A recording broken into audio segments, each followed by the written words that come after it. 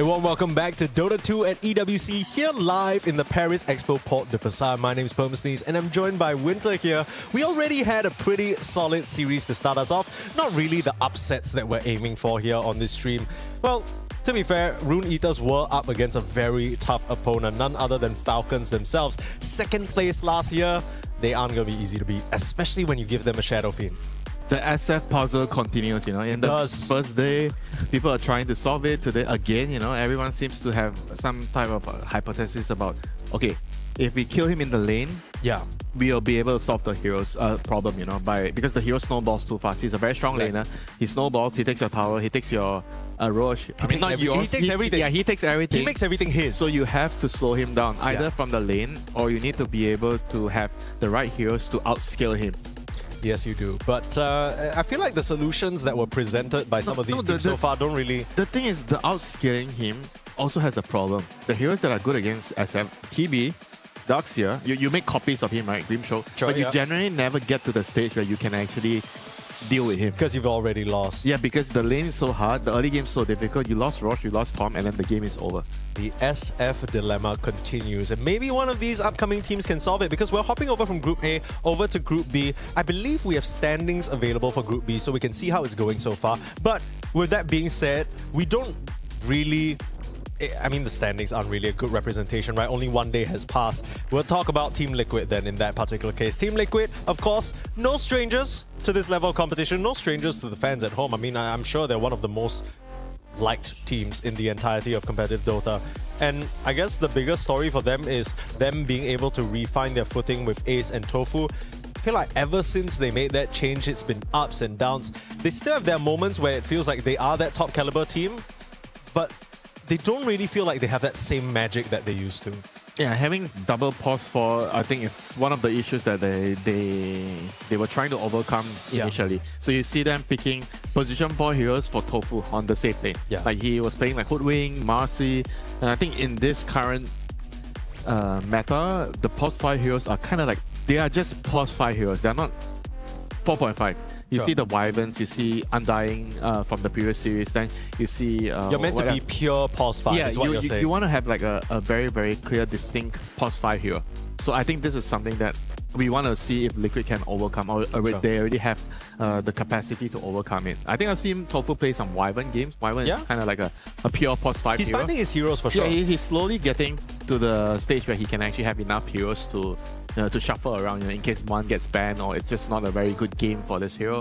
So I think Liquid, they have been making progress throughout the year. But initially, this is the problems they had. One of the problems they had. Yeah, absolutely. And then on the flip side, you look at Level Up. Yeah, names that are not so familiar, but we want to talk a bit more about the problems they have instead, right? They very much seem like a tier 2, tier 1.5 team trying to break through to that next level. There's still some fundamental stuff that they're not quite as solid at. There's still some map movement, some basics that feel like the strategy. Exactly. For me, the biggest thing for them is just the hero priorities in the draft. I don't know any other team that would first pick Witch Doctor.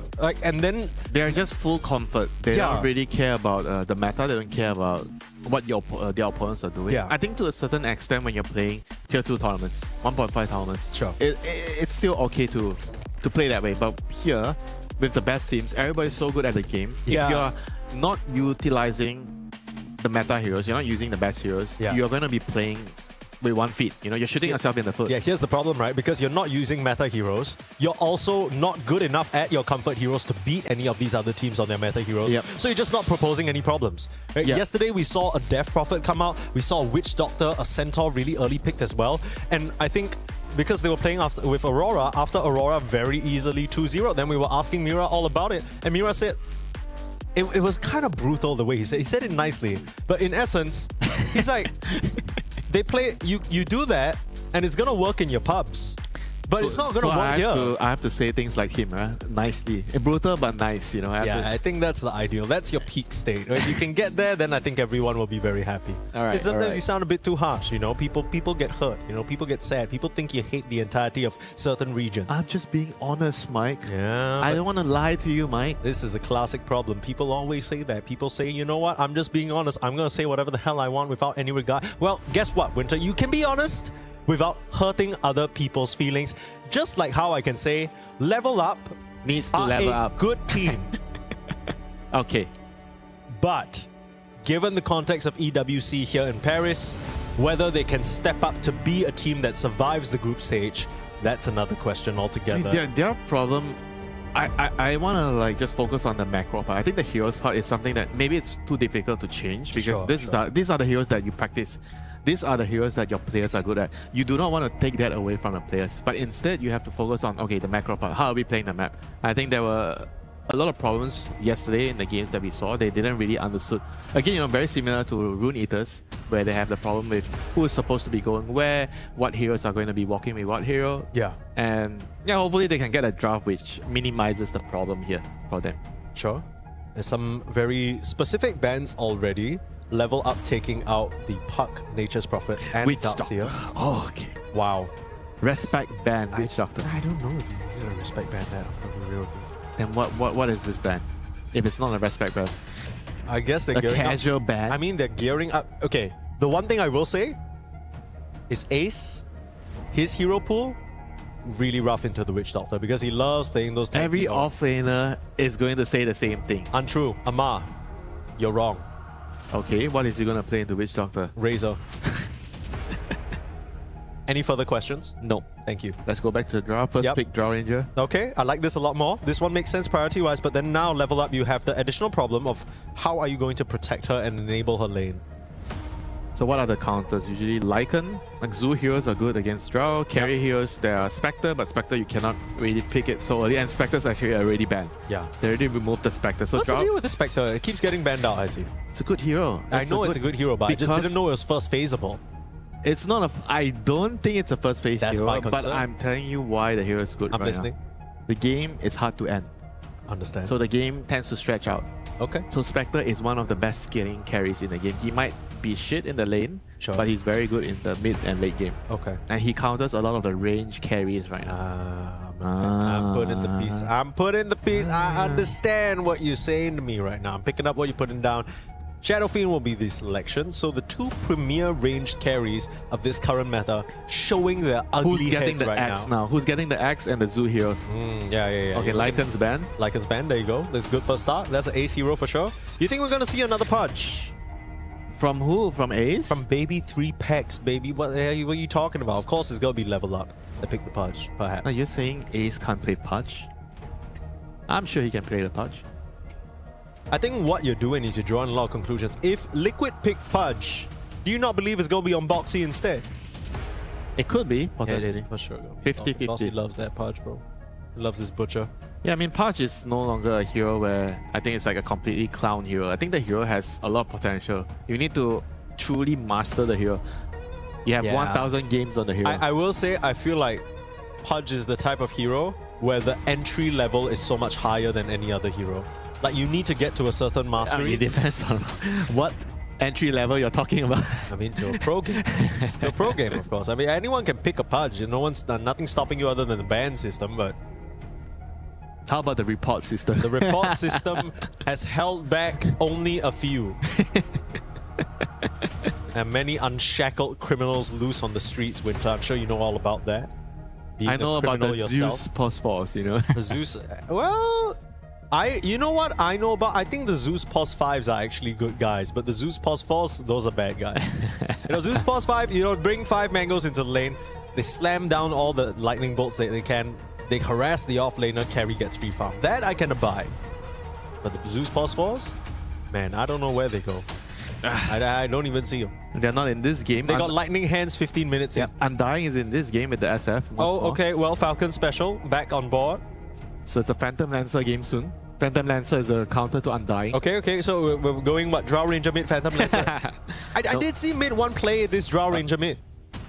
Was it good? Nah. No, but I did see it. I mean, Snapfire's in the pool. If you're looking for heroes that can kill off the Tombstone. Okay. Against Undying, you're always talking about... Is the Drow good enough? I mean, draw is kind of okay, right? decent enough. Any range hero can kill off the Tombstone. I guess it's just a bit awkward because as the Drow, I feel like whenever I watch a Drow team fight, it's a bit of a mix, right? You're shooting a few arrows and then you're multi-shotting to try and kite away a little Yeah, bit. she's really good at the non-committal poke. Yeah. That's why the hero is so strong at the moment. Like all the melee heroes, you have to jump in, you have to full commit. But Drow, I'm just poking you, and if you stand there for too long, you will die. It's not a massage. You are actually literally just getting killed by the arrows. Yeah. Yeah, the damage can ramp up real bad. Now comes the Hoodwink. Hoodwink plus Techie. So they are just using the supports as bodyguards here. And they're very strong laners, Hoodwink and Techies. Really, I guess a lot of Techies, damage as well, actually. Like they're draft already. Yeah, and they're also heroes that are very good against the melee supports, you know. So they get to bully the Undying.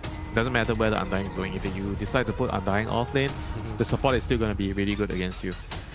And what do you want versus an Undying? Like what succeeds versus Undying? You need a hero that has stun or slow, so he can't really just keep running at you and poking you and decaying you. So Hoodwink, you have the Bushwhack. Techies, you have the stun and the slow from the. Sure, the sticky, I think this is a lane where you could actually use the sticky bomb. Okay. Some lanes do you think Techies is still very much the reactive taser max? Like, is it just too good of a spell? No, I mean you could, yeah, you should still do that, but in the lane, like against Undying, you'll get the taser later. I think you'll probably get the sticky bomb plus the blast off first, and then you can get the taser later. That makes sense. I also really like Techies as a concept because I feel like Techies. Yeah, but the thing is with Techies and Hoodwink, they don't have bodies. They are all backline heroes, you know. So we'll see what they decide to go for with the final two picks. But right now they are lacking a lot of frontline beefs, you know, beefcakes, you know. Whereas for Liquid, they have a very solid lineup: SF, backline, Undying, and Dark Willow. Dark Willow is a frontline hero.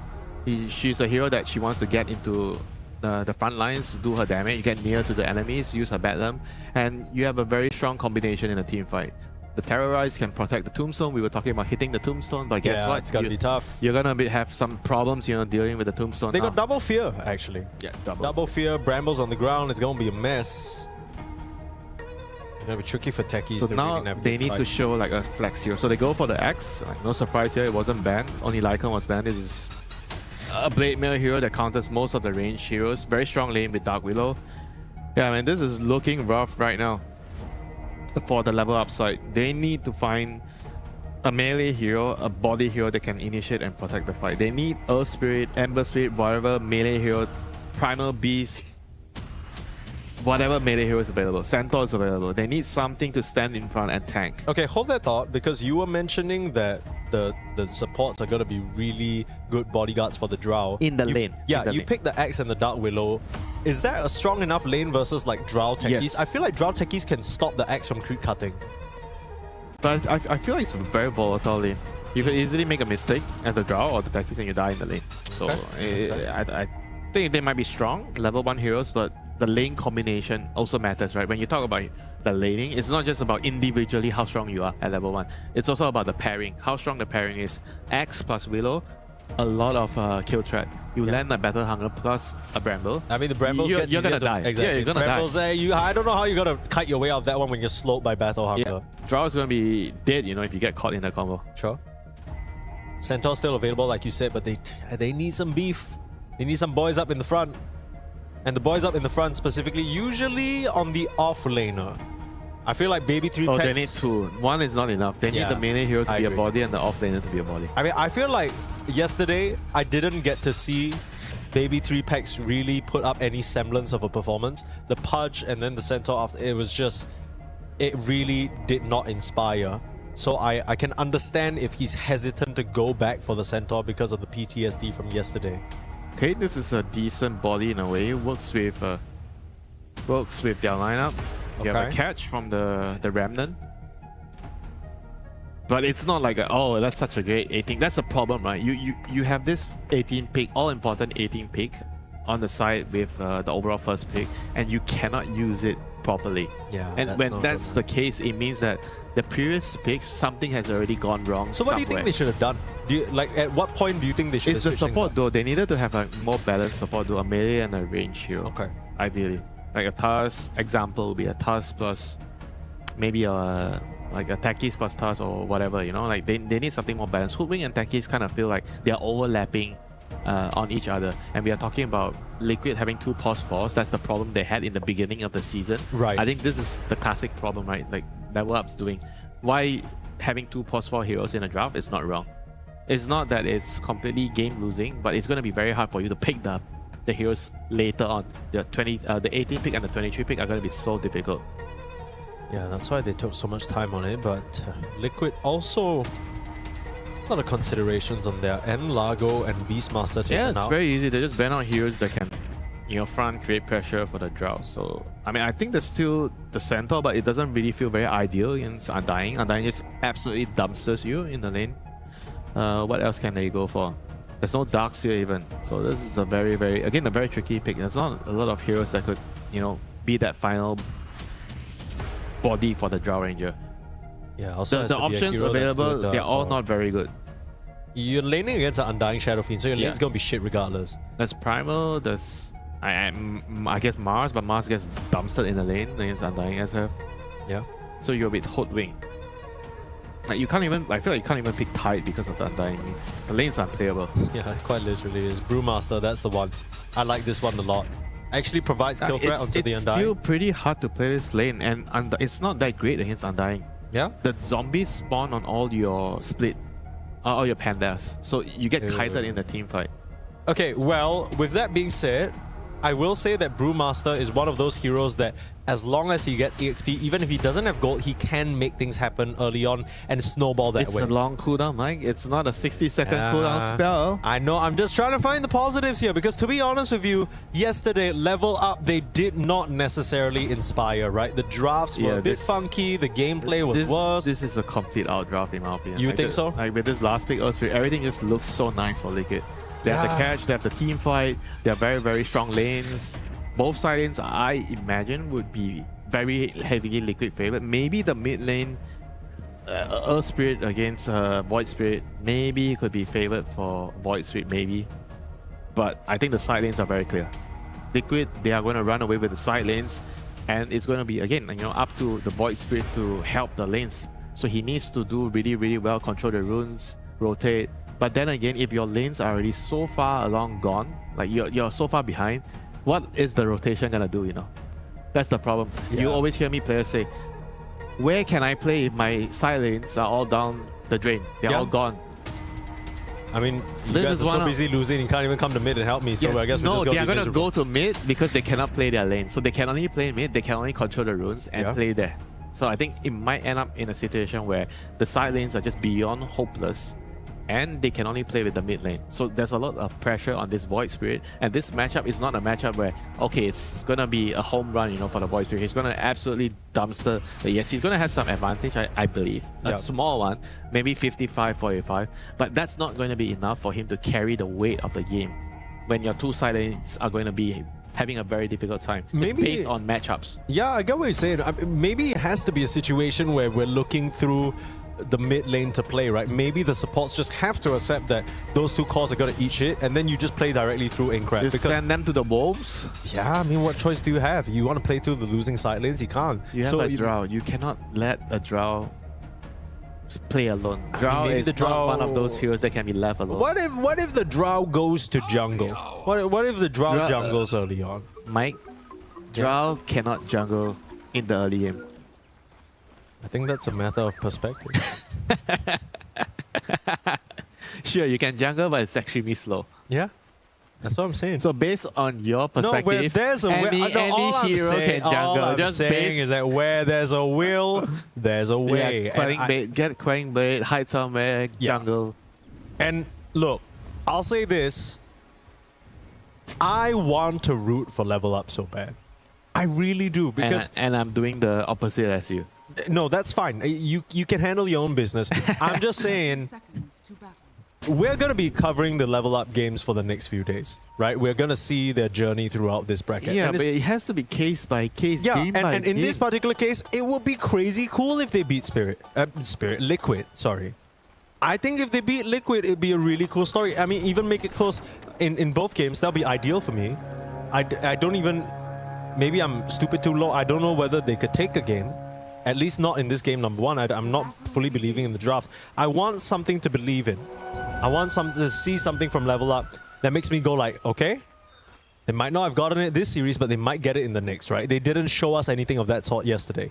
I mean, Dognia did a good job yesterday. I think in terms of laning, it was really nice. Yeah. So he, once again, is going to be placed with a heavy burden on his shoulder. He needs to do a lot. And they have to use the gate. I can see them maybe using the gate, and they have to play through the Brewmaster's lane. They need to, like you say bye to the Drow Ranger because they cannot help everybody. They have to choose. And you have to help the Brew and just play through that lane. Kill the SF and hope that it's going to be enough. Nisha's not going to let Inkrat move from this mid lane without following him or making his life a little bit difficult. This matchup should be pretty even though between the Spirit Brothers in the mid lane. Meanwhile, top lane, that's kind of where I want to set my sights on because we've already mentioned it and we've seen it demonstrated 2 games already. SF and Undying, I don't know what you're going to do, but they're going to start out by pulling the creep. So they don't want to play the lane. This, in the past, has been the way that you deal with Undying. You just don't show up, try and drag the creep wave away from him as much as possible, and then his window of being giga strong in the early game just subsides. Yeah, Undying just wants to play an honest lane. Is it honest if you're summoning zombies and stealing strength, Winter? Do you think that's honesty? That's part of Dota. Take it up with, you know, the janitors. You know, don't take it out with me. If it's in the game, it's in the game. I'm gonna quote that back at you the next time you complain about something, brother. You watch it. I'm sorry, man. I'm so sorry. No, you say yourself up. It's too late, brother. You've given me all the ammo. I need somebody clip that. Thank you. I'm so sorry, Mike. No, I apologize for my transgressions. No, don't apologize to me. You said what you said. Stand on business. It's the Void Spirit standing on his lane. And maybe he doesn't have the advantage I think he has, yeah. Because Earth Spirit right now seems like in a melee against melee matchup, he feels like he can stand his own ground. He's not as weak as he used to be because they buffed the numbers on the nukes a lot. Yeah. He's kind of right-clicking Inkrat with impunity right now. Pretty even overall. I mean, in theory, the Void Spirit should win the trades because you have the shield. The right? Yeah. He's ahead slightly. I guess this is the slight advantage that would happen. Meanwhile, Woe and Hatred in the bot lane. Yeah, they're already starting to put quite a bit of pressure on the Drow. So just Battle Hunger, Brambles. Woe's pretty low HP, but we'll be able to keep on farming. What are we expecting from this early game? Is any of the teams gonna try and explode in the first 5 minutes? First 5 minutes? Yeah. Probably no.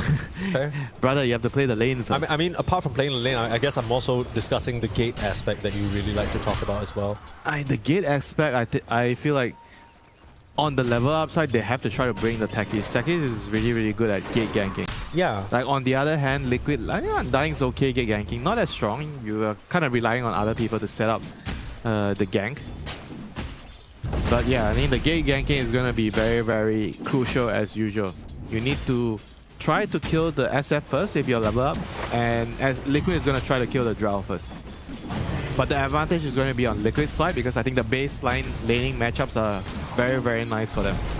And would you say this is a responsibility of the mid laner to come on over and get those kills, or is it a gate situation?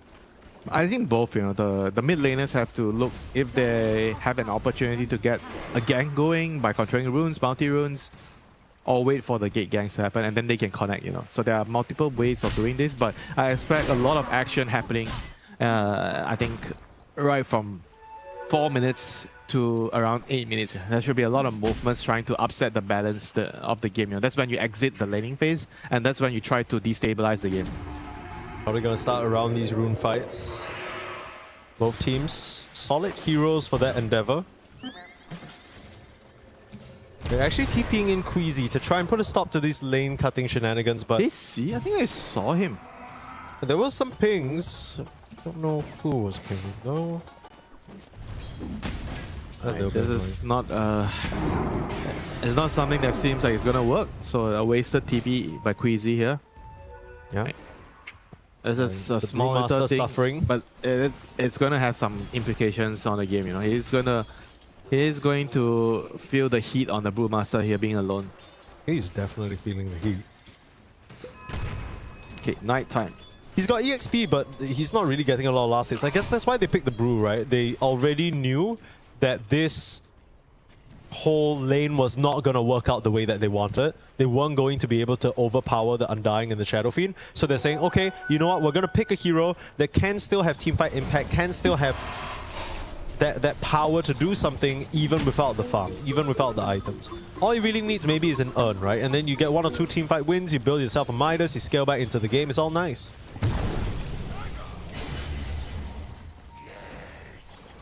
Yeah, you're going to be given the time on the Brewmaster though. I don't know, man.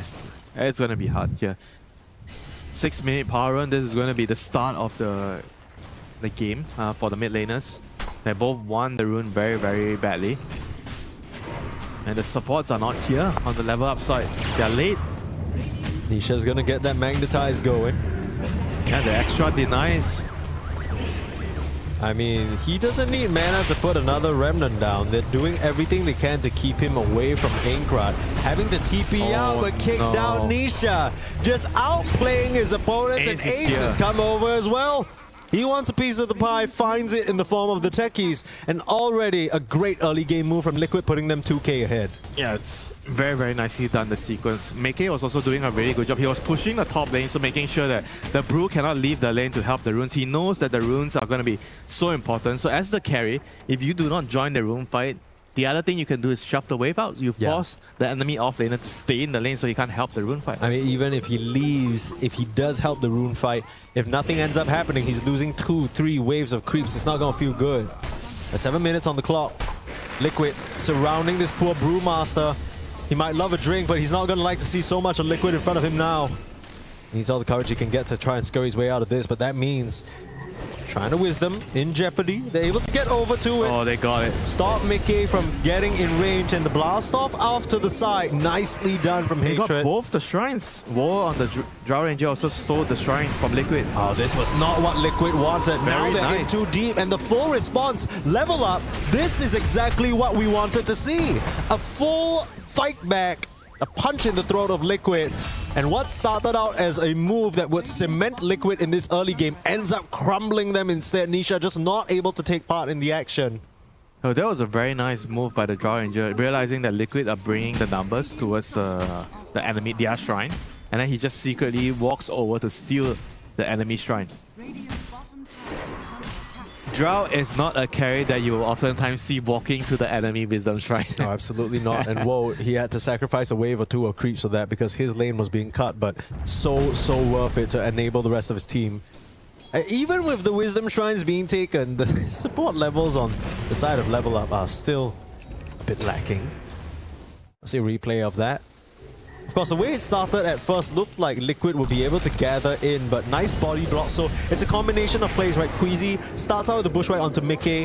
Hatred has that additional move speed from the reactive taser, so he gets in position. And from there, the rest of the TPs come through. No one even ends up dying other than the techies, which I think is a perfectly fine trade, honestly. Yeah, I think they just didn't have the Tombstone. It might have been on cooldown, or he just didn't have enough mana to use it to contest. That's why they couldn't really fight them off here. But anyway, to the mid lane, Aincrad needs to get chain stun. The silence will actually be enough to let that cursed crown prop, but they realize a bit too tanky on Aincrad in this present moment.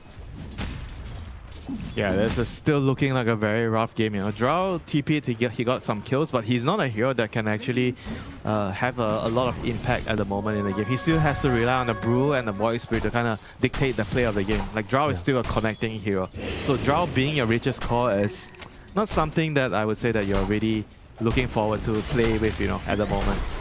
Queasy's gonna find himself met with a tombstone in the face. Might have been a bit of a mistake there from Tofu. And force the Tombstone, they can just reset. Oh, wait for the Void Spirit to get a rune and maybe try to, you know, take a fight. They have split up still. Nice chunk of change though, taking down that tombstone. And mid lane has been this 1v1 battle or maybe 2v1 battle the whole time. Yeah, you didn't notice the Dark Willow there who helps Nisha get the kill, but meanwhile, top lane, Tofu gets run down by the trio up here, not needing to use the split still, and Wolves come through the Twin Gates. Mickey having to TP out, that's heads up. He knows that's his only way out because the Frost Arrows would have come through and the split would have hunted him down. Nice escape there from the Shadow Fiend.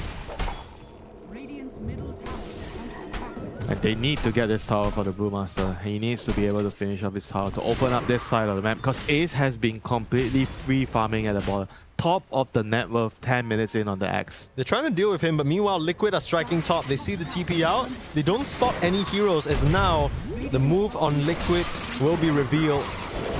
Ace gonna get chained up to the trees. Nice TP out. The Blade Mail finds Ace a kill onto Queasy. A little bit not intentional there, I'm sure, but overall, still good moves. I mean, leveled up. I feel like what they're doing in this early game is solid, but Nisha's gonna try and equalize that. Big magic damage out onto the Drow. Woe does not stand a chance against this play. Yeah, that was a very, very quick play there by Liquid, catching a Woe by surprise there. Got a little bit too greedy. He wanted to clear the catapult wave, but just pays the price, you know. Liquid using the catapult wave as a bait there, making a quick move and catching the carry off guard. And now, can they actually push the tower with the wave? They're keeping the catapult alive. Ace is TPing mid. And they're probably going to be bringing more heroes to the bot side to pressure the tower. Still 4k gold lead, just off of the back that the cores on Liquid have farmed phenomenally. I think the kill score's pretty even. Woe's gonna show himself. He just came back here. That Ash Legion shield helping Boxy survive, and with the Magnetize ticking, Woe needs a way out of here. Trying to leave with the increased move speed, but I think he's dead. He might be. Nisha needs to connect one more Remnant, but decides to settle for the easy option instead. Hatred will drop. Queasy was able to get the kill onto Boxy though, so overall not too bad, and the Drow Ranger surviving is everything that Level Up could ask for. Yeah, and they managed to deny the tower as well. So Liquid didn't get the last hit on the tower, but yeah, but overall I think you're still not feeling too bad on the Liquid side. You force them to TP in, you force them to bring numbers down, and you're able to still, you know, pressure and make rotations on the other lane after this. They're gonna play for the runes. They're gonna get the runes here because Level Up has used their TPs to the bottom side, so they can't contest the runes. And now we'll see if Nisha is going to be able to use the Arcane Rune. He needs to wait for his Magnetize to come off cooldown, but he is still really strong with the Arcane Runes with his other spells. Where do you reckon he'll be looking to try and use Probably defend that jungle. I think they're looking to defend the tier 1 top at the moment, because they don't really have anything to play for on the bottom side, so top side should be where they're hitting. He's got the Blink Dagger flying up to him. Holy crap. This guy is giga farmed, I'll tell you that. Blade Mill Dagger Facewood 12 minutes. Using Mickey as a bait here, dangling a juicy Shadow Fiend in front of them, but Level Up smell that something is up. Midas complete for Baby 3 packs. He's played slow and patient, but he's found his own net worth, which is very impressive. They're gonna find a Techies here? Maybe? Nope, not even gonna find the Techies. And they're finding Nisha. TP in, Baby 3 packs ready to rumble. Nisha will just get melted by the damage. Yikes. Yeah, that Liquid was a little bit of a miscommunication, I guess. Liquid were trying to move towards the top lane, but then at the same time, Nisha makes a move in the mid lane. just weren't ready. Boxy will now get chased. Look towards at least. Gonna force some sort of a reaction out from Liquid. Slows there. Dying on the side as well. I think they're gonna have more than enough damage to deal with Boxy. Now they're looking towards Tofu. Big blink call though. Turn around onto Hatred, cut him down. Techies, all three of his heads locked off right now, but the Baby 3-Packs Brew actually trying to run in with the split. Not sure what that's about. Nisha's gonna immediately be tossed up by the Cyclone. So no semblance of a chase. Maybe they want to reinitiate on this Brewmaster. Slow him down. Perfectly timed from Nisha. That is exactly what you want to see. Now the call. You don't really have a lot of damage though. Inkrad's gonna finish him off. Ace trying to turn around, but not gonna happen. Meanwhile, 1v1 carry battle in the bot lane, but Nisha, he's not gonna survive this one, or is he? How has he escaped from that? The two supports bodyguarding him. Queasy and Hatred will take down Tofu though. I don't think the carry battle resulted in anything. An absolute bloodbath in the top lane. I mean, it's messy, messy, messy winter. What even happened right there? And Liquid I think they just needed to back off. You know, they shouldn't really chase for the extra kill. Well, Nisha will find Hatred.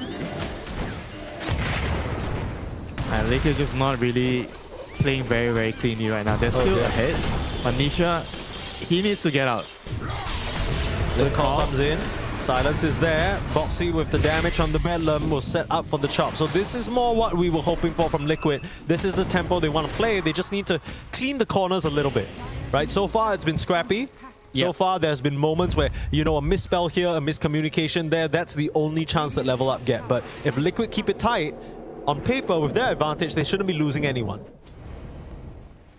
And they're keeping the ball rolling right now. Ace on the hunt again. Nighttime. They're moving to the bottom side, looking for Woe on the draw. Radiant's top tower is under attack. I'll tell you one thing, they ain't called Liquid for nothing. They're going to keep things flowing, keep things moving. And at the same time, Level Up, they're bringing heroes down. They're reading the move. They know that the draw might be in a little bit of a danger here, so they're bringing heroes over. Oh, they might still get caught on a bad angle. Oh, the ward doesn't see. It's the nighttime vision. Serious? It's the nighttime vision. They're trying to make a play out onto Shadow Fiend, which is the much bigger kill, but the fear into the call. They still should find the drow here. Not perfect, but it will do. Painful stuff for Mickey, though. He gets spotted out by a ward in advance, so he gets caught, and looks like Inkred will find himself a freebie. Boxy left in the river, brought down by Queasy. Pulled back in by Inkred. I mean, everywhere I look on the map, there's just heroes chasing other heroes. They found techies in the middle of the river, but Queasy now has no chance of getting out versus Ace. This Battle Hunger is going to finish him off. Maybe you try for deny. Ooh! The Acorn shot actually taking down a creep. Stopping the Battle Hunger from happening. Queasy still trying to run, but unfortunately the blink, not something you can escape from. This early game has been a complete bloodbath. Yeah, that's pretty nice for, I think, the Axe. He got a couple of kills here, and I mean, both carries died. But you get to keep building items on the Axe, on the Earth Spirit. And this was very, very unlucky for both sides, I would say. And yeah, a little bit of misplay there here by Boxy using the fear. Like, you do not want to fear the Drow when he's getting caught by the blade. You know? Just let him kill himself. Yeah, you want him to kill himself, you know. So that was not very good, you know, combination of spells there from Boxy. That's not going to be featured in the Symphony of Skills, I'll tell you that much. I mean, Ace still gets the kill, and you know, yeah, he's happy. Still, He got a couple of kills. He's progressing with his items. I mean, overall, it's not like it's a disaster for Liquid, but it's messy. They were kind of a little bit unlucky when they went up the stairs. Yeah, they went up the stairs and they didn't see him because of the nighttime vision. But they were also kind of lucky in the sense where if they were there a little bit earlier, they would run into the supports and probably die. Yeah, so it's like, it really is a game of like 1 second differentials here. A small little step here, a miscast spell there. Not as convincing of a performance so far from Liquid than I expected, to be honest. Radiant's top tower is under attack. Given what we've seen from Level Up yesterday, I feel like I'm pretty impressed by Inkred and Queasy this game. I feel like the Hoodwink and the Void Spirit are tag teaming up to get quite a bit done. Ace will start to get looked at. More than looked at, absolutely abused. Even the split, my goodness. Whoa. No, that's some hate right there. They did not want that Axe in the game, but on the flip side, they find Woe. Again, I feel like every time Level Up try and make a play, the Drow Ranger dies somewhere. I mean, it's also the fact that they had to use... They use split, you know, so this exchange does not feel good at all for Level Up. Oh, no. They didn't need to use the split, but because they already used the split, so they have to give up whatever objective Liquid is going to claim at the moment. You don't have split, you can't really take the fight. Question is, what objective can the triangle. Liquid claim? Liquid is coming for the Ancients. Roll? Oh, that vision is immense. I don't even know how... I guess it's the ward all the way to the left of the triangle. It's hidden in that corner. They barely saw it, not gonna lie. But yeah, that helps him get the connection. Yeah, now they have to run, you know, on the Level Up side. No split, so you need to run when Liquid comes for you. You have to dodge. You do not have the ability to fight without the split. And Big Bad Nisha knocking on your door. You don't want to be the one to answer. You're going to get rolled over by a boulder. Things normalizing a little bit here for Liquid as per what I'm sure they hoped for. Still keeping the Drow down net worth-wise. The cores on Level Up are keeping up. And so are the support. So the differential isn't that crazy. See a replay there. The Drow trying to TP out, but... what caught her in the brambles? I swear she wasn't in brambles earlier, but... yeah, nice setups there from Nisha. I mean, this Earth Spirit hero is really starting to win me over. It is pretty much a menace after the laning stage.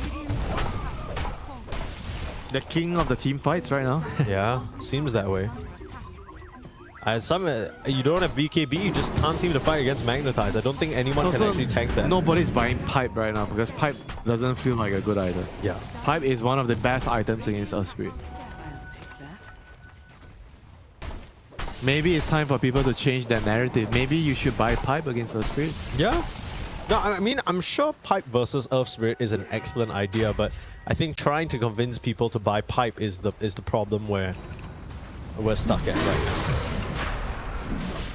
And again, Flesh Golems up, Tombstones up, straight into the pit they go. Exactly how Falcons ran it as well. Just a really good duo for taking these objectives. And to be honest, I feel like Tofu and Ace don't even need to be in there. Oh, sorry, Nisha and Ace, rather. Just the Undying and the SF can solo that. They now get a second life for Mickey, though. Yeah, this is not for free. Level up, we're able to get a Tormentor. Maybe not the most useful shot, but... Some gold. Yep, some gold. And it's kind of like a denier. You don't want the liquid Undying to get the shards. Oh, yeah. I mean, Boxy's shard would be pretty obnoxious as well. The team fights are hard enough to traverse.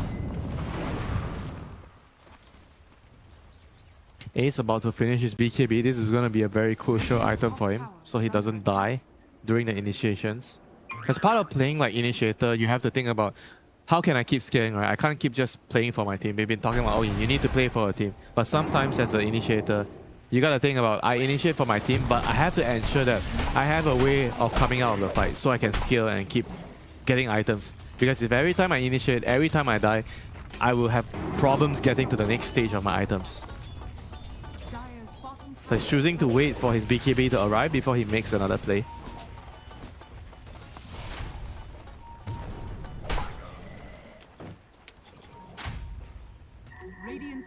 The more you creep around this area, the more mines techies will set up, making it harder for Liquid to fight. It's like non-stop action for the past like 8 minutes or 10 minutes, and then it's all quietened down a little bit. Of course, as I say that, smoke move comes out. Ace first contact, he's taking a lot of damage. He just can't survive the magic burst. Hatred narrowly lives here with a sliver of HP. That must have been 60. Now the split damage, punching out onto Tofu. Believe that's the Aghanim Scepter split as well. That's why it's doing so much damage. Poor Tofu. Having the soul rip himself around the corner, Mickey, not quite as lucky, will take the full brunt of the level up damage and get blown up on the first life. Anisha has an opportunity to try and turn things around. Coming back in, Magnetize is there, Baby 3-Backs trying to escape but will get focused down. Liquid at least able to find something other than the initial techies kill. That was not too bad for level up. Didn't expect the fight to be kind of close there. They were very, very close to killing off Tofu. He was just barely surviving with the Glimmer and the Soul Rip. That was a good fight. And here, I think Ace just couldn't really... He just got jumped first, you know. They were running up the ramp, pretty risky stuff, you know. There's a couple of rules in Dota we always talk about. Never running up a ramp is one of them, you know. So how should they have approached it then? I mean, that was just kind of unlucky timing. I felt like they just think that they're strong enough because they had the Aegis on SF, so they decided to just run up. But yeah, Axe just dies right away and the fight just became really awkward. There are reasons for the rules being in place, Mike. No, I see. I hear you. I know you're not a fan of, you know, playing with the rules. What do you mean? You like playing the game based on your instinct, you know. If it feels good to go, you just go. If it feels bad to go, you just back. Yeah, that's why I'm not a pro player, brother. But I'm telling you, a lot of pro players do that as well. And is that just flat out always the wrong thing? No, but you're talking about the odds, right? Like if you're playing 10 games, how many times are you going to make a mistake? Playing by your gut and or following the rules, you know. If you're playing by the rules, in most cases, you are less likely to make mistakes. But at the same time, if you're doing that, it also affects your opportunities to make good plays, right? Because it's kind of like something that will affect the player both ways. You're limiting his potential, but at the same time, you're stopping him from making as many mistakes as well. That's true. I mean, especially at this, as Incorrect gets himself solo kill. Especially at maybe this, I don't want to say level, but when you're playing these games where there's such What is going on? Axe is dead again. Bro, I'm not gonna lie. I've... Is he showing himself just farming? Where did he die is the question. He died in the bot lane. He was just farming the wave and he just... Like, that's the thing, you know, you're the jumping hero and then you... The moment you show on the lane, it's kind of like... Like, what is he farming for? Like, maybe he felt like Boxy died top, the Void Spirit was top, so he felt he was safe. It was safe for him to take a wave on a bottom area, but there were two heroes lingering in the area. I'm not sure what happened there, but just a little bit too greedy, or maybe way too greedy, you know, from Ace on the Axe there. Kingcrat's gonna go for another jump. Should be easy pickings on this Undying. Again and again, the combination rings through. Yeah, this is when one person makes a mistake, then there's a cascading effect happening in game, and this is when the comms are gonna play an important role. We need to tell each other, guys, we need to group up, we need to stop this.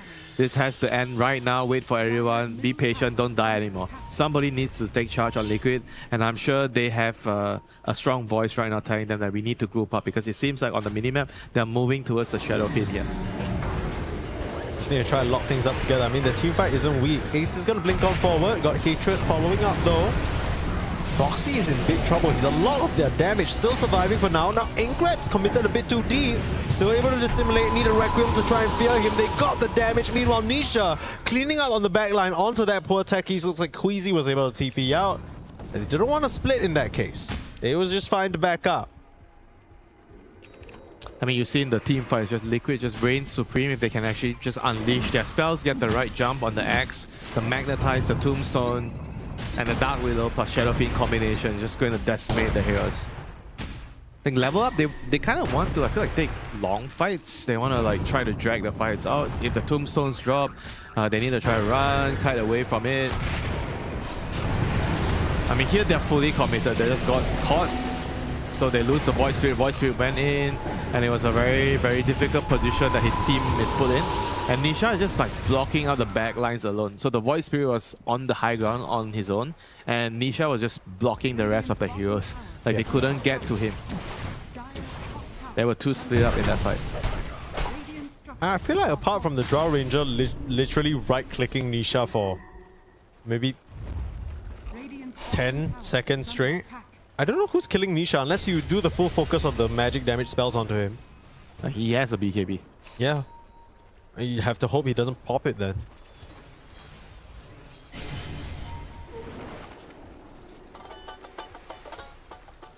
It's going to be a very, very important fight coming in. Level up, they want to defend their jungle.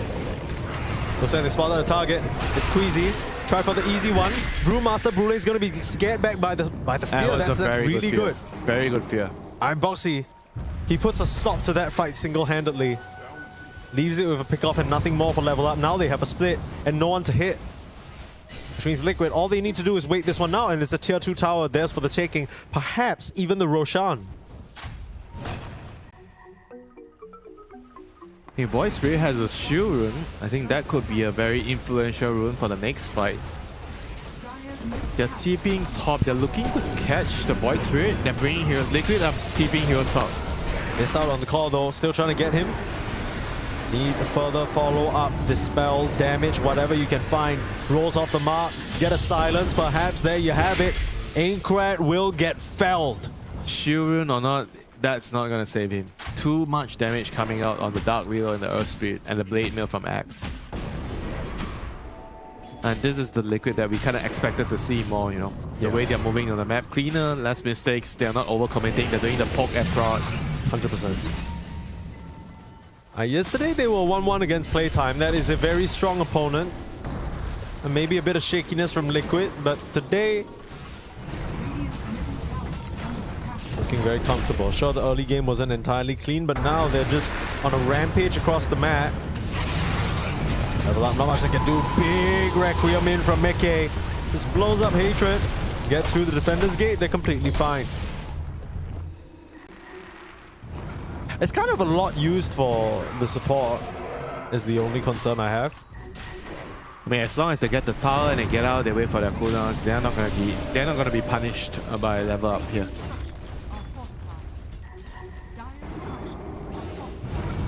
And level up needs to pick like a place to fight. They can't just run away and dodge all the time. They're losing control of the Ancient, so this is like a big source of income for the team.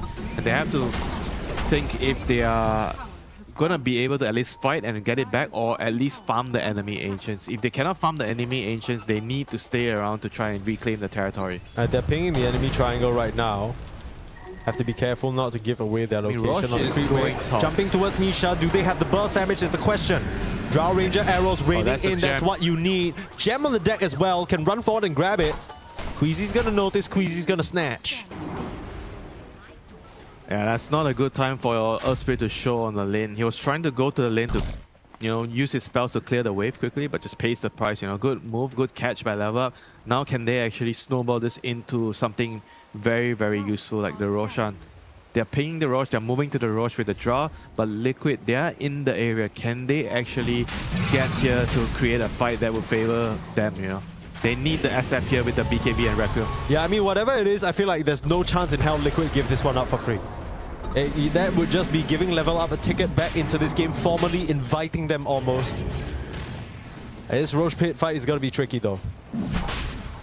It's daytime. You can see just about everything. And they're gonna force it. He's gonna BKB. He's gonna try and finish it off, but his BKB's running out. Axe. He will be able to grab it. In comes Axe with the call. Where's the follow-up? Looking for Mickey with his BKB. Requiem lets it rip, but still the split comes through first. Brewmaster's gonna survive. The draw managed to kite away, and now you need to TP out on Mickey because there's no fight left to be had. Oh, and they find themselves the Undying. So he's going to be the casualty, but that was not the execution that they wanted. Looked amazing for Liquid for a moment, but level up, they were just that bit faster. Yeah, Liquid were very, very tentative. They weren't sure if they wanted to full commit for that Roshan there. They didn't have Earth Spirit, so it was kind of dangerous for them to do that, but they still did it in the end, but it was very, very forced. And they got punished by level up. I mean, I think it could have worked out. No BKBs now. Yeah. But it was just so risky. Why did they need to take that risk? Do you think they should have just given it then? Yeah, give it. You don't have your mid laner. Okay. Like you're trying to take a fight 4v5 without your mid laner. Sure. What do you think the odds of success, are gonna be? I don't know. They got pretty close. I feel like a few milliseconds of the Requiem winding up a bit earlier or something like that, just not letting the Brewmaster split. You would have got yourself 2 kills.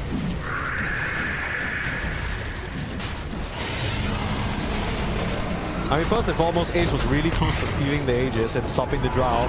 Then Mickey pops the Requiem, but the split comes through too quick. He came late, the Axe already jumped in, and I don't know, like it doesn't it didn't really feel like they were gonna full commit. It felt like they were just half committed to try and contest the Roshan. Some players, I think the SF didn't look like he wanted to go, but then the X wanted to go, so he was late.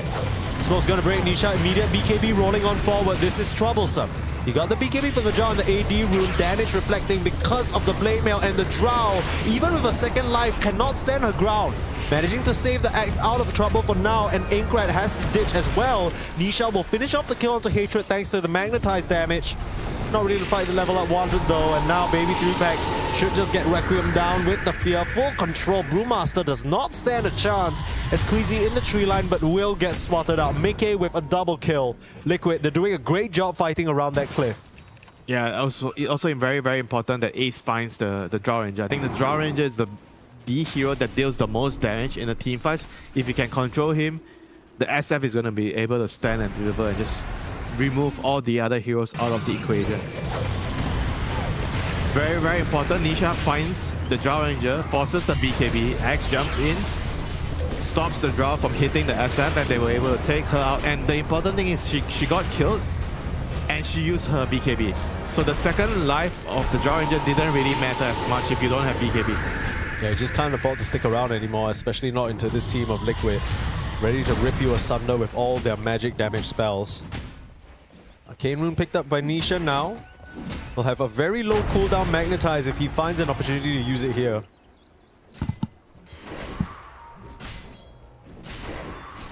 and still level up. They are very, very scary still, you know, in the team fights. If they are allowed to create an environment for the Drow to just right-click, use the Void Spirit and the Bruise Split as distractions, the Drow can definitely still win the team fights on her own. Oh, 100%. She needs to be allowed to right-click. Yeah, and on the flip side, I feel like for Liquid, it's not necessarily straightforward either. They need this sequence of force the BKB out from the Drow and then the X calls, right? And then you keep her in place so the SF can hammer away. But throughout all of that, you're hoping that Baby 3-packs, Inkra, they aren't in your jam, aren't messing up your backline. Yeah, it's a lot to ask for. It's a lot of poking and prodding, understanding how far forward you can go, poking for information, try to bait some spells. You do not want a full commit on either side. So it's a team fight that needs to be done with a lot of finesse for both teams.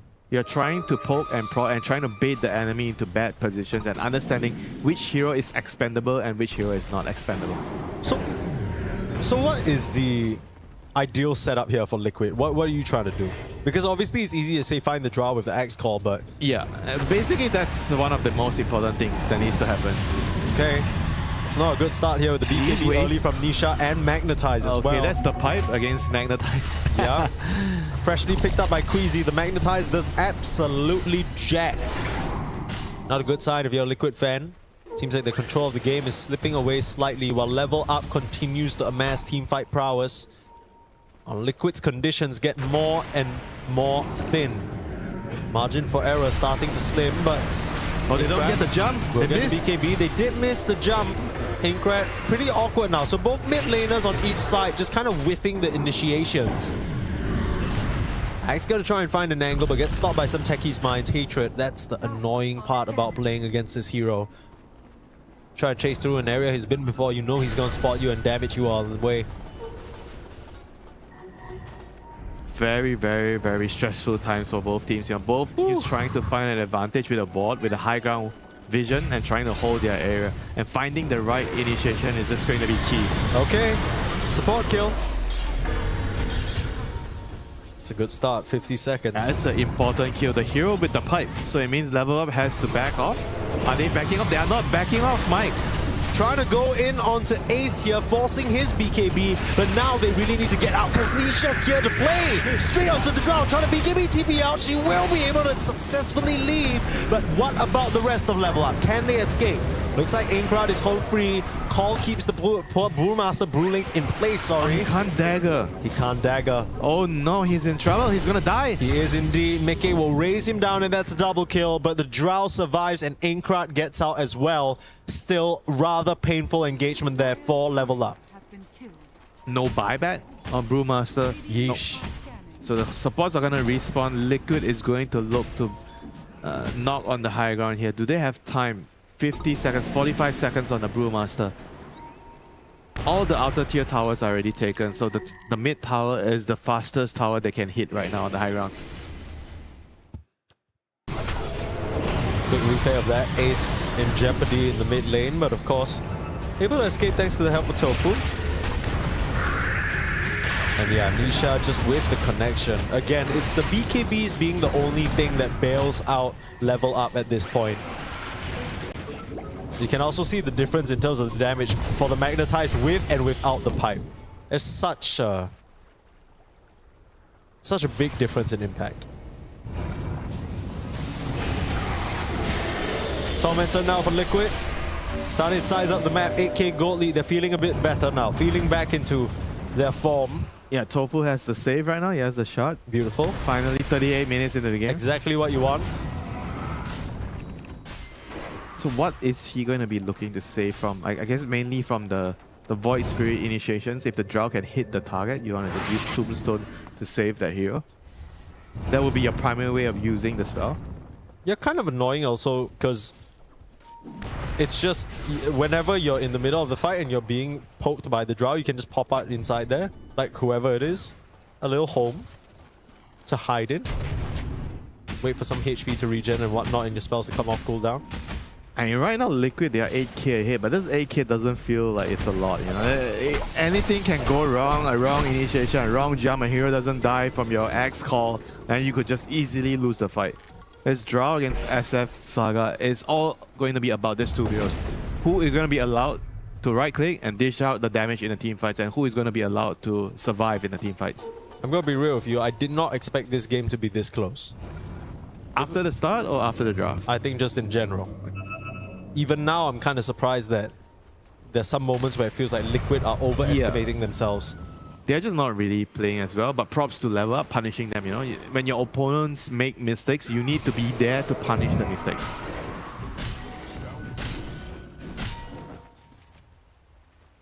I mean, this is why this Drow hero is just such a madness, you know, in the game at the moment. It's a first pick Drow doing this. His hero was overall first pick, and he still gets a game like this. That's true.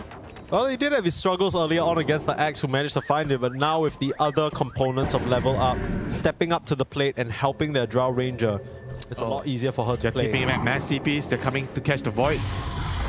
TP out, that's not gonna work, man. That is so weird that he did that. He had 2 Astral Steps. He could have run all the way through the hills and back home. Which is not respected. Did he not see the TPs, or what's the deal? There's no way he didn't see it. It was daytime. Just see him do a tree line. Okay, well, big misstep there, or lack of steps rather, from Inkrad. I don't think you needed to see the TPs to know the gank was coming. Everybody just went missing. I think you could just easily get the hell out. Big bushwhack onto 2 buybacks there. Level Up, they're trying to take this fight, but the BKBs keeping them safe on Nisha and Ace for now. Hatred will be the one to fall. Gotta keep your eyes out for Inkrad. He's looking for revenge, but can't quite find the connection on the Remnant. This high ground hold from Liquid, keeping their position really nicely and not falling for the traps from Level Up so far. And Roshan's gonna be up. And Liquid just walks in, spots the Rosh. And again, Undying SF. Level Up need to fight this Rosh right now. Well, right now has to be right now because it might be far too late. This Rosh is dropping really quickly. They're a bit too far away. They are not ready at all. Level Up will concede a free Rosh over to Liquid. A refresher shot to boot. Boy, are they really that weak? I felt like even without the techies, they could maybe still... Because you can't... I feel like playing the game with the Aegis is like already so difficult. Against the Aegis, it's going to be so difficult. Techies was about to respawn, so felt like there was a chance maybe they had to just try to... They had all their spells. They had the split, they had everything, the Hoodwing, Ultimate. I don't know. Just felt like they needed to try and fight that. They weren't that weak, you know.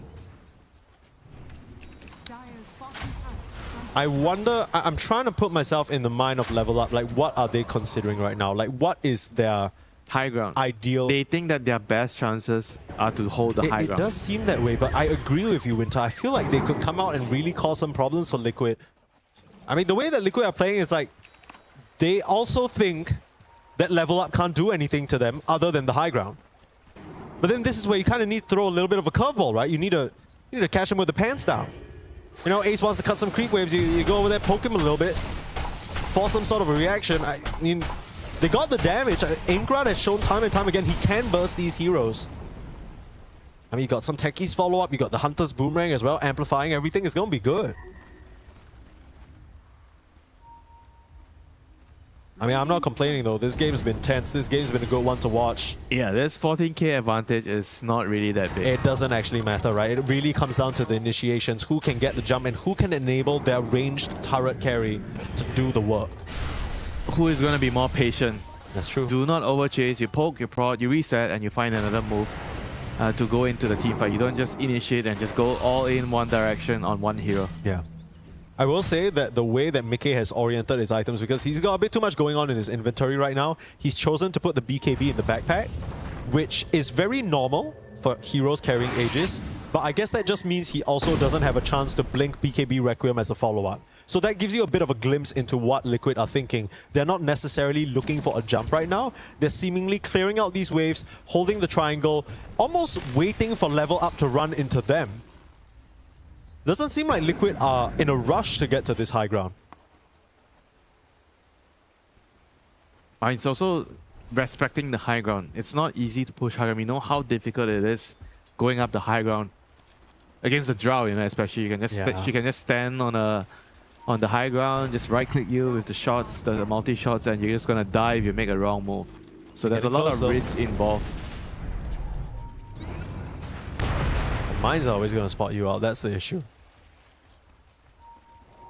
High ground is just an entirely different beast. Just off the mark entirely from Ace, but he manages to get out scot-free. Saw the multi-shot arrows coming from one direction and thought that Drow would be just standing there all willy-nilly. Nope, no such thing. Her priority is safety.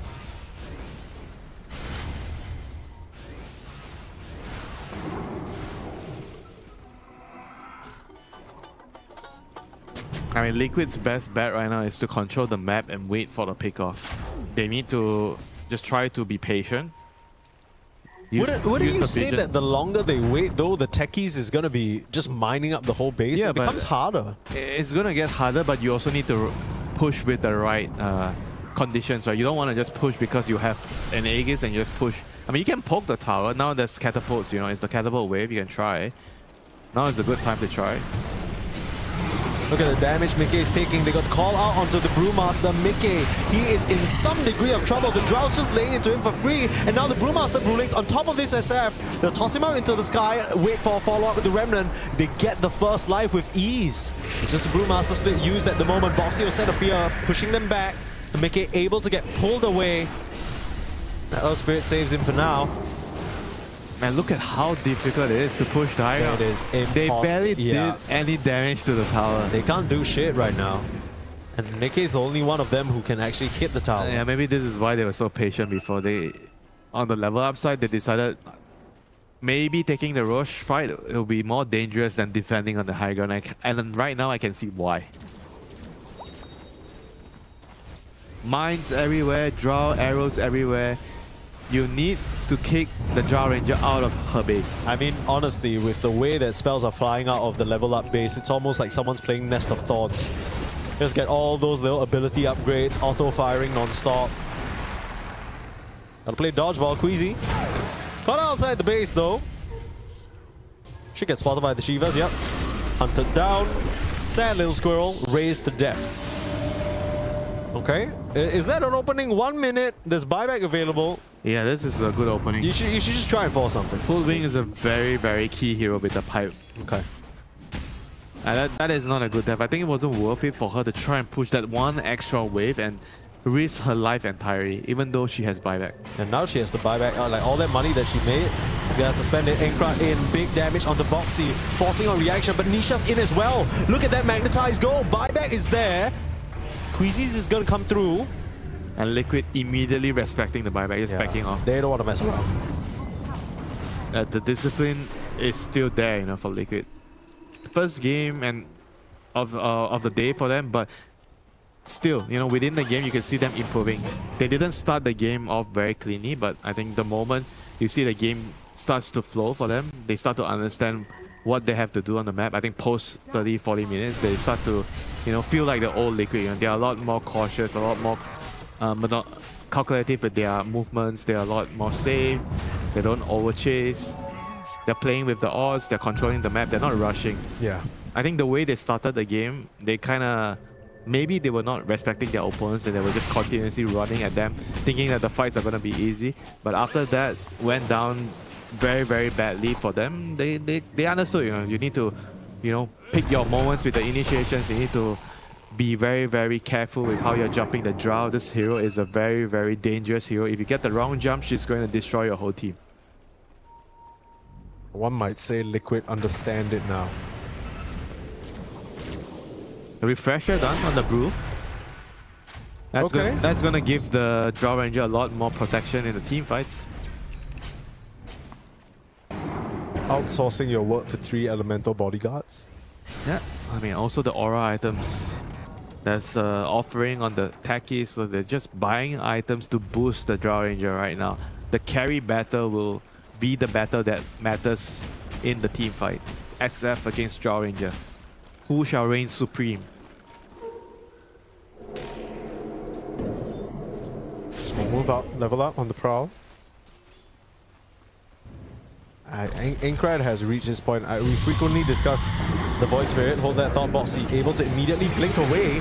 Guts up to the high ground, spots out all of the heroes. They have to just BKB and TP out. Mickey, he didn't BKB, he could be in trouble. He doesn't get caught. How? Bro, that was so damn greedy. He did not want to pop that BKB, but no one's there to punish him for it. I'm sure his butt is clenched right now. I know mine is. There was no reason not to BKB. You just wanted to save it. It wasn't even like he's just sitting there, eyes go, bro does not care. It was okay, bro, if he died right there, that's like level up back into the game for no damn reason.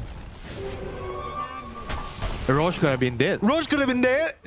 You know, what? That was, okay. But there's a reason why he's a TI winner, right? He's ice cold. He don't give a shit. You make your own luck. You do. Apparently. You do, and nothing happened to him. In fact, I think, to be honest with you, level up might have thought, oh, surely he's BKB there. Let's not bother. Because if Baby 3 Packs actually went directly for the SF, I think a stone could have come out. Maybe a cyclone could have come out as well. It would have been cooked. And now it's Liquid's time to shine. This is going to be the most important smoke of the game. Come on. Do you run out the high ground this time, Liquid? This is a very tense moment. They are very, very careful. Look at them. They're not going to make the same mistake they are twice. hiding around the edges of these trees, man. They do not want to mess around. Who do they find first? Straight in. Nisha there with a magnetize, but doesn't connect there on the key target. Queasy will be the first to fall. This Drow Ranger can't really find anyone else to hit, though. Ainkrad's in trouble. Ainkrad is dead. The Void Spirit's not going to be able to burst shit right now, and Woe will get chopped down. That's what you want to see. That was very, very nicely done by Liquid. Boxy blinks up, he places the high ground ward, or he is the high ground ward, and then Nisha jumps at the same time when vision was given. Yeah, perfect. They saw every single hero of level up standing around the triangle, and they immediately find the Drow. I think the key moment was when Ace blinks and he calls the Drow Ranger, and that was the end of the fight. Yeah. We'll see a replay of how that was all executed because blink and you'll miss it. Look at Boxy, straight up to the high ground. He becomes the cliff ward and Ainkrad tries to commit for him, but it causes this whole disparity in terms of how level up are positioned. There's no formation whatsoever, but back to life, they're still hanging on. Buybacks come through, we've seen this before. They managed to swipe down Boxy. I believe take the gem away from Liquid. Boxy does have a buyback. Ace now in trouble. Brought up into the sky, no BKB to work with. That'll be the Axe dead. Tofu even tries to save him with the tomb, but now might have to bury himself in his own. Oh, he manages to blink away. They don't see him. Try for the TP out. You got anything? No. Again, another escape. Clean stuff from Tofu, silent into the quiet tree line. And they won't be able to spot him out. Now Roshan is up, which means that Woe can go over and try and fight for it. Liquid, they do have buybacks to contest this if they'd like. By the rate that this is going down, yeah, I don't think they're coming through. That's too risky. The buyback? I mean, that's just got to be a bit of bad communication, right? A bit of rage. A bit of rage. Rage buyback. I don't know if Ace is the type to do stuff like that. But either way, I'm sure he's a little frustrated because Level Up continue to find these small opportunities to push their way back into this game. You come into this series, you fully expect maybe Liquid go to bowl over Level Up. I mean, some of the moments in the early game as well looked like Liquid. They were the ones in control. But some of these team fights, I mean, not really respecting their opponents, maybe like you said. Just some moments, not even about maybe their opponents, just some of the spells, right? Some of the mis-executions. It took them a while to sharpen up, but even in that final moment there, just not thinking that the buybacks would come through, I guess. I'm trying to rationalize it. They definitely need to just respect the buybacks, go back and do Roche before they push again. Yeah. Now the game is going to go on until 60 minutes. It is going to be a 60-minute game because Liquid is not going to push because of the Aegis. And when the Aegis expire, you're going to be thinking about 60-minute items. All right. Well, strap in, folks. Grab yourself a drink. We're gonna go in the distance, perhaps. It's a long one, Mike. It's a long one. And in this long, drawn-out scenario, do you have a team that you're favoring once we get those crazy 60-minute items? I think it's going to be 50-50. Like, any side could just easily win. Okay, spell me the win conditions then. What are we talking about? Because I feel like we can say all these things about the Drow Ranger being called, or maybe Nisha gets the initiation, or Ainkrad gets a pick, but in practice, it all gets so messy so quickly. How do you really put that picture together as either level up or Liquid? What's the idea? I think it's all about the jumps, like getting the right jumps. I think the late game Dota is all about pressing your spells better, getting the right heroes in the initiation, and using the buybacks. How well are you coordinating with the buybacks? Do you plan to bait the enemy into a position where you can use your buybacks better? These are all the important topics you need to talk about. The buybacks and the initiation. Who you want to jump and where can you fight to get the numbers advantage? You can see in the gold graph and EXP graph up and down and up and down. I mean, it's not quite a roller coaster, more like a steady bumpy ride. That's what we've had here so far in this game, number 1 of this best of 2 series. Radiant are scanning. Liquid, they need to be careful. They are playing into an Aegis. Aincrad gives them the vision, jumps in onto Boxy, stops the Dark Willow from really feeling confident in taking a better fight. Mickey's in some trouble, arrows flying, but the call's there. Woe's been found, but Ace can't really reflect quite as much damage. Woe is the king of this hill, and you need to get the hell out of there. Nice Requiem save, pushing them away. Tombstone save onto the axe, helps him survive, and now Woe, he's not the king anymore. There's no kill, but Mickey still can't stand up to him. The lifesteal just isn't there as the Drought Ranger. She's the queen of this fight. No more Glacier, but now turn around, buybacks are there. This time it's level up that don't quite respect it. The Drought Ranger gonna come back for a second round. The roll slightly off the mark, but surrounded by all 5. Liquid will take her down, and she does not have buyback. Yep, Liquid had the buyback advantage to reinforce with the numbers there. Level up, they cannot really use any location to TP in here. That is why I said late game Dota is all about the jumps, the targets that you are focusing on, who do you want to go, and the ability to get the numbers advantage with buybacks. And Liquid were able to use that to their advantage here because they were fighting in their side of the map. Level up. Thinking for a moment that it could have been their opportunity, heading up towards the high ground and honestly finding a decent fight to boot. But just as quickly, Liquid able to rebut. TP back to right outside of their base and sentence the Drought to death. She was feeling all good. She was ready to put an end to it, but now her base is in shambles. And you can see the realization start to set in. They'll still try and buy back, still try and make it work, but without your Drought, without Aincrad, that's just such a lapse of damage. Nisha out in front, not worried about a damn thing. They got themselves baby 3 packs. Okay, got the refresher, the second fear. Should still be able to split though, there it is. Maybe 3 packs will survive. This time Liquid will respect it, but in comes the call. Ace pulling all the Brewlings back. The only one to survive is the Earth. And now you're out of options. They need 20 seconds. I don't think they're gonna get it. The calls keep on coming through. Ace is keeping them locked up in base. Hits chopped off as well. This could be Liquid's moment. Baby 3 packs trying to lead them into the mines. Liquid, don't fall for it. 10 more seconds until the Void Spirit is up. You gotta put it into this game. He could be a major problem. You know he's itching on the sidelines, ready to get subbed back in. Buyback, Brewmaster, he's back in, and so is the Void Spirit. Watch out for this. Off the mark on the first jump, Aincrad, he's trying his best to finish them off, but Mickey is looking at the Ancient. He has his eyes set on the prize. He wants a game number 2, and he'll secure the first one. Liquid, get it done. It's messy. It's not the best look to start things off, but I'm sure they'll be happy with that nonetheless. It got real close. It got a lot closer than it was supposed to be, I'll tell you that for free. Level up, I mean, I can't believe that they found the opportunities that they did. I can't believe that they even carved out these situations in moments where it felt like Liquid should have crushed them underfoot. But still, they find a way, and even though the previous series with Level Up yesterday wasn't really that inspiring, maybe we're starting to see a little bit of what they could be. Some of these heroes like Aincrad, you know, Queasy on his signature Hoodwink, it makes a lot more sense when you see it come together. Yeah, they were able to, I think, get a couple of really, really good fights because Liquid, they were not clean. We mentioned they were kind of overestimating their capacity to play aggressive in the early stages when they had a lead. They got punished, and you see the power of this SF Drought, especially the Drought on the high ground. It's so incredibly difficult to push the high ground against this hero.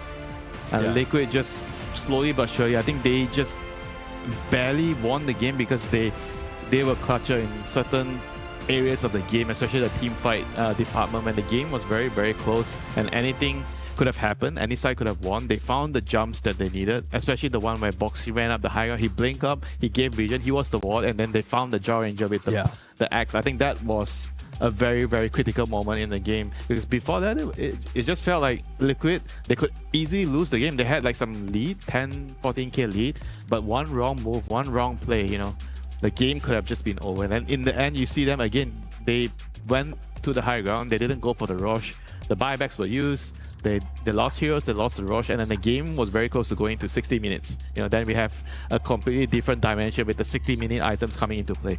But luckily for Liquid, they were able to, you know, use their buybacks in the last fight. Even though the Drow had Aegis, they were able to use their buybacks on the Liquid side to get the numbers advantage, to take out the Drow. And once your teammates are dead, the Drow Ranger alone doesn't really seem as scary, even though you have an Aegis, you know. Yeah, absolutely. The Drow Ranger very much collapsed upon. The buybacks were the real story of this game.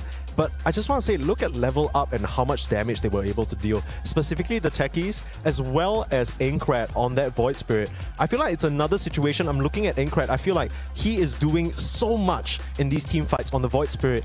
And we're just kind of waiting for the rest of the team to come together and support him in that regard. Now, I'm not saying they haven't all stepped up to that same level just yet, but maybe it's something about the way they built the team, built the strategy. In some of these situations, it feels like the fight's so messy because I'm looking at the Drow trying her best to fight everyone off and take down these heroes, and I don't necessarily feel the protection from the rest of Level Up. Yeah, it's also the heroes, because they have two range supports, they have a lot of backline heroes, so they're very, very reliant on the Brewmaster split to protect the Drow. And when that doesn't really come into play, he gets jumped or it's already ended, then the Drow doesn't really have like a very, very safe way of dishing out the damage. That's what we saw in the long fights. If you kite in, kite out, the Drow gets exposed because the Brewmaster split comes to an end. Yeah. Like even through the refresher, I think Liquid clearly understood that they were very, very cautious towards the end.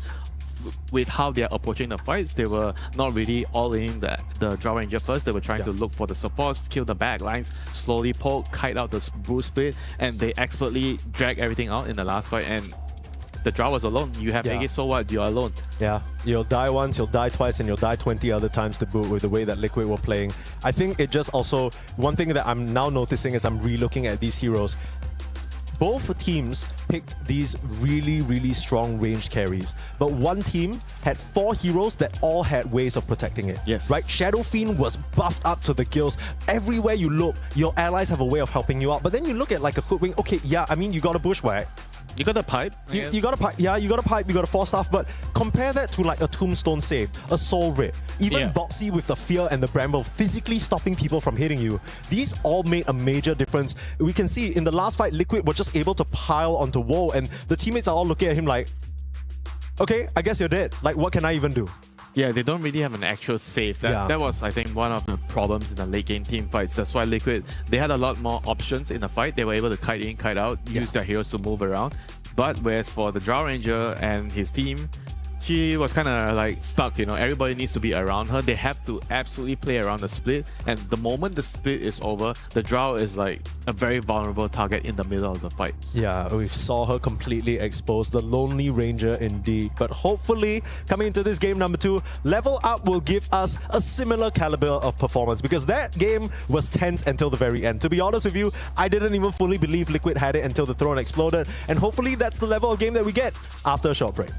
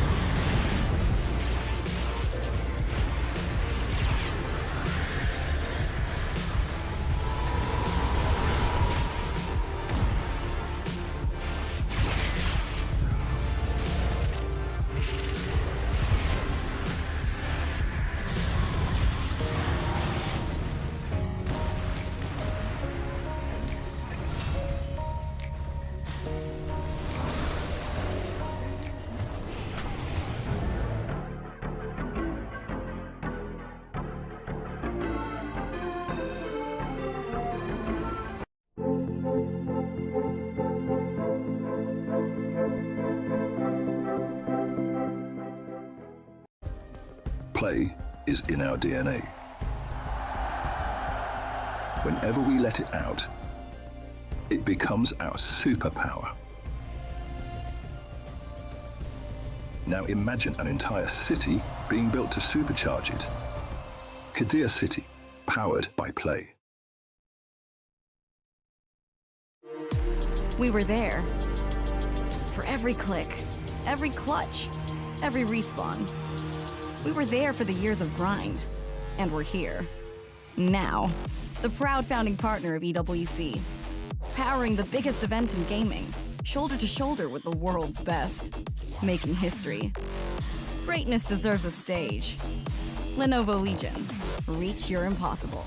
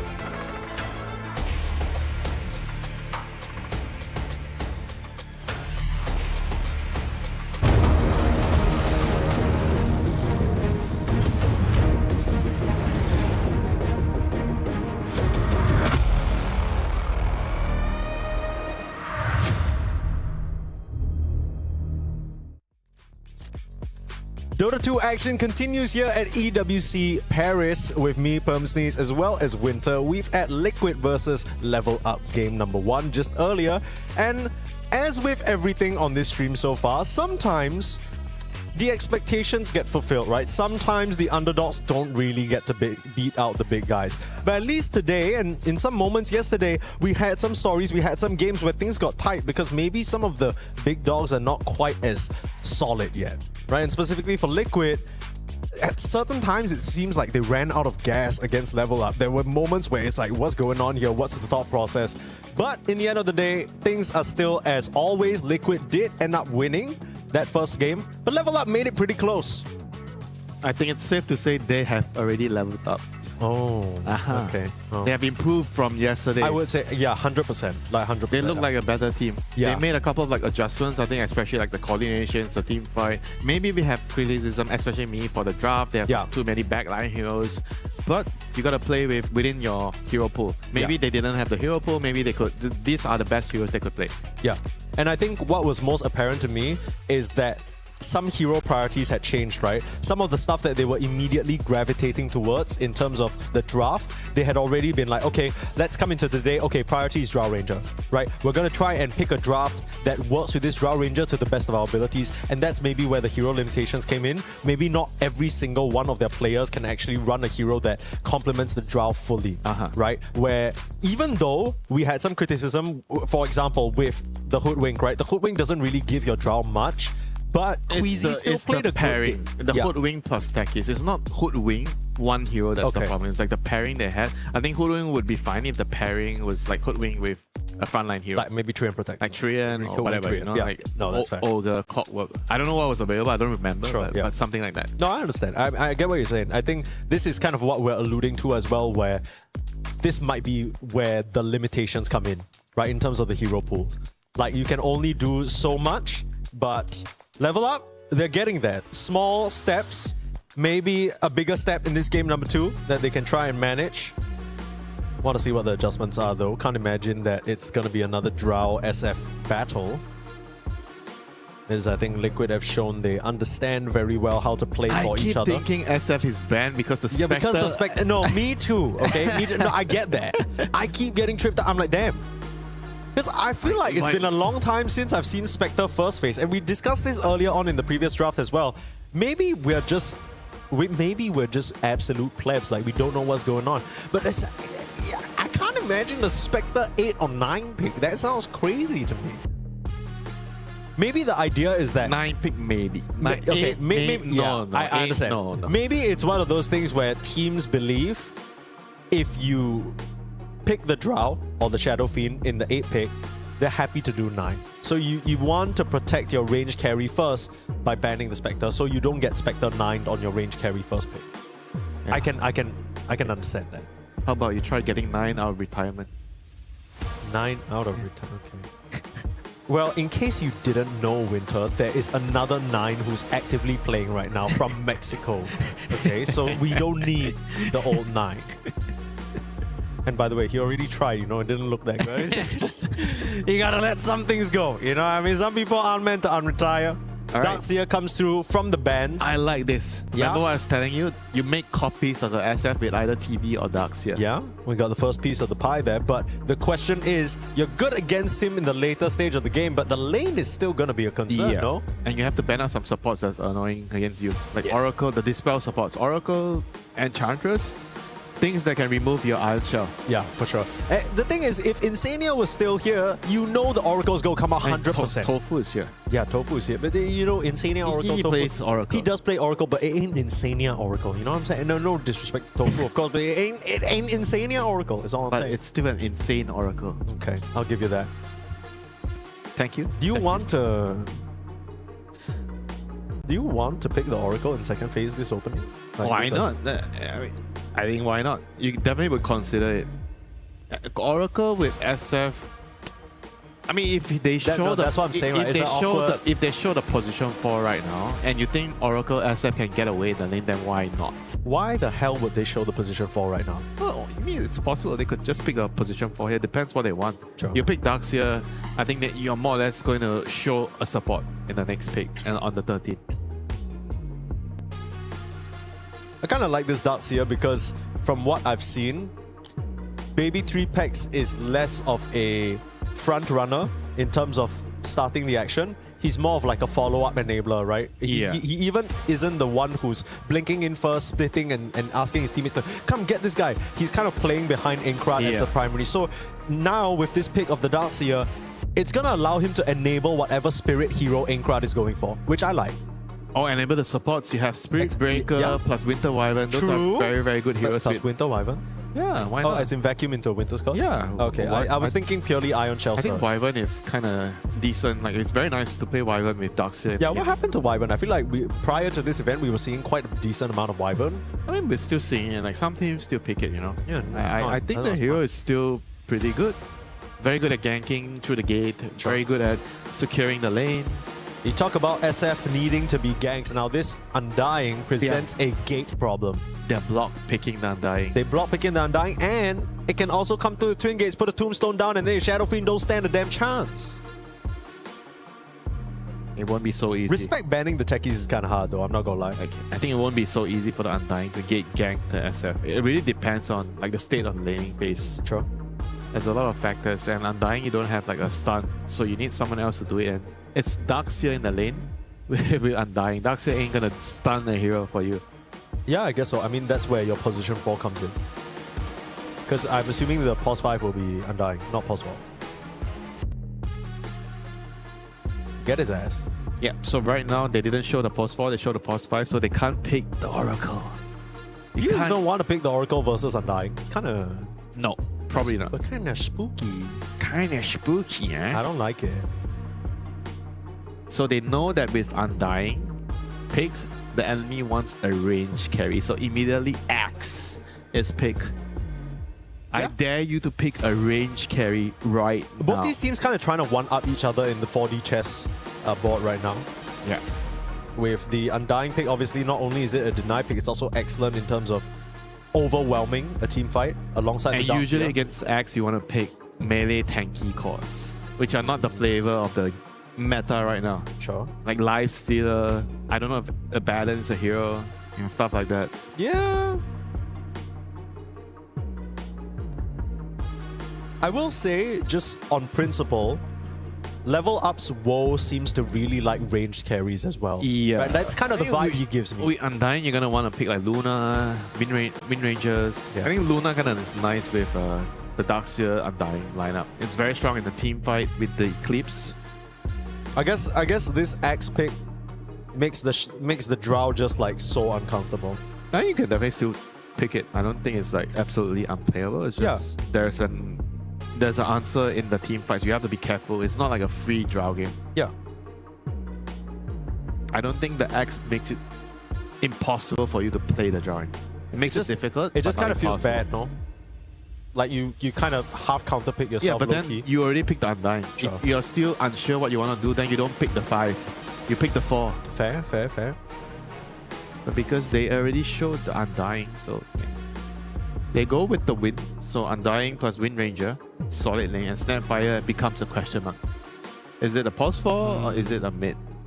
It's still a bit monka to me though, because I feel like the Wind Ranger versus Axe matchup isn't straightforward. Like we did see earlier on that the Axe also had a good... It's pretty good in the lane because what do you do as the Axe? You try to run away with the creep waves and you try to drag and farm the jungle. Sure. Wind Ranger can power shot you from a distance. When the support is chasing you, she can just shoot a power shot. Get a kill or help the support get a kill. That's why it's very good against Axe. In the lane. In the game, it's an entirely different thing, but during the laning phase, it is good. We'll see whether that ends up happening here. Like you said, Snapfire is still a question mark. I want to say it's probably the mid laner. Just because it'll actually be a good component to like level 6 TP to a lane. So you're saying it's a fake flex right now. They're faking out this snap. It's not a flex. I don't think they're faking out the flex. I'm sure it still could be a flex, but unless something drastic happens, I doubt they'll move the Snapfire away from mid. I haven't really seen Inkrat play this hero yet though, at least not in this tournament. He's more of a sort of spirits guy. I mean, it's Tofu an Axe guy, you know. Axe pos 5. Ooh. Wait, what's wrong with the Axe right now? Are you scared of laning versus the Wind Ranger? No, I'm not scared. I'm just saying if they have the option, you know. I know King Jungles likes his Axe pos 5. Of course. I believe they invented it.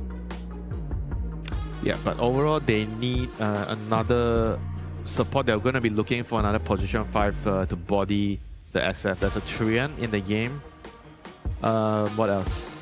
This clock is banned, so no clock. There's Trian, there's Tusk. I think Oracle is still pretty damn good. Bro, look at their heroes. Oracle is a counter to Darkseer. Yeah, I mean, the second you put that Fate's Edict on, nothing's happening. You dispel right? the Windrun, and you can disarm the Windrunner. Yeah, I hear you. Your Fate's Edict is super good against the snap spells. Yeah. Why not Oracle? That's true. That's true. It's just the lane, you know, like you worry about the lane. Yeah, the lane. I mean, you could also do X with the... but then you want the Oracle and the Darkseer matchup, right? Yeah.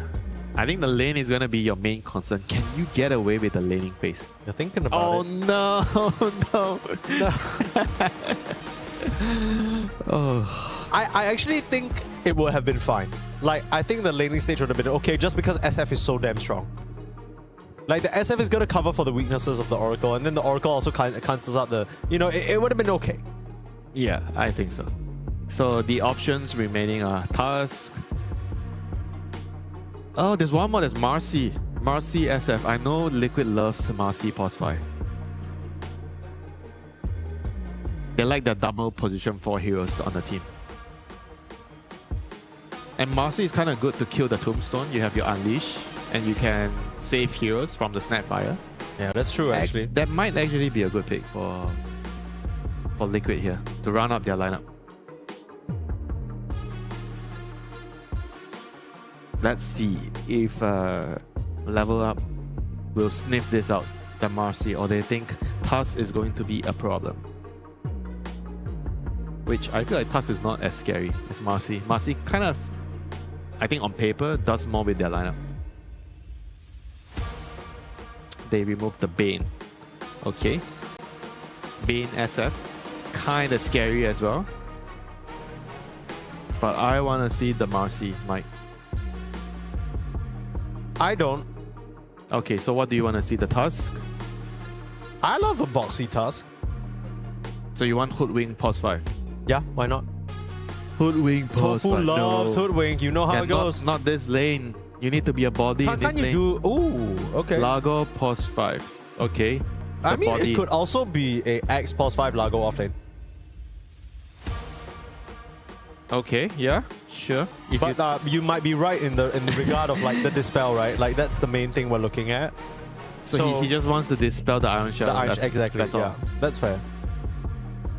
Good healing, good death ball, like addition for the Shadow Fiend. Someone that can always be by his side, pull him out of troublesome situations. Doesn't immediately address the big team fight options that Level Up have, right? You put the Tombstone down, you vacuum ball, and then you Mortimer's Kisses on top. Could be kind of spooky.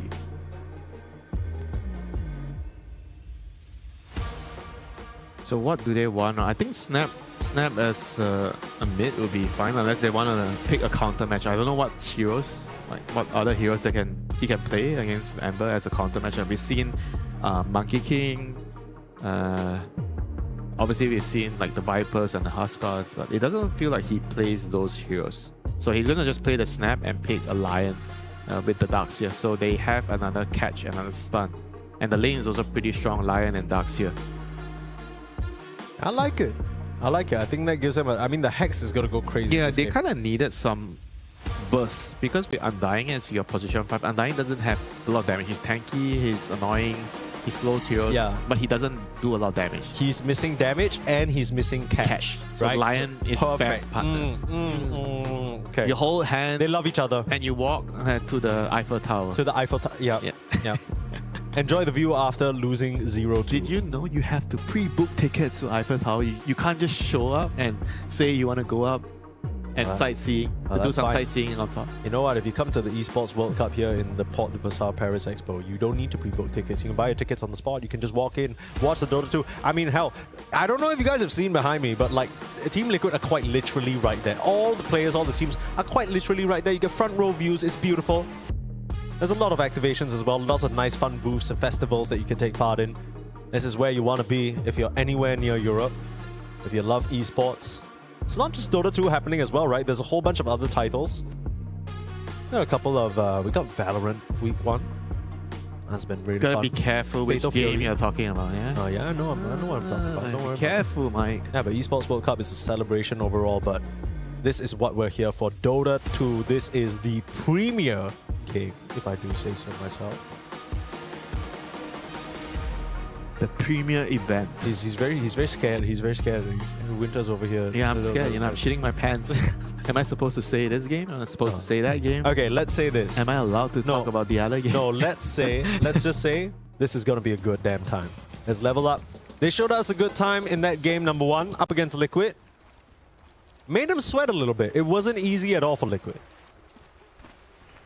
Come into this game number 2, got some interesting options in the draft. It's just a warm-up, Mike. For who?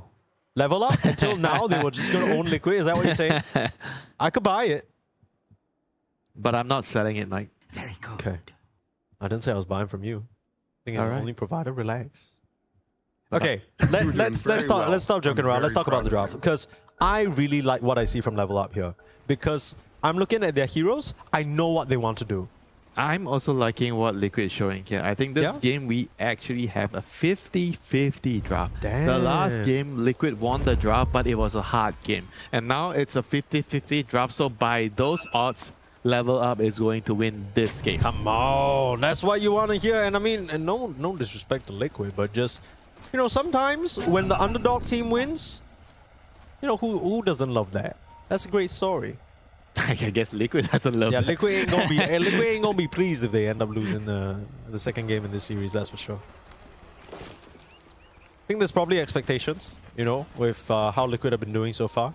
Yes, the season has been somewhat shakier for them than others, but it's not over. You could end the season on a high note. yeah, you could. TI, EWC, whew, the biggest result for the very end. It's not how you start, it's how you that's finish. true. And then everyone's just gonna remember you. Oh, that year that Liquid won TI and EWC, and then they were so motivated by the insane prize pool and the club championship that they went on to stomp at TI as well.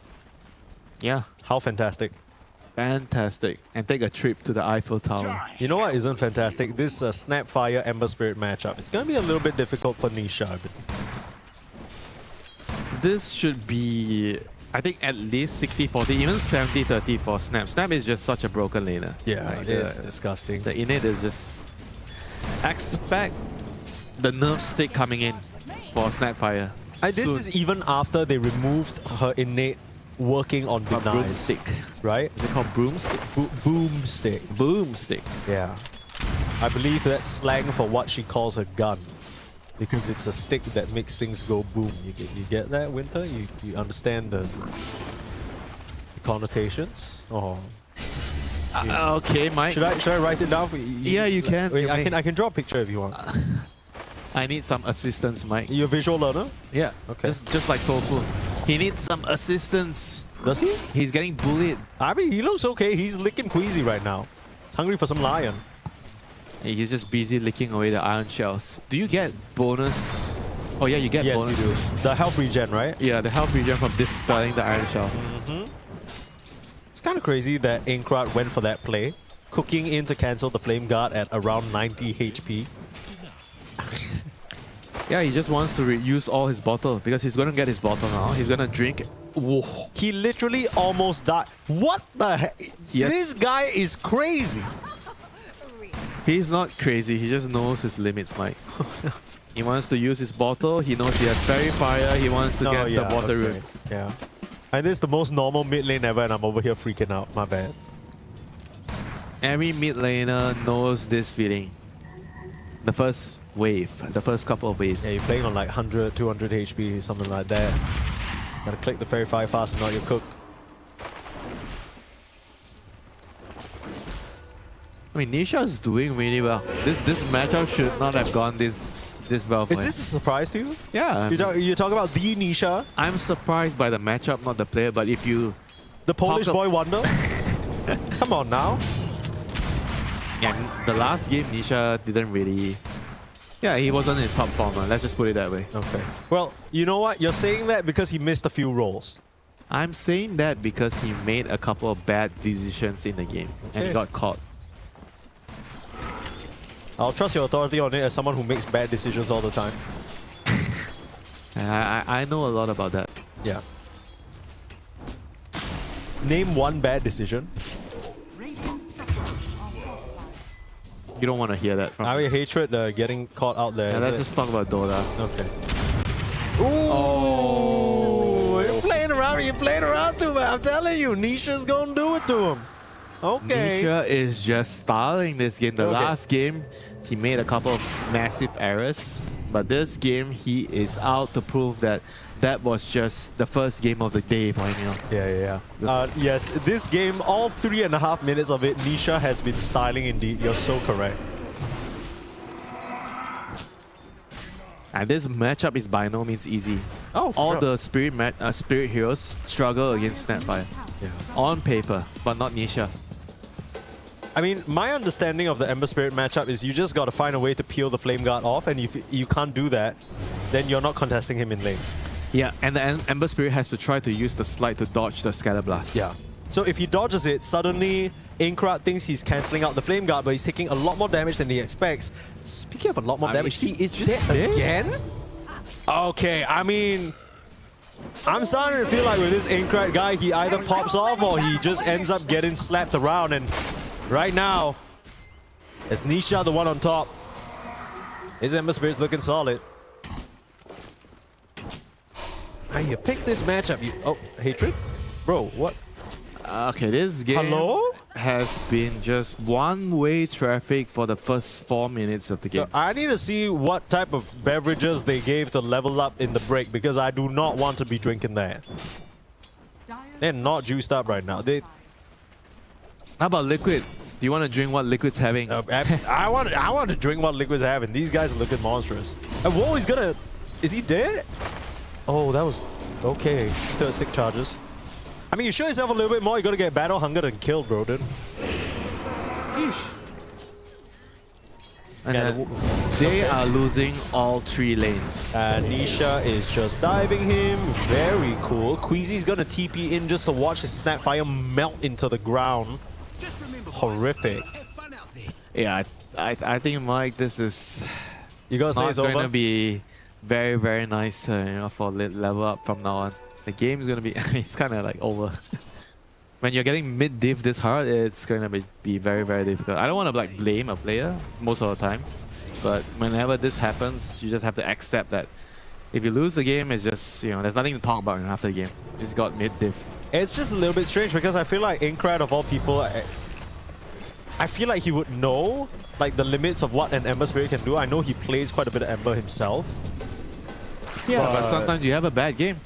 Yeah, and a lot of that was him honestly playing around with fire in the early stages, right? All these auto attacks that he took, the damage that he was tanking. He's like, yeah, you can argue, oh, he had bottle charges and whatever, but now he's on his 4th death. This is a 0-4-0 Snapfire here on the C stream up against Liquid. And an already uphill battle, now the currents rage further against you. Just because you Snapfire just can't stop dying. Yeah, and Liquid taking full advantage of that, sending the supports to bully out the weak hero and just making sure that he has no game to play at all. Nasty, nasty work. 6-0, almost close to 4k lead at 6 minutes. This is a deficit where usually you have very little chance of coming back from. How the other lanes doing though? Any shining bright lights? They have maybe? to defend the shrine, but I don't see how. Ember Spirit is making his way over. Yeah, it's a bit late though. No way to get the shrine. They can't. Oh, I thought. At this point, you need to bring your family from the furthest region to even help you fight. Yeah, this but you shrine. might have to bring your teammates from next game to try and help you out as well. Maybe 3 packs. Gonna thank his lucky stars he didn't get chained up there by Nisha. Ready to continue his warpath. TP's come out. Looking at pressure in mid. Not a very easy setup. Inkrat is dead again, man. Alright, he is officially support Snapfire. Alright. I don't know what the hell's going on. They do not have a mid laner. Alright, okay, this is rough. Just very rough. He got knee shot and he got ganked by the support, so he just got the worst game of his life, on the mid laner. You lose your lane, you get solo killed, and then the enemy supports gank you. Dire's bottom tower is under attack. You try and TP back, you farm the jungle, guess what? There's a ward right in front of your face. They know what you're doing. They gonna come for you again. The pings immediately ring through. Holy. Liquid. Not gonna give this one a rest. Trying to punch a man while he's down. Here comes Nisha. Haste Rune running on forward. You gotta know something's coming. Queasy will be the one to take the contact and take the death. He's been to hell and back. He'll be fine. But Inkrat chased away from that stack. Yeah, there's nowhere for him to go right now. He can't go top because the Darkseer needs a top jungle, and Liquid is blocking the camps with sentries. Yikes. Yeah, at that stage, you're too busy killing enemy heroes that you can't block the camps yourself. Okay, I see it. Nisha just needs a little bit more help. Frog Stomp. Blop. There goes. Whoa. Ace is set up to have another very free game on this Axe. I'm sorry, Mike. This is just over. I mean, the first game was a very hard-fought victory, right? Liquid, maybe as a matter of split of them warming up, maybe Level Up were kind of feeling the drive to try and pull some sort of upset off, but whatever energy, whatever push that they had seems to have expired. Now they're coming into game number 2. I mean, off of Aincrad just being hunted down like a prey animal.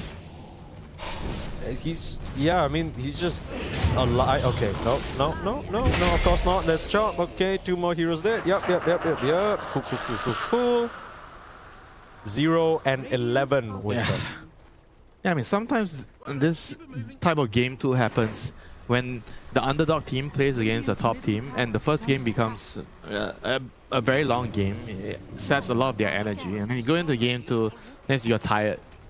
You're not used to playing games with this amount of stress. So the second game, you're not as sharp as the first game, and things like this happens. You know, you make a mistake, and then oh, he's gonna get his first kill. He got his first kill. Okay. Well, we are on the board. Meanwhile, Woe actually makes the twin gate rotation through and hunts down Mickey. We are on the board, ladies and gents. We are not out of this game yet. How many more of those are they going to need? At least 3 more. Well, the win rate just not actually having that bad of a game, right? She's doing all right. It's just the supports and Inkra that are being the hunted down. Darkseer is also not even having that bad of a game. It's just the mid laner is non-existent. Yeah. Maybe sometimes that's what it takes. You might just have to play without a mid laner for a little bit. Circumstances call for it. Yeah, it just feels like one of those games in pubs where you just don't have a mid laner. Everybody's a support player. Alright, Nisha is just Nisha. Indeed he is. Last I checked. Secret Nisha is back. And that was the best I've ever seen him play. Not even the Liquid where he won TI. I mean, he 17 part. Like, but I think he was way scarier, you know, pre-COVID Nisha or during COVID. You know, that year he was that secret. Well, he's looking scary now. Tell you that. And put up this kind of performance against some of the other big teams. Well, I mean, Liquid are going to fast track their way towards the next stage of the tournament. Fast track their way towards the top 3 minimum.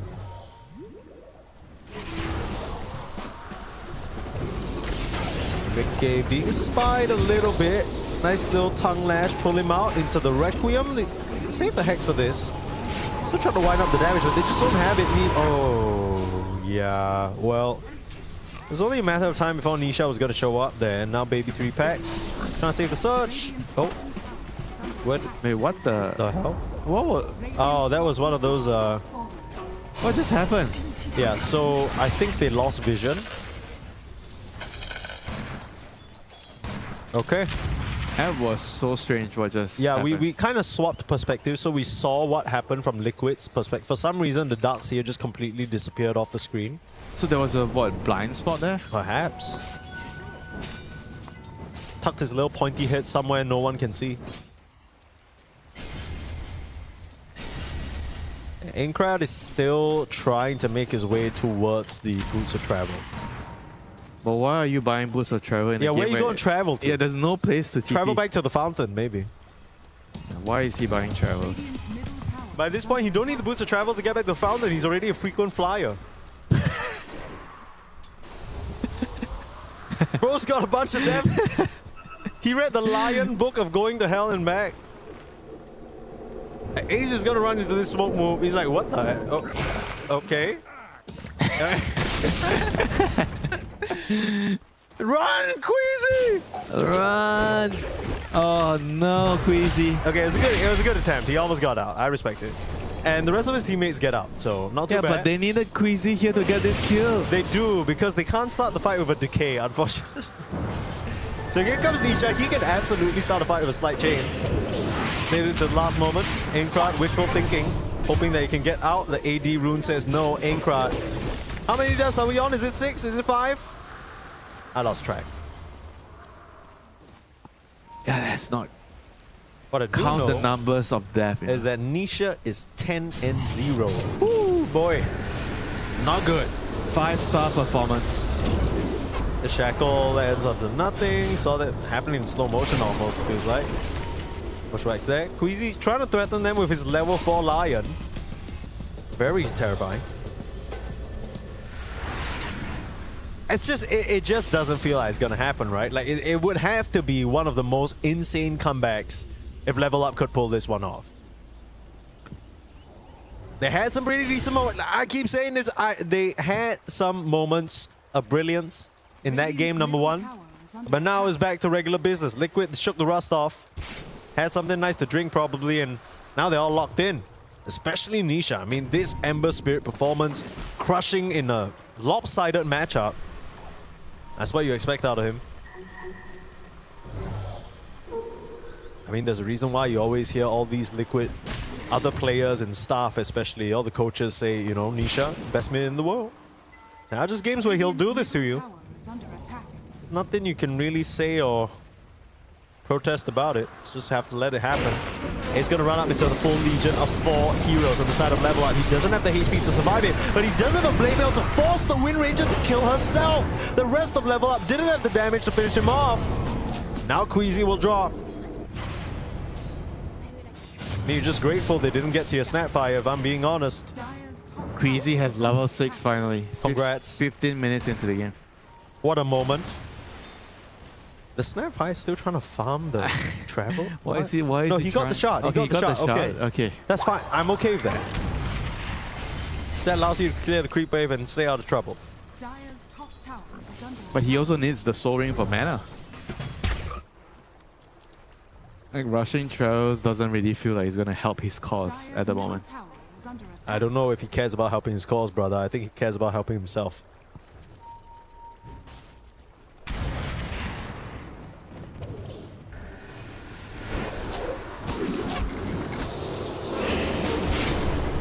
Boxy. Focus fired, and then this is like one of those situations in school where you try and pick on the younger brother, and then as soon as the older brother Nisha shows up, you're like, no, bro, I was just kidding. No, please take all my lunch money instead. 3-21. Liquid, please make this one happen. Just this one more kill. It will be so fun. Calm down, Mike. Calm down. Calm down. You know what I'm looking for. Radiant's bottom tower Ace, you got is under this. attack. You'll find a hero. I mean, this is a very mentally exhausting game, especially for for the snap. You know the game is only hard because of what you did in the game. Dire's top tower is under And now everybody's dragged in this mud with you, and you have to find a way to get everybody out of the situation. You know? Yeah. But in a weird sense, you also can't do it alone, right? So you need to try and get everyone on the same page, pull people together. You know, bodies need to start dropping in front of you for you to get value out of your ultimate. Nisha's gonna run on forward. Didn't commit the chains. Will use it now. Hex is there. Very tanky though. Nisha, the burst damage, it's enough. Nisha's gonna drop. That's a huge kill, but the rest of Level Up now are gonna get cleaned up. Ace chops down to Hatred, managing to pop the Flesh Golem. Running onto Boxy. The zombies will have him. That's not too bad.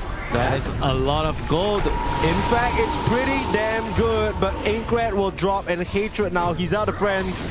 They'll get called and killed. So even though Liquid lose 2, they do manage to wipe the floor in the end. It is still a pretty good trade. It was a victory. It was a victory. Let's just celebrate for a Level Up. Yippee! Okay, It is a step in the right direction. sure. I was so surprised that there was no vision. They thought the Ember was jumping in with vision, but Nisha just felt that he wanted to go there. That's jumping in, giving the vision, giving Ace the time to find a 3-man call.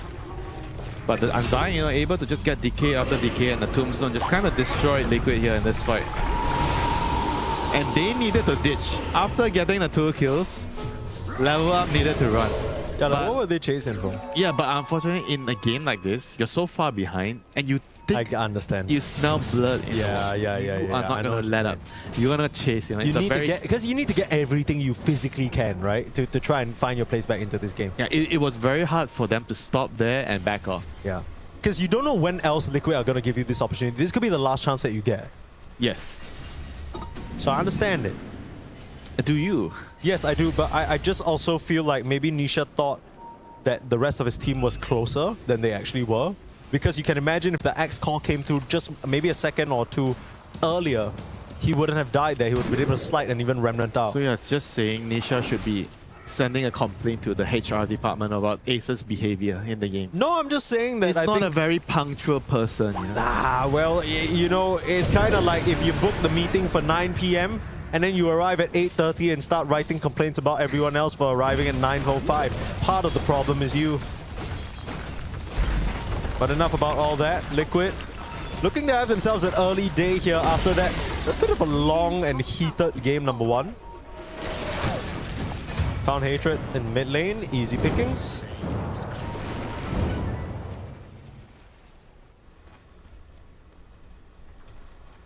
Level Up, they just need to group out together. They have to, again, when you're losing, you have to find a position on the map that you feel like you can defend and wait for them to come. You cannot split up. Splitting up just doesn't give you any means of coming back into the game. All right, what the hell are we kissing, brothers? Air. What do you think was going to happen? No, that's what I'm saying. I think that was the most uninspiring thing I've seen ever. He mentally checked out there. I don't know.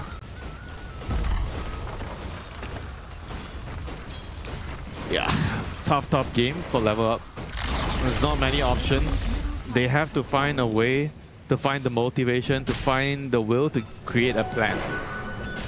They have a ward in their own jungle. That should be the place where they start to mount a defense. They are going to have to try to use the high ground vision to try to find a good initiation so they can actually maybe even land some good vacuum into 5-man snap stance, or 5-man earth spike, from Lion. They have to utilize this combo. If they land a nice combo, maybe, just maybe, they could come out on top in some fights. Yeah, I mean, that's kind of wishful thinking when you look at their map position now. They're just slithering across the corners of wherever they can find. When you're in a hole, you gotta find a way. That's true. Have you found your way out of some holes before? 20k behind? I mean 15k behind 20 minutes? Yeah. I just wonder whether it's possible. It feels insurmountable, if I'm being honest. I think right now it's probably like, what, 10%? Maybe less than 10%. Yeah, maybe we can bring up the win probability. I'm trying to see if Gaben agrees. Okay, yeah. Well, five. okay, 5. I'd agree with that. 5 sounds about right. Yeah, shout out to Observer. Thank you for obliging us. 5% sounds about right. Yeah. It's the vacuum combo. I'm telling you, it's the vacuum combo. The vacuum combo with the earth spike is what? Cookie? Why not? Bro, like... No, yeah. I mean, yeah. Okay. Let's just do that. Guys, should I shout it to them? Should I tell them? Yeah, I mean, you're in this type of situation. When are you going to find Liquid grouped up like that for a 5-man vacuum? Let's say 3 heroes. If you can get it on 3 heroes, that would be good. Maybe enough. that's good. Yeah, you're right. Sorry, I'm being... I mean, it's not impossible to get a 5-man. I'm not being very encouraging here. I understand. Okay. Why? Slowly but surely. You're supposed to be the positive one here. Yeah, well, I mean, this is going to be a fast day. You know what I mean? Baby 3-Packs just getting caught outside of the base. I just keep finding myself saying the same thing. Every single one of these kills feels like easy pickings for Liquid. They jump in, call, dead. Slide chains, dead. Bushwhack, dead. There's not really anything that Level Up have shown us that they can do into the onslaught that Liquid's putting onto them right now. You got some cookies, you got some magic damage, but nothing that Tofu can't help with healing up. Mickey's just happy. He's on the front lines, ready to rumble. How cool did he... Okay, he tried to call Hatred there. Distance a little bit awkward. Aincrad, is he actually gonna take out? They're keeping the Ember Spirit away. That's pretty nice, I guess. Mortimer's Kisses coming through as well. Now the Hot Foot Hustle though, Raw comes through. Raw comes through, Call comes through. Now onto the Lion, should be an easy kill. There's the wall onto Mickey. Still has the second life, keep in mind, buybacks coming through. This is what you expect, the final hurrah. Nisha will finish off the racks, but now Mickey's coming back out. BKB, SF should be able to escape. They're still looking for an opportunity back in. Ace on the sidelines, trying to find a call. Gets the jump over the scatter blast, but now runs into the wall. An Illusion is hounding and body blocking him, but Nisha's now in, and he is ready to play. Got a Mage Slayer, meaning you don't touch him at all, and the rest of his team can go to work. So even though Tofu ends up going down, they lose the Aegis, they still get what they came for. They find themselves the racks. I think it was still like a very long, drawn-out base defense. I mean, they tried with the Darkseer, with the Undying Tombstone. And now X once again call, dude. finds a double call. Vacuum comes in, Ace might just get run down by Baby 3 packs. Still surviving somehow. How did he get out? I mean, Essence Ring is going to keep him up and running for a little bit. He gets back to the base, but he's got no friends around him because everybody else is dead, Winter. Yeah, GG. That's enough, you know. They had enough level up. Yeah, understandable. I mean, this was a walk in the park for Liquid, and that's putting it lightly. Game number one, a lot more competitive, right? We had back and forth action. Felt like in some moments, Liquid might even have lost the game.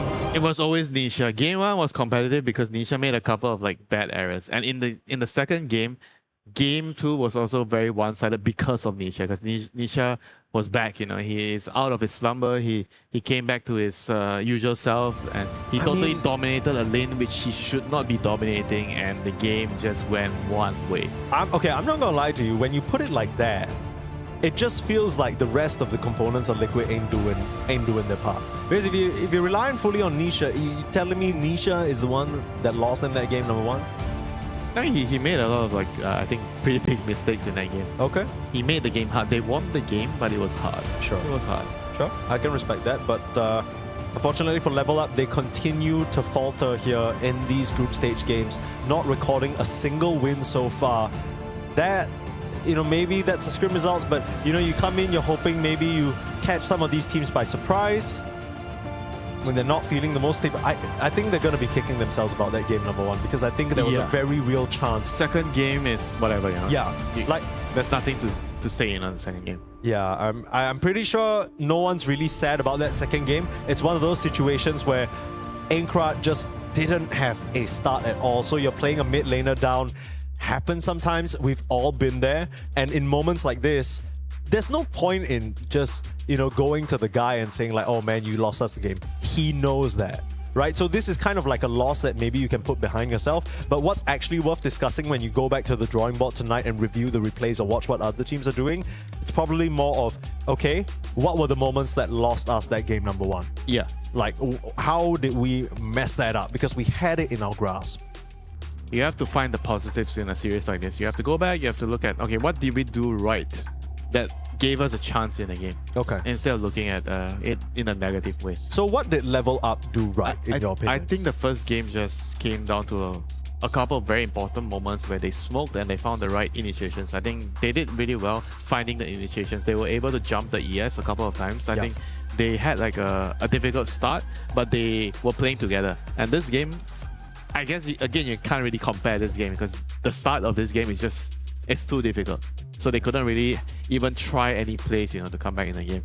But 15-1 and 12. Yeah, but like you said, you know, they fought really hard in the first game. Yeah. They were behind a little bit at the start, but they grouped up. They found really good plays through the smoke. They were really good at using the smoke at finding plays, and they were able to make the game very, very complicated for Liquid. You know? So they have to take that as a positive for them. They have to try to, you know, make sure that every time you lose the start of the game, try to think back, okay, when we are losing, what we have to do to give ourselves a chance. Because sometimes it just happens. Laning phase just goes bad.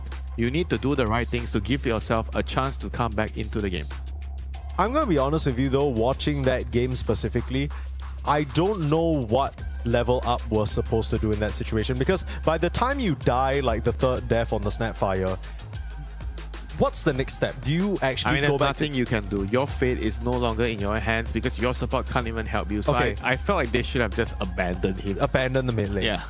Instead of just coming back to try and Yeah, help they him out, need to just like just- screw over the other lanes. Just help the other cause and Okay.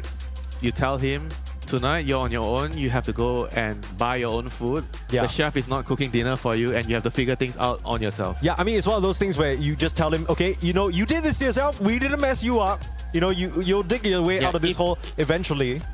But for now, we're going to play our own games, and then you get to the bottom of that. You know, if you can cast a spell, if you can ultimate somebody, it'll be fine. Whatever, right? Eventually, you'll become a core, but we can't promise anything. So there's that. But of course, enough about level up because, of course, they're going to need to go back to the drawing board and figure some stuff out. But we have with ourselves here the winner of the series, a very handsome Mr. Tofu joining us on the panel. How are you, Tofu? Thanks for having me. Pretty good. I think Yeah. overall from event getting here, like in a good mood, obviously now better after a win. Of course, as usual. Now, I have to ask, of course, we know this event is perhaps one of the most, if not the most important of the year, especially for you and the organization. What was the prep like coming into this? Did you guys boot camp for a long period of time? Does everyone feel ready to rumble? I think overall we're in a pretty good spot right now. Yeah. We did bootcamp for 2 weeks before this event in our facility, and I think everyone was like pretty happy with the results we've gotten, with Sure. very good improvements. There's still a lot to adjust, and there's always things to like get better at. Whereas like yesterday, or like also in this game one, we had a very sloppy start, which like Yeah. I don't know, shouldn't be happening, and then I don't know, it's not like we're mad at each other, but there's like a bit of tension from like it shouldn't be going that bad. Yeah.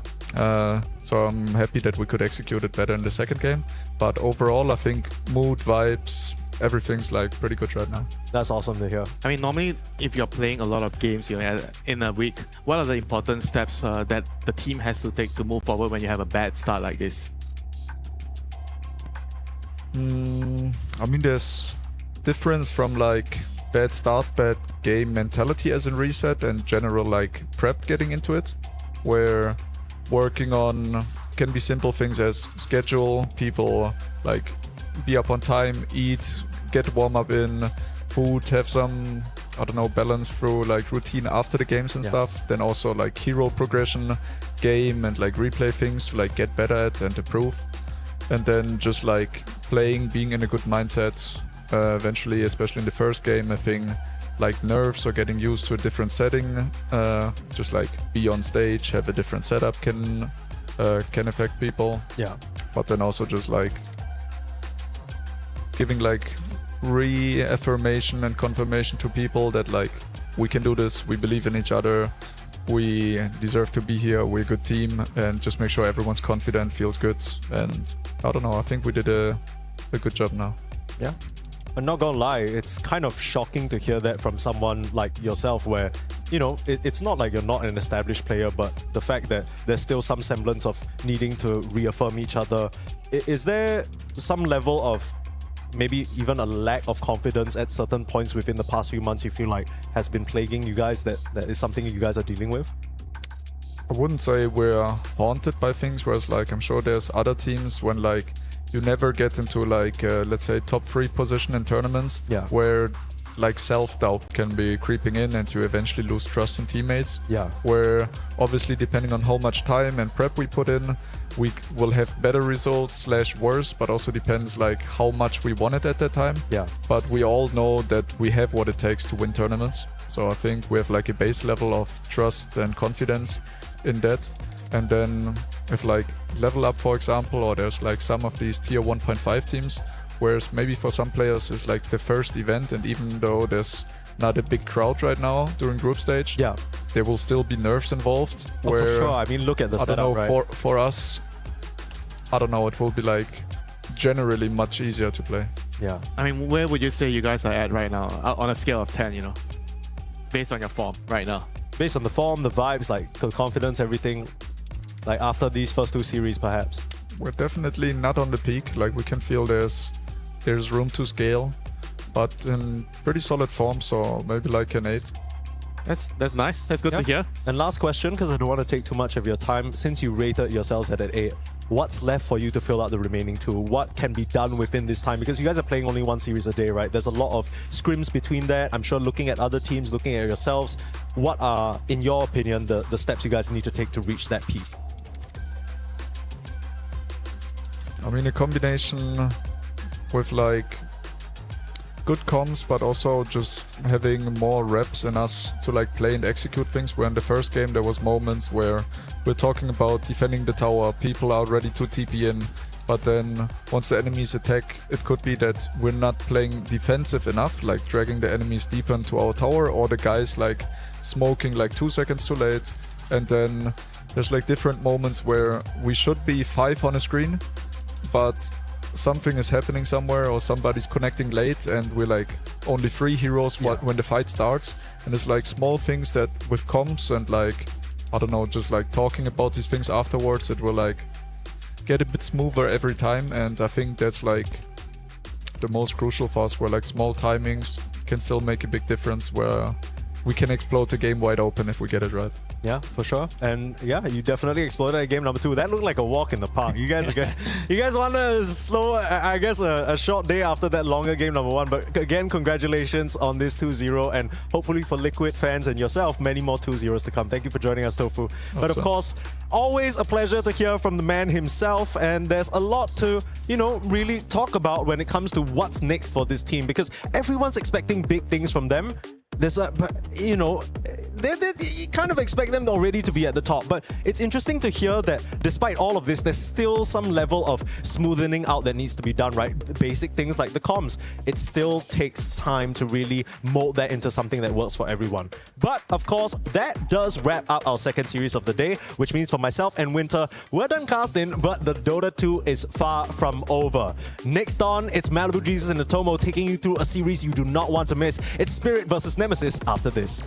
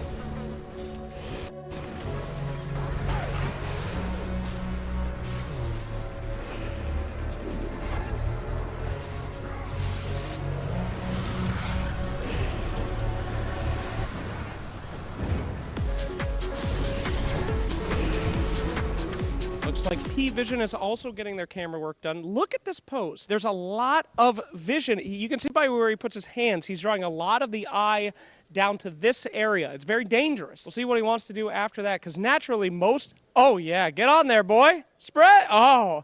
Oh! We got to get in for this one. Look at the face of the esport player. Yes! Oh, this is sensual. That's very good. Oh. How do you get him to look so sensual in these? I guess it's his natural talent. He just looks like that. That is natural talent. Can we get him to just do one little wink to the camera? I think that would really help. You can wink to the camera. Just one little... Just wink. Just wink. Just one wink. That's a wave, dude. Ah, damn. He just ain't got the riz. What can you do? What can you do? Look at this. God damn, they high up. I like those pants. That's very intense stuff. What game do you think they're in? Maybe they're in League of Legends looking down on us like they always do. No, it's fine. Don't worry about that, you know? No problems here. What game are they from? We should ask. She looks extremely serious. I'm not going to talk to her, though. She is a master of her craft, and I will not be around over there. You'll have to bleep that out. But that's your master of the craft. I have zero master of any craft. That's why I have this dog job. Thank you so much, puppy. Absolutely. Oh. What? Don't undersell yourself. Come on, you're good at this. Thank you so much, puppers. That's my boy. What pose are you going to do? They making you do a pose? I like the crap pose, you know what I'm Crap. Having like a pain face. Hernia! That's a good one. That'll hype people up. A lot of experts here looking as cool as possible. Look at this. We have Collapse. He's doing the classic come and see me at the bar move. And he's flipping us off. Don't do that on camera. We have to blur that now. That's very nice. And we're getting extremely mean mugged by the camera crew. So let's try to leave Collapse alone here. As now, let's go film these guys. This is Team Spirit, the defending champions of last year. They're all casually talking. Let's see if we can see what's on his phone. I want to leak this to the internet here. Here we go. Casually zoom in on his WhatsApp. Hey, sorry about that. No problem. Don't worry about that. You guys ready for Media Day? Yep. Now, this is the best Media Day man in the world. This is Team Spirit's media manager. I recently saw a video with him putting a pot on his head and smacking it several times. You're the best media guy in all of Dota 2. How's it feel to be among fellow professionals? Yes, yes. Very good. Thank you. Another banger interview. I appreciate you so much. Thank you so much. I don't want to talk to Miposhka. This guy, an old clack, come here. Hello, my bald brother. Welcome. You're not bald, is that? You look great. No, not yet, not yet, not yet. You can't say bald brother. That's part of getting in the brotherhood. How's it feel to be back, big dog? Welcome home. Feel good, good. But actually, I see that nothing changed. Okay, yeah. I'm like tired already. You said you would never come back unless Team Spirit paid you $1 billion gajillion. That's true. Is this what happened? No, it's not. Okay. There was like a different thing. Okay. Different thing. All right. Well, we're happy to have you back, Miposhka. You guys feeling good? Exactly. Hell yeah. That's a picture right there. Cut and print, baby. All right, fam, we are here at Vici Gaming. They're doing what we like to call hero shots, all right? That's where we make them look cool. They take a picture, maybe a cross arm, maybe a look to the side, maybe a look to the right. Let's go check in on how things are going in here. Hi, we're filming you today. You doing all right? I'm good, thanks. How are you? Great. How's the hero shots? Perfect. Yeah? Going great. Does he look heroic? It does. Okay. They're going naturals. Now, what's your favorite shot to do with some of the players? I like doing like just the typical. Oh, the whisper? Yeah, I like doing that one. But then like just switching it up a bit, you know? Can we get a whisper? Can you get a... Hit us with a whisper. Just one. Oh! Okay, that was hype. You were right. That was good. All right, fantastic. Sir, what is your favorite thing to do on these? You got a this catalog. one. Look at that, the catalog. The cross. Oh. Oh, the mean mug. Oh, these are good. Okay, so you're going to go with the cross? Yeah. Okay, come on. There's better than that. What if you did... Oh, come on. That's it. The power pose? Mm-hmm. Okay, can you show me one of those? The legend pose? Ugh! Just give me a... Oh, God damn, look at those guns, baby. That's the one. Do that one. All right, great. Photos are very fun. Go take them at home. Another killer transition. Now, one of the things I heard we're doing here at EWC this year is giving out some things to the fans. I believe they're getting signed cards. I guess I can't say Pokemon on air, something like small pocket monsters of the players. And look at this. Let's go ahead and watch them signing. Hello. Sorry to interrupt, but we just want to look at your signatures. Incredible. Look at that. That's Jabs. Wow. What a great signature you have there, Jabs. How long did it take you to formulate that unique signature? Yeah, maybe like 5 seconds. Okay, that's really good. Could you do me a favor and make a mistake on yours? Because, you know, those are, well, they're worth more, like a factory mistake. It's not a mistake. He can make it special. Can you make one really special so that we can extend the offer? What are you going to do to make it special for me? Special what? That in itself is special. Thank you so much. Yes, but I hope your Pokemon cards go out very well. Thank you so much for having them do this beautiful task, Jabs. I'll never forget the incredible signature that I've seen here today. Great work, Team Nemesis. And now say the Nemesis catchphrase. Okay, that was nice. Woo! All right, thank you.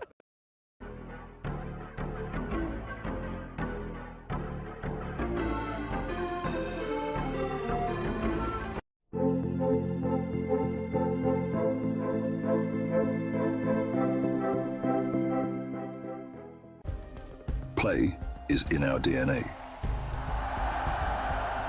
Whenever we let it out, it becomes our superpower.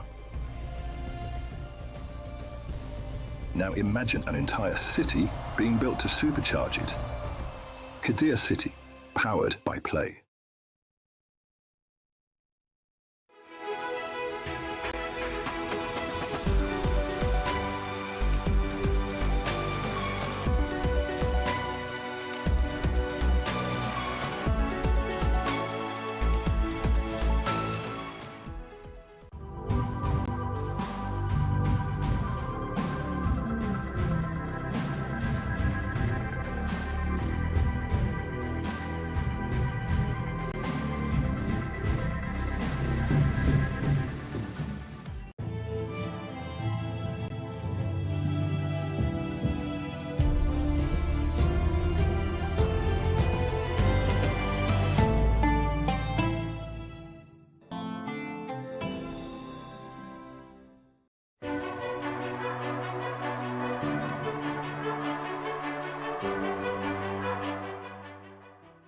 The human body was built to move, not trapped at a desk in one singular posture for 12 hours a day.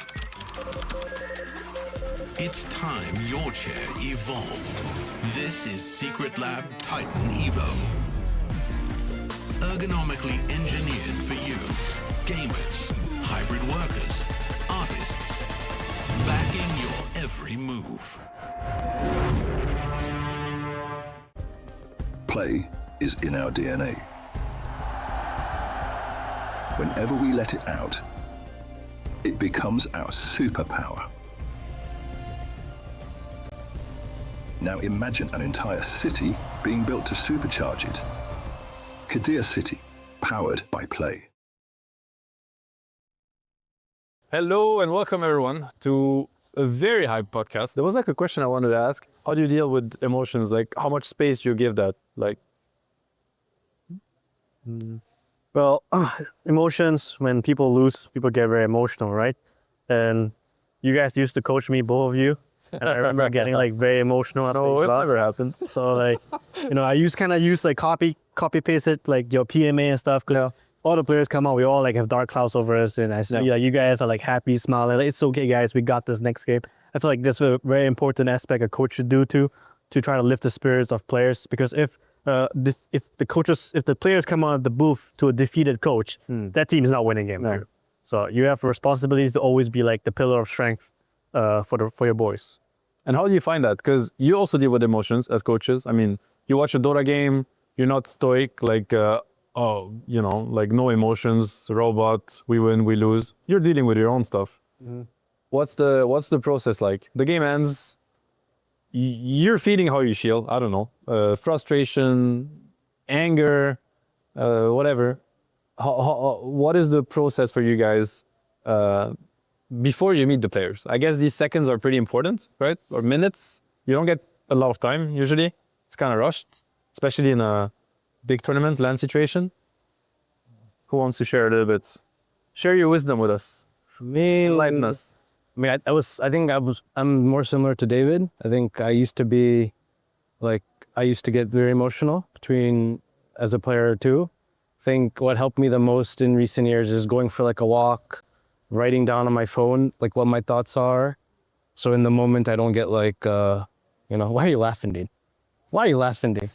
Why are you trolling? I'm only, the problem is with me is like, I think jokes in my head, but like, I'm just like, I gotta let you talk. Let it go. No, talk. Well, that's a trap. That's a This trap. guy's too That's funny, I can trap him. He's easily trappable. Yes. Nice one, dude. No, so you were mentioning like putting distance with your own thoughts and your own emotions, like taking time for yourself before you meet them. Yeah. Usually, I think that's what helps me. Okay. It's like imaginary talking, like, you know, there's like some new scientific shit you can do to help, right? Like wash your face and stuff, right? Wash your face. Wash your face. That's a good one. You know? So, I don't do that often. you don't? Washing your face. Yeah. I don't do the ZQ08, approach. Like, I was also going to say something, but I had to hold back. But What's your approach, Puppy? The game ends. It didn't go the way you wanted to. It depends on the scenario. Because overall, it's like, it depends on who fucked up in the draft, who fucked up in the game and whatnot. Because like, obviously, I can marginalize on the fact that I have a plan for the next game regardless of what's going to go down. Either I'm mad, angry, or like, or super fine with it because we're supposed to lose this game because look at what we did at the end of the day. If I just recollect like my thoughts over the, few months that I've been coach, 6 months, I guess, I've usually just, all right, this is obviously not working. I know exactly what can work, and just come to them and say, we got a new plan. It's fine. Because like, I don't really know what to say else, because like we can't obviously do the same thing. We have to do something else. I have a lot more time to process the idea, because when I was captain, it's like I'm playing the game and I have to consider things like maybe we could have played better.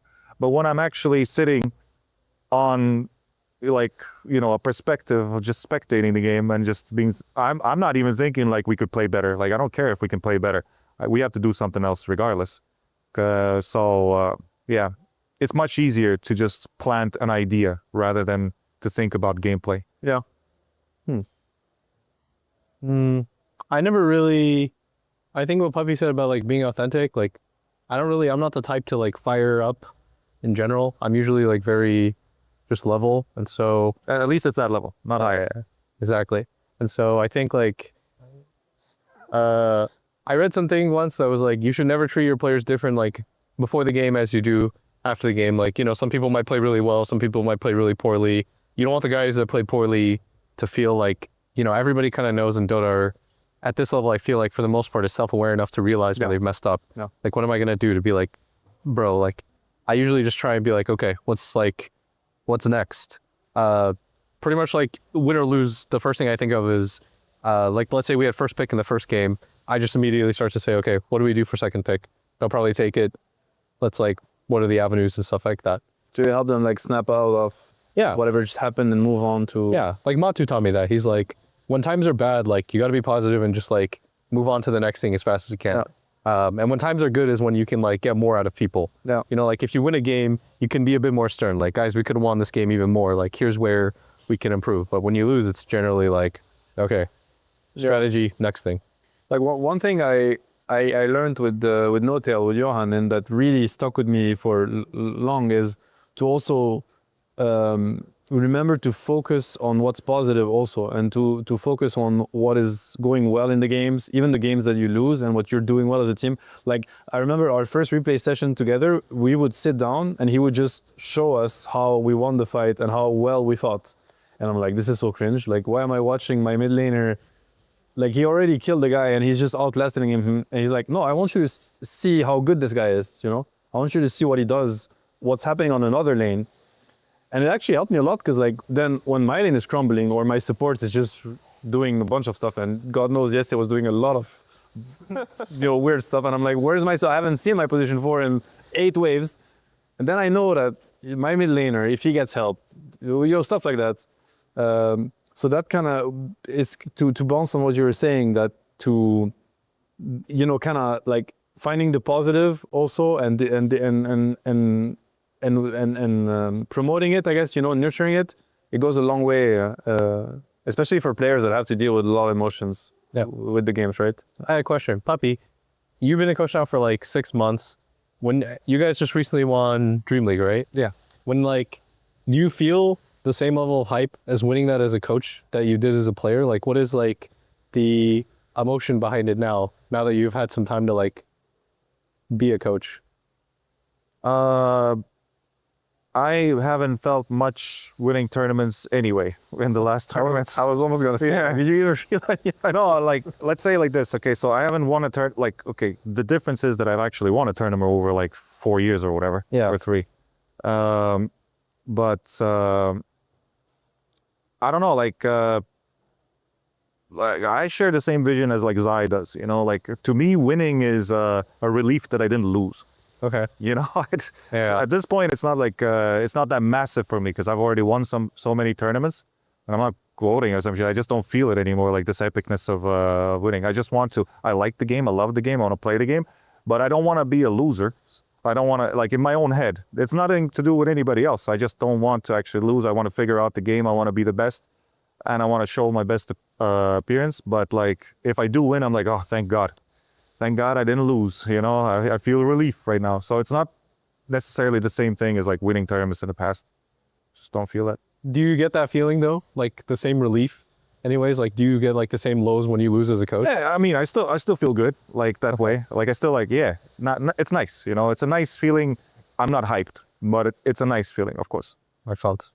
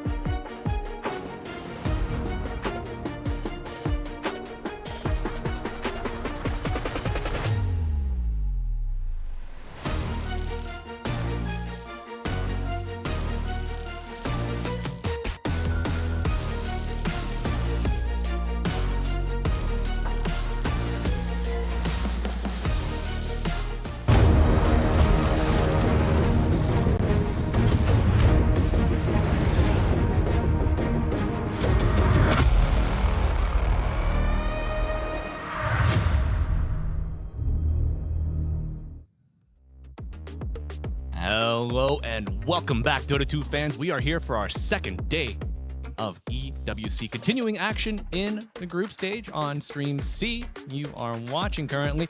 We got Spirit versus Nemesis coming at you very soon. I'm Malibu Jesus, joined by my partner, Atomo, and we are excited to be bringing you the second half of the action today. Atomo. Yes. Good afternoon, my friend. How are you? I'm doing well. I'm looking forward to this match. Some people were telling me there's a lot closer than it looks because on paper it's Spirit, you know, defending champions, been on a bit of a rise going on, and Nemesis kind of like coming for the qualifiers, maybe in a bit of a tough spot, but so, you know, a couple of people were like, nah, and these were like, you know, the big coaches from other places, like this is Nemesis pretty strong in scrims. They're doing pretty well. We think they can take. We think it's gonna go 1-1. Yeah. Speaking of coaches, Atomo, Miposhka, he's back working with Team Spirit. Been about a month now. I had a couple cute vlogs coming out detailing their training experiences, but also Stini, as we spoke yesterday, coaching Nemesis. Been in the role for quite some time now, getting a good foundation established, and you know, he's a teacher, he's a coach that can build across the experience of a tournament. So as you mentioned, people have been speaking and saying maybe Nemesis could be a threat. We do know both, well, you know, Spirit, they went 1-1 yesterday. They did drop a series, a couple hiccups in their performance. Unfortunately, Nemesis 0-2, so looking to climb up that ladder. You said you think they can do it. How are they going to get there? Well, I think a lot of it comes back to maybe yesterday we talked with SD and Lilith, and they were saying like this is a good day for us to go up against P-Vision because we can learn a lot from this first game. And I think that it was very eye-opening what we saw yesterday. In game 1, we saw jabs on like Enigma. They let the lone druid through thinking they could counter it. And you go back and you think, well, maybe we learned not to do that. You know, maybe we, not that jabs Enigma was bad, but he was very conservative with the black hole. So they think maybe we can go something a bit more aggressive. That would be an idea, put something like a Beastmaster or Lycan instead. So I would like to see that direction come out from Nemesis. All right, good to know. And yeah, some other teams today let that lone druid through. Was snatched in the first round. Unfortunately, my boys Gamer and Legion from NA, they let XG twice get the LD twice. Back to back, folks. If you are unaware, these are best of twos played through our group stage. And tell us, how did that lone druid do when he went? Very well. Very well. And the idea of letting lone druid through is very I would say a misstep at best. You really got to have a lot of damage and a good hunter-killer for that bear. I mean, it's not the lone druid, it's the spirit bear, really. Yes. Yeah, it's the hero. It's like, it's not him, it's the teeth of his pet that you have to worry about. Yeah. But yeah, lone druid has been like a terror for a while now, but there has been other interesting developments in the meta that I don't know if we couldn't have really foreseen so much. One of them is the rise of Centaur offlane. Yes. This has been, I've been seeing it like almost every match being picked or banned. You just go straight up heart. Maybe Helm of Dominator before that, but you go heart as your first big item. You get the shard. You just go and you start double edging people. Then after that, you can go for like, you know, the blink, the save with the Agam Scepter. Yeah, and absolutely. Let's take a look at today's schedule, folks. You've already seen Team Falcons take on Rune Eaters, going 2-0. The same applies for Liquid, strong favorites in that matchup against Level Up. But you're showing up here for our third and fourth series. You're going to see Spirit versus Nemesis and Yandex versus ICX. Nemesis and IC, of course, making their return here in the afternoon slot. Do you think the consistency of the match timing helps teams day to day? Well, probably, right? Like, I mean, you know, you're always going the same time slot. Yeah. I think it's quite nice, actually, because you don't have to, if you're last slot today, and first slot to the next one, you don't have as much of a break, because we know that, because you know we were lucky to have the same time slot as well. Absolutely. But yeah, it gives you a bit of time to rest, at the same amount of time at least. I want to go back to Nemesis on one thing, which is Rubicon. Yesterday we see him pick the Broodmother, a bit of an unexpected pick, you know, with that great push that they had. And this is a very new guy. He's probably the newest player across both teams right now into this scene. What about Not Me? Spirit. To be fair, he was with them in like Dream League and a couple other tournaments as well, so it's not like he's that new. Like he has at least, you know, a few months more. Studio land experience at least, but maybe the nearest equivalent that we could find here, especially on the stage behind us. Yeah, I mean, like, it has to be Rubicon, and he might be one of the people who also benefits a lot from yesterday, where he's like, okay, I'm playing against a very different team, a very different situation. Okay, I know what I want to play as a carry now. And your carry kind of puts a big identity for your team in this one. Absolutely, and how to best enable him. Do you think we could see Rubicon take the LD if Spirit are so silly to let it through? That was very interesting yesterday, that they did have first pick. They could have taken the lone druid, but they didn't. And then Puppy was like, you know, we wanted to see who's going to chicken out first. And then he picked the lone druid. I'm like, I think he chickened out first, to be honest. I think taking the lone druid is the chickening out. Instead of leaving it for the second phase, yeah. Can we make them use a ban later on? Or no, let's just take it now. Get that dub on the board. But folks, you are seeing both of our teams lining up, looking to hop into our draft. Tomo, how do you think the boys are looking today? Sharp. You know, looking well dressed, looking like well rested as well. I like it. Everyone in their uniform. Yeah, I like it. And I'm also, it's interesting to see where the coach sits for each team when they are doing the draft. Like you see here, Astin, he sits in the chair. It's like, this is my chair. You know, he's not keeping it warm for him. He's like, this is my chair. Yeah. Whereas Mposhka's sitting behind, sort of more directing from behind the scenes. Right, more of the maestro there instead of the captain coming to commandeer the ship. I want to click. I don't want to do it, but I'm doing the clicking here. You know how hard it is to get your games in here while you're at Esports summer camp, right? Yep. Or maybe they're just worried that, you know, if you leave it to a player, he might pick Gyro instead of banning it. And then suddenly you're like, oh, dude, you kind of ruined this masterpiece that I was making. You put salt. I told you to put sugar. Yeah. So it's not the same. They look the same, but it's not the same. Sometimes you need a little salt in there to sour it up. But Team Spirit here studying the screens intently. Who's got the best peripherals here? Any Kawhi mouse? Yep, there it is, Mr. Mr. Rue on command. Look at that. That is, yep, that's definitely an anime fan. Are you gonna steal his keyboard too? No, I only want the pink one we saw yesterday. That was awesome. That's the one I want. I'm like, it's so cute. There are a bunch of other meta things we can go through as well. Like Earth Spirit has been picked a lot as a mid laner. When he's being seen as very successful. Like, he's doing really well. Even games that they lose, like he's putting out a lot of damage. Yesterday, OG, Yopaj, Team Yandek, the carry is dead, and Yopaj gets a triple kill. I remember standing up saying, all right, let's get to the shuttle, boys. The game's over. And then Yopaj is like, nah, sit down, boy. Yeah, Drow dead for 90 seconds. Doesn't matter. Problem. Doesn't matter. Goes and wipes 3 heroes on the Radiant. And yeah, a bit of an unexpected back and forth there. So that Yandex game that we were just discussing, do you think Terrorblade has any rightful place in the meta, in the game state? Because he was going up against the Drow, and a game goes on, game state tends to favor that Drow over the TB. For sure, because one of his big advantages is massive armor. She's like, well, I just pierce armor. I literally could not care less. And I've seen Drows like 2 shots Terrorblade, because even if you have like the butterfly, until you have like actual Skadi, Manta's not enough, you can be like 2-3 hits by the Drow and die. So, and Drow has been doing really well. We're seeing, in terms of carries, 2 of them have risen to the top, besides the Lone Druid, who's like his own tier. There's the Lone Druid tier, then below that's the... He is alone at the top. Right. No, well, he has his bear, so yeah, there's 2 of them. But he is very much by himself at the top of the mountain, and underneath him is like Drow Ranger and Shadow Fiend. Those are the 2 other sort of S+ tier carries in the game. Yeah, I feel like I seem to see the Drow come out on top of that 1-to-1 matchup most of the time. Yeah. What do you think the reasoning is on that? I think she usually just has more range, right? And the itemization is a little bit different. Like, we see Shadow Fiend go for the Kayayasha into Blink, then into like a BKB. Like, he does get Hurricane Pike, but significantly later. Whereas Drow Ranger tends to rush it first and keeps her distance more, especially with the Glacial, gives you like 200 attack range, I believe. Yes. And higher. So you have range advantage on the Drow. And Shadow Fiend, raises become kind of less significant early on, whereas everything Drow Ranger remains very relevant. Yeah, until raises apply attack damage. Oh, wait, look, hey. Into the trap. A lot of the heroes we talked bye-bye, about. Drow, bye-bye, LD.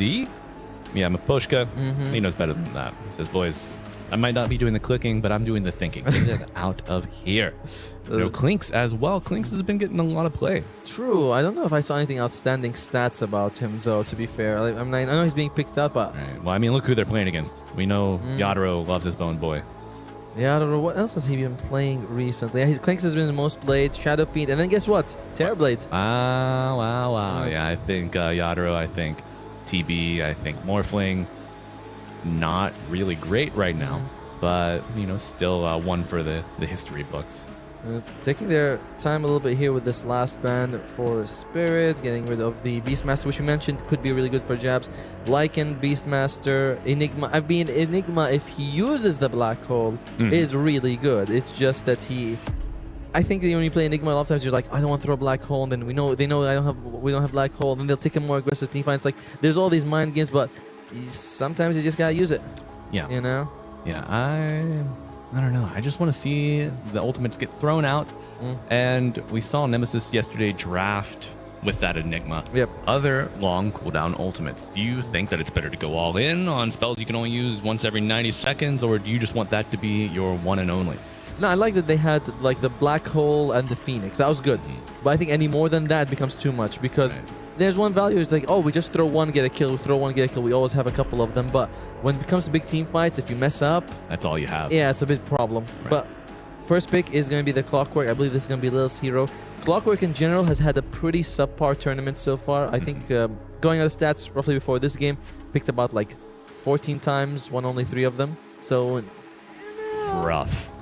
I mean, he was nerfed a little bit, and some people can say, oh, well, is he weak? Has he been figured out? It's because, some of the weaker teams are picking it. Just, in the end of the day, the numbers are there.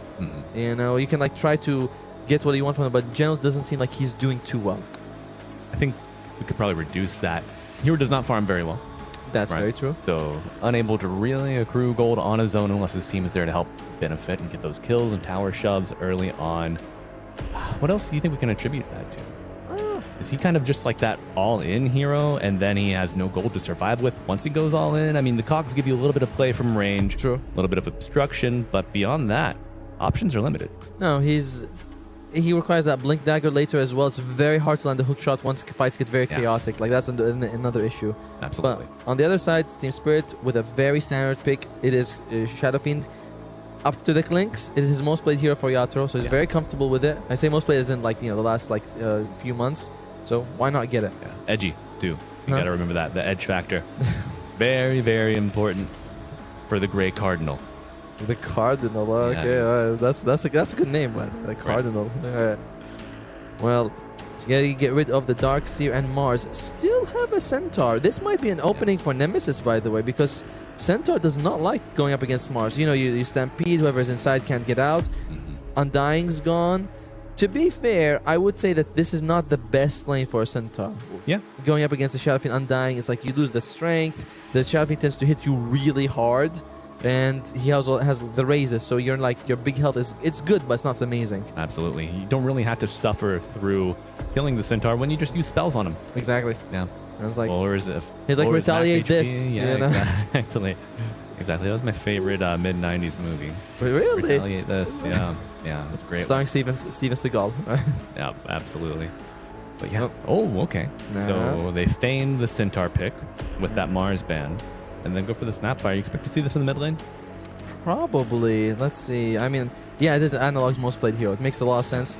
It's a good amount of damage, great against the Tombstone. Not that you usually pick it as a counter to the Tombstone, but it's a very nice thing to have after you use your Mortimer's Kisses. So I'd like to see the Snap and the Centaur, but that would be ideal. Snap Centaur gets a little crazy. That's a lot of damage coming out. And the other side does not have an offlaner, and they could very well take it. And Collapse, he's played, what, what's his most played hero? Doom. Second, Centaur. Magnus, still sitting out there. Well, it's Magnus, unfortunately. You have set up the Centaur with a Wind Rage. We saw this in the match before this, Nigma Galaxy, taking on, again, I forget their name for a second, but they picked Wind Ranger, the team picked Centaur. And they said, yeah, focus this. Do you think this has to relegate it to a support? That would be a good idea. Yep. I was thinking that they might do the same thing the earlier match, because if you don't, like, they try to pair it up with a Hoodwink, so you can sort of break the retaliate, then focus fire him, and that's just so super complicated. It's one plus one makes two, but unfortunately, you write the first one down, you might drop your pencil, and then got erased and a fresh slate, but it will be the puck going over to Spirit. Very good. The catch, the catch from Nemesis, a lot of it's very noticeable. You can see the shackle coming, you can see the cookie. The hook shot maybe the hardest because almost instant, but there is, like, if you got vision of the clockwork in the area, but yeah, the initial stun on the puck is rough. I'll see what they want to pair it up with. It will be a support, or will they pick Collapse's hero now? They go for the Rubik.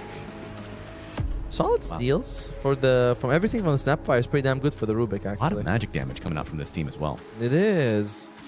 This makes it kind of difficult to pick a hero, because like Necrophos is kind of unpickable because there's like I mentioned, a lot of magic damage. Bit of a bait. Wind Rangers, Wind Run becomes a little bit less useful as well. Even like the Centaur, he's still got decent health though. Like yes, the Shadow Fiend, his physical damage is great against the Centaur, but I think they go for Okay, so my read on this off-lane Snapfire, maybe? Safe lane Wind Ranger mid sniper? Or... they ban the Centaur. Okay, they want Wind Ranger carry. Because they get rid of... They want the Wind Ranger to be the carry because they do not want this to go up against the Centaur. If it was a support, they'd say, I don't care, right? Let him be there. But it is 3 range heroes and a Clockwork who tends to want vision. Yes, he can throw a rocket, but...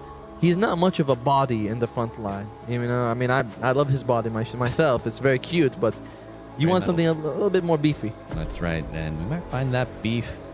I don't know. You think a Tidehunter might just be food for Undying Shadow Fiend? Is there someone else that could be a worthy substitute? Tidehunter. I'm thinking about Jabs' here. What he can consider going for. I feel like Pango wouldn't be so bad, actually. It's not that tanky, but he can be the first point of contact just by being very disruptive. Yeah. The Banner of the Tiny is interesting because, in my opinion, I'm thinking Nemesis requires an offlaner. right now. And Jab's heroes tends to be, you know, sort of go in first, except that the Enigma is like, you know, the Lycan, the Tide, the Slardar, something like that. So I feel that we're going to see an offlaner here. Okay. Or are we going to get debated? Yes. This is a... Don't laugh at home, folks. But mid sniper or mid snapfire staying with analog. Okay. Blade. Sure. Sniper 4 griefing. Of course. A la Jin Q, but not really a grief because, you know, he pulls it off. And then maybe we see something else come out. I don't know. It is weird to have Wind Ranger and Sniper. You know, like maybe it's offlane snap, mid Sniper, carry Wind Ranger, and then they pick something very tanky like a Spirit Breaker 404. At least that's kind of the Spirit Breaker had great success with XG. There you go. It was very disruptive. I always think of that team, and I remember how when they had Zhao 8 actually play in the first stand-in, he would just pick Spirit Breaker, and he's like, I'm just charging around, I don't care. Q left click, you're good to go. But yeah, the Spirit Breaker was picked earlier against Shadow Fiend as well. So Hero hates to have anything on top of him. It does. It does. I'm wondering how they're gonna round this up on Nemesis, because they're cooking. They are. You know, they're cooking, but they put a lot of different ingredients. You You're like, need the perfect ingredient here. you need something very amazing on this last week to tie this draft together. On the other side, for Team Spirit's much simpler. You know, you have your 2 supports, your Puck mid, and your Shadow Fiend carry. Then you just need an offlaner for collapse. They pick a disruptor. What the? All right. 3 snap, 1 wind, 2 sniper, 4 or do you think 4 or 5 disruptor? 5 disruptor, 4 clockwork. I think Lilith might. I mean, I know both him and Yamsen play a lot of clockwork, but yesterday it was on Lilith. I think that's the more general thing. That it's a bigger playmaker on the clockwork. Yeah.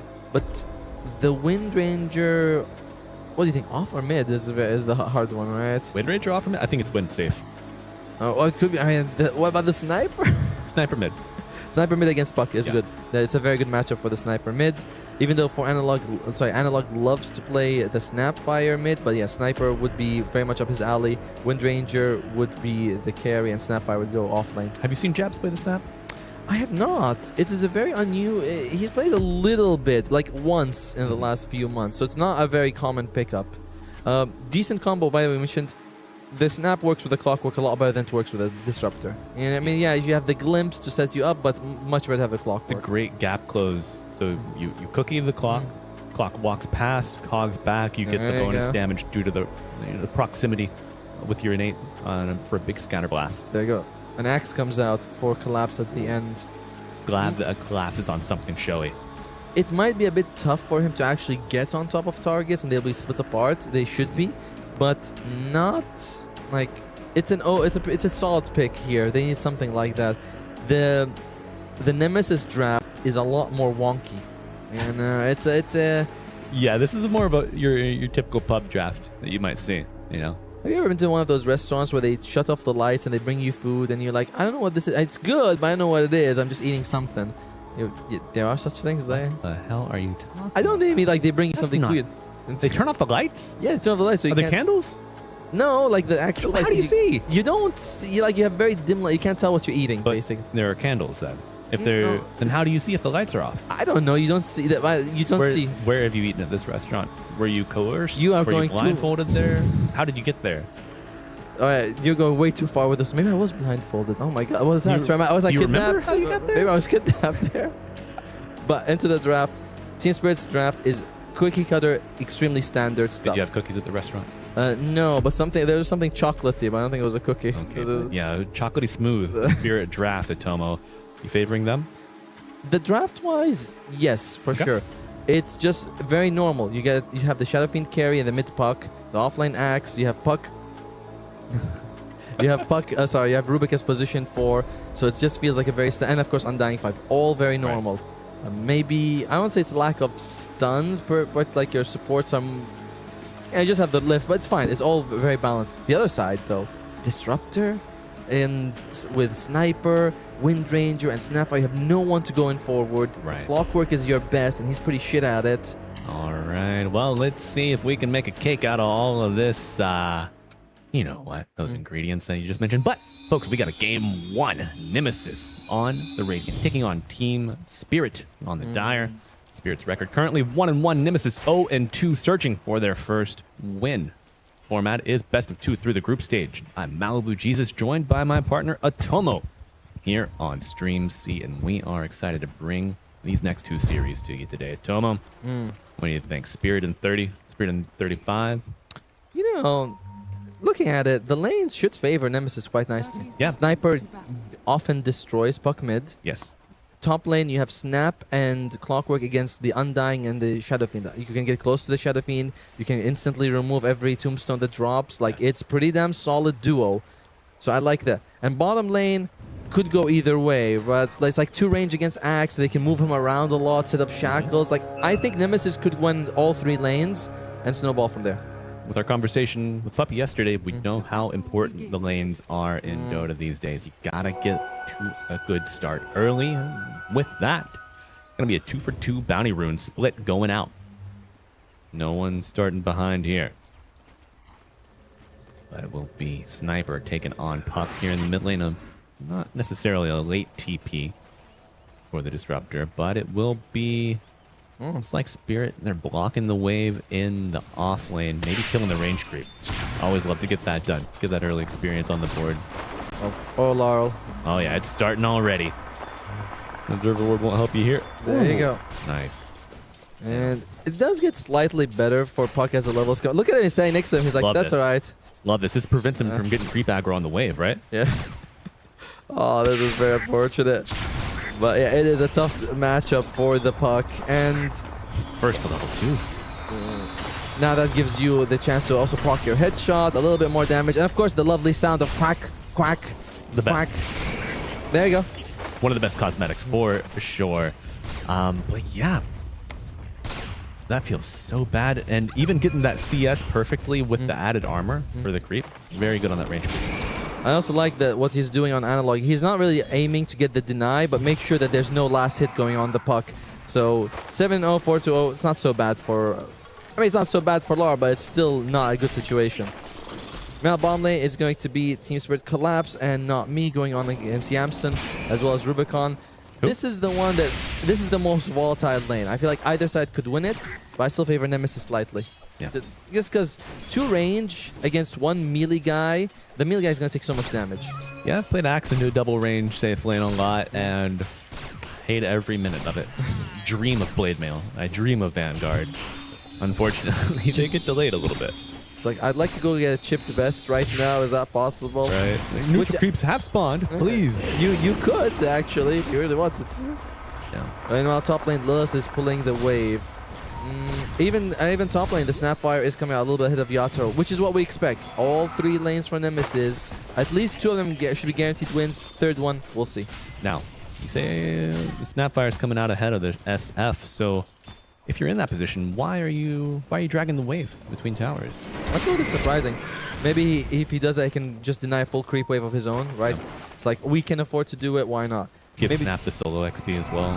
To be fair, if you're Snap, you also require like level 3 because you need 1 point in the little shredder for the tombstone, 1 cookie, and at least 1 Scarab Blast. And Scarab Blast you probably want level 4 to get the 2nd level. So you want to go 2-1-1, then you're really ready to give him the business, as we say. Do you think one of your first spells would be Little Shredder? Because you remove the threat of the level 2 kill. That's the problem. Yeah, that's the problem, right? If you take Little Shredder, you counter the tombstone, but you can't get kills yourself. It's a very awkward one. Right, but you prevent them from getting the kills, and then chances are they're not going to get a kill because tombstone is a long cooldown. It is. Right? It's very long. Oh, yeah, we got this. Fortify here. 6 denies so far for Anok. 7 denies. Can you make him counting. 8? Ah. No, not quite, but man, it is the Sniper show. However, Analog, a little worse for wear in terms of HP, but has some Tango, some Snap regen, should be right as rain. He's the one complaining about audio. He's the one quacking at us, and he's like, audio. I'm like, what, you can't hear the quack quack? Adios? Why are you leaving? Now I'm staying here. Okay, good. What's your best animal noise, you think? You don't have to make it. I just want to know. Best animal noise, right? But you can't say it without making it, right? You have no. You can say the animal. It's fine. I'm not going to goad you into that. I think I can just make a dog because then you mentioned like every country has a different sound for a dog, so you make it and like, oh, that's how it sounds like in my language, the barking. So there you go. I go with dog, easy. Okay, there you go. It's like, how's the dog? And like, and they're like, oh, really? That's how it sounds like. Yeah, in my language, that's how it sounds like. A messed up farm you grew up on, Atomo. I don't know, buddy. Oh, there is your least favorite voice of the characters. And imagine, no hoodwink in the game, but thanks to the Dark Carnival, gets pulled right in. What's your favorite, best animal impression? My best animal impression, U.S. East pub stomper or pub player. I know that animal too. Yeah, the very beast common. Within, right? The beast within. It's a very common animal. You'd be surprised. They're invasive, the species. They seem to be more international, not just native to the U.S. East. They'll let them in it. They'll let anyone in here, you know. But so far, 0-0. It's a bit. Team Spirit has a slight net worth advantage, but I don't think that's like too big of a deal. So far, both Yatoro and look at that, slight advantage win percentage. Am I crazy, or does the gold favor Nemesis, but in the graph, but it says on Spirit's side, right? Yeah, it would dip down. I think it probably. Ours was gonna dip up. Either way, by the dip. Collapse is doing very well so far, as Go kind of said.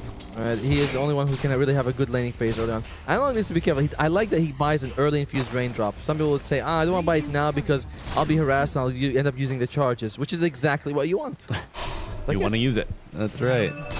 Early Glove of Haste as well. Going to help out. Pump that damage from the headshots. The fire overhead Lelis making the rotation, but it is not me in the bottom lane who gets first blood as well as second kill. Picked up by Rue. Looks like it was a bit of a twin gate bamboozle coming out. Oh dear. Picked up by Nemesis. So, you slow down Laurel, but the side lanes suffer.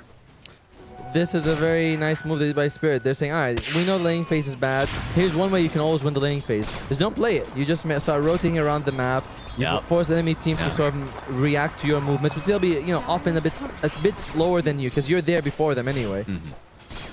Dishonest Dota, best Dota. Sometimes you gotta play dishonest to beat them. And was it last year at EWC we saw level 4 Shadow Fiend played by Yatoro go mid and help out with that kill? Man, you have some interesting memory of that, but it was a big tournament. Look at the fight. Oh yeah, taking that. Not much, Play, yeah. I think Amsel, did he get the tombstone at least? Oh, was that denied? I believe it was, yeah. And the click afterwards. So looking back top side, going on the aggressive fairy fire, giving you a little bit of life. Is it enough? Lelis right on top of him. Gonna be a kill. Going for Nemesis, taking down Shadow Fiend. Welcome addition to the coffers of the Radiant. Gonna see Puck TPing back mid. Really starting to suffer here at the hands of Analog Sniper. 32-13. Still level 5 on both heroes here, but the catapults have arrived. Expect to see this assassinate ring true. Lelis is able to, lay claim to a proper power rune spawn. Where do you think it's going to be? Top or bottom? Top. Top? All right. Yeah, no points in assassinate, by the way, for Analog. They're going for more take aim instead. They keep it 1 point in headshot. Does prioritize that distance from the puck. Makes it harder for him to land those illusory orbs. I like it. Right. Even though level 2 headshot, I think more than doubles the damage. It goes from like 20 to 50, or I think it's 30 to 60 now. I'm not quite sure. Okay. It's up. Lelis gets it. Roll the dice. Proves to be nice. Cogs bouncing him up to the high ground. That just puts him closer to his courier, though. Second hit, but not a third. Now, 3 levels in shrapnel. That's the way to go. Shoving the wave in. Rubicon level behind Collapse here. I mean, he did die to him, right? Right. They were able to get that double kill bottom lane. It makes sense, as Team Spirit has continued to prioritize their winning lane as much as they can. Man, Collapse has gotten a lot out of this. Highest to CS in the game, even ahead of the sniper. And climbing, look at that. He's having a good time right now. As Analog thinking about rotating, maybe? Get pinged out a little bit. So. Without Assassinate, rotating on Sniper like at level 6 feels a bit odd. Probably wants maybe to wait for level 7 either to max out Shrapnel, but you need a point Assassinate to make your rotations worthwhile, right? Yeah. And you can see he's saving a skill point, wondering, am I going back to the lane? I need more Shrapnel. Or am I going to go and find me a kill? Also, he's very slow, but there you go. This would be a good one. Flare lands with the kisses and surrounded on all sides. A perfect triangle, a perfect pyramid, as you can see Great here at the EWC. That's right. And the glimpse furthering the advance of Nemesis as Rue fights his way to the camp, but is unable to get the neutral deny. 2 kills and an instant rebirth for the Undying. Catapult, however, dead here on the top side, so a tower push not as likely perhaps, but a welcome building for Nemesis of momentum. But not me is on the prowl, looking for their Wisdom Shrine. I love what Nemesis was doing. They were saving the kill for Analog. They like had 3 people around Rue, and they're like, no, he's mine. Feed the boy. Give him gold. Oh, Wisdom. Stolen. Yes, sir. Not me, always on the prowl. Rubicon now level 6. Point and focus fire. Should then opportunity arise, but collapse here. I got to take note of this building. Okay, phase boots, the makings of a soul ring. That's a blade mail. Yeah, no bracers. Who needs bracers? He only needs armor. And Laurel trying to go for a bit of a ragtag group to catch a puck. You know, the Clockwork, Disruptor, and Sniper. I'm like, no. I think the puck will outmaneuver all 3. Yeah, you can phase shift the glimpse, right? Yeah, you can. Or you can or just throw your orb. Like, you have multiple plays against it. And unless Disruptor is level 6, it just doesn't matter. Right. And obviously they saw us coming when they had the wards right there. Yeah, insta static storm has to be your way through on that one. But you know, our first time seeing Disruptor. Did not see him yesterday in our 4 games cast. True. How do you feel about the state of this hero right now? I like it. I think you might probably want to get like Blink Dagger. I think that's he plays a bit differently than some supports where it's like, oh, Force Staff and Glimmer. It's like, no, he wants to go Blink into Ag Scepter, and he's like one of the best scaling supports out there. Does function in a way similar to a Bounty Hunter, right? Where it's like, if you're doing well, he feels great. Yes. If you're not doing well... Second round of Kisses coming out with a flare and the Assassinate on top of heal, but not enough from Rue. Rue who? They're doing it. They're doing a really good job after the end of the slaying phase. 1,000 gold may not seem like much, but that's a nearly shut down puck as well as a Shadow Fiend. Yeah. At the same time, your Wind Ranger's not having the best time, but it's fine. Yeah. 4 Wind Ranger into the axe. It's gonna be fun once that blade mail comes out. With a chipped vest right on it. Vest, yeah, no doubt. Now, tell me, he did go 2 point. I'm thinking back now. When Collapse was level 3, so long ago. Yep. 2 points in Battle Hunger, 1 point in Spin, the Helix. Probably it's just good for harassing the Disruptor. I think. I think the damage goes from like 12 to 20, so it's also a pretty big increase. Yeah. So it's fine I'm fine with that. Like sometimes when you play Bounty, you're like, I could take a second point Janada. You know, it doesn't. It's so much better. Or get another spell. Or get another spell, but Janada. My mana pool, it's so low. Why would I do that? It's too melee. I'm hitting them a lot. Janada. Actually, yeah. If through and through was still a thing, then maybe, but mid tower going down. And big battle brewing. Tombstone down. The attention of Nemesis turns there. Rue on the escape. Does make it out. Clockwork low. Mr. Lelis has got to go. And while trying to cover his escape, but a Rubik telekinesis pulls it back, cooking forward, almost back to safety, but the orb, will he have a chop reaching? But no, the cogs denying the opportunity, returning fire. They do bring down the axe, but Sniper to fall. Laurel, orb to the high ground, the chase is on. A temporary glimpse pulls him back. The Shackle not latching. Maybe opening kill opportunities, but no, it is Nemesis claiming the largest bounty of all. 2 cores dead on the Titans. Interesting moves happening. Laurel gets the silence on Analog just as he's about to get his shotgun off with the the Assassinate hit off.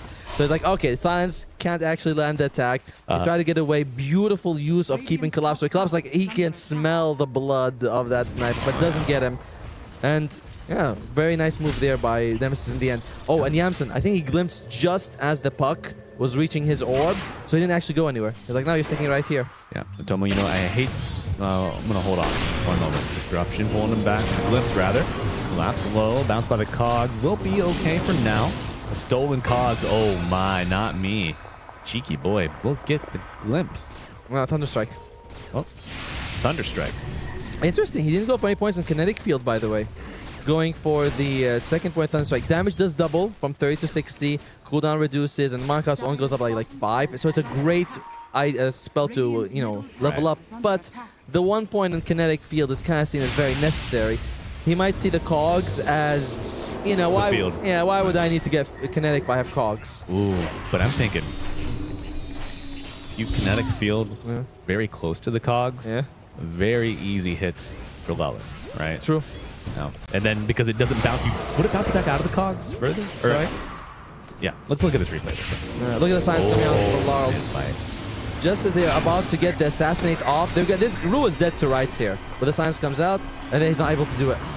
Beautiful coverage from Laurel. Very good, very, very good. And then, but then they are able to save him from collapse, which is also really good. Like the cookie, the cog hit. Absolutely. There you go, buddy. And Atomo, this is leading into my discussion point earlier. How Nemesis take this fight, the spacing they make, is very reminiscent of none other than P-Vision. Yes. Right?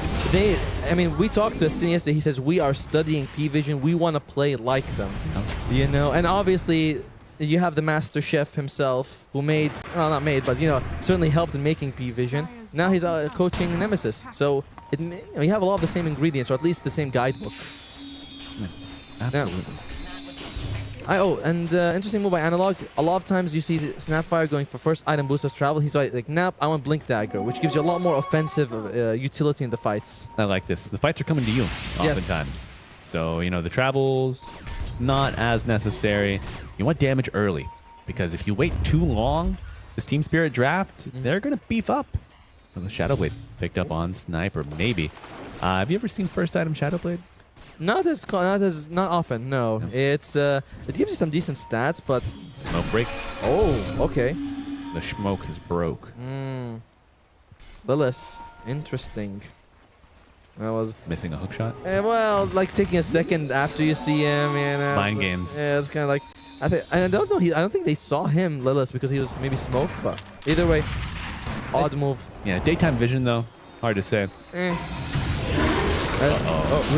beast unleashed. Hook shot coming in, stolen from Nanmi. Yamsum low.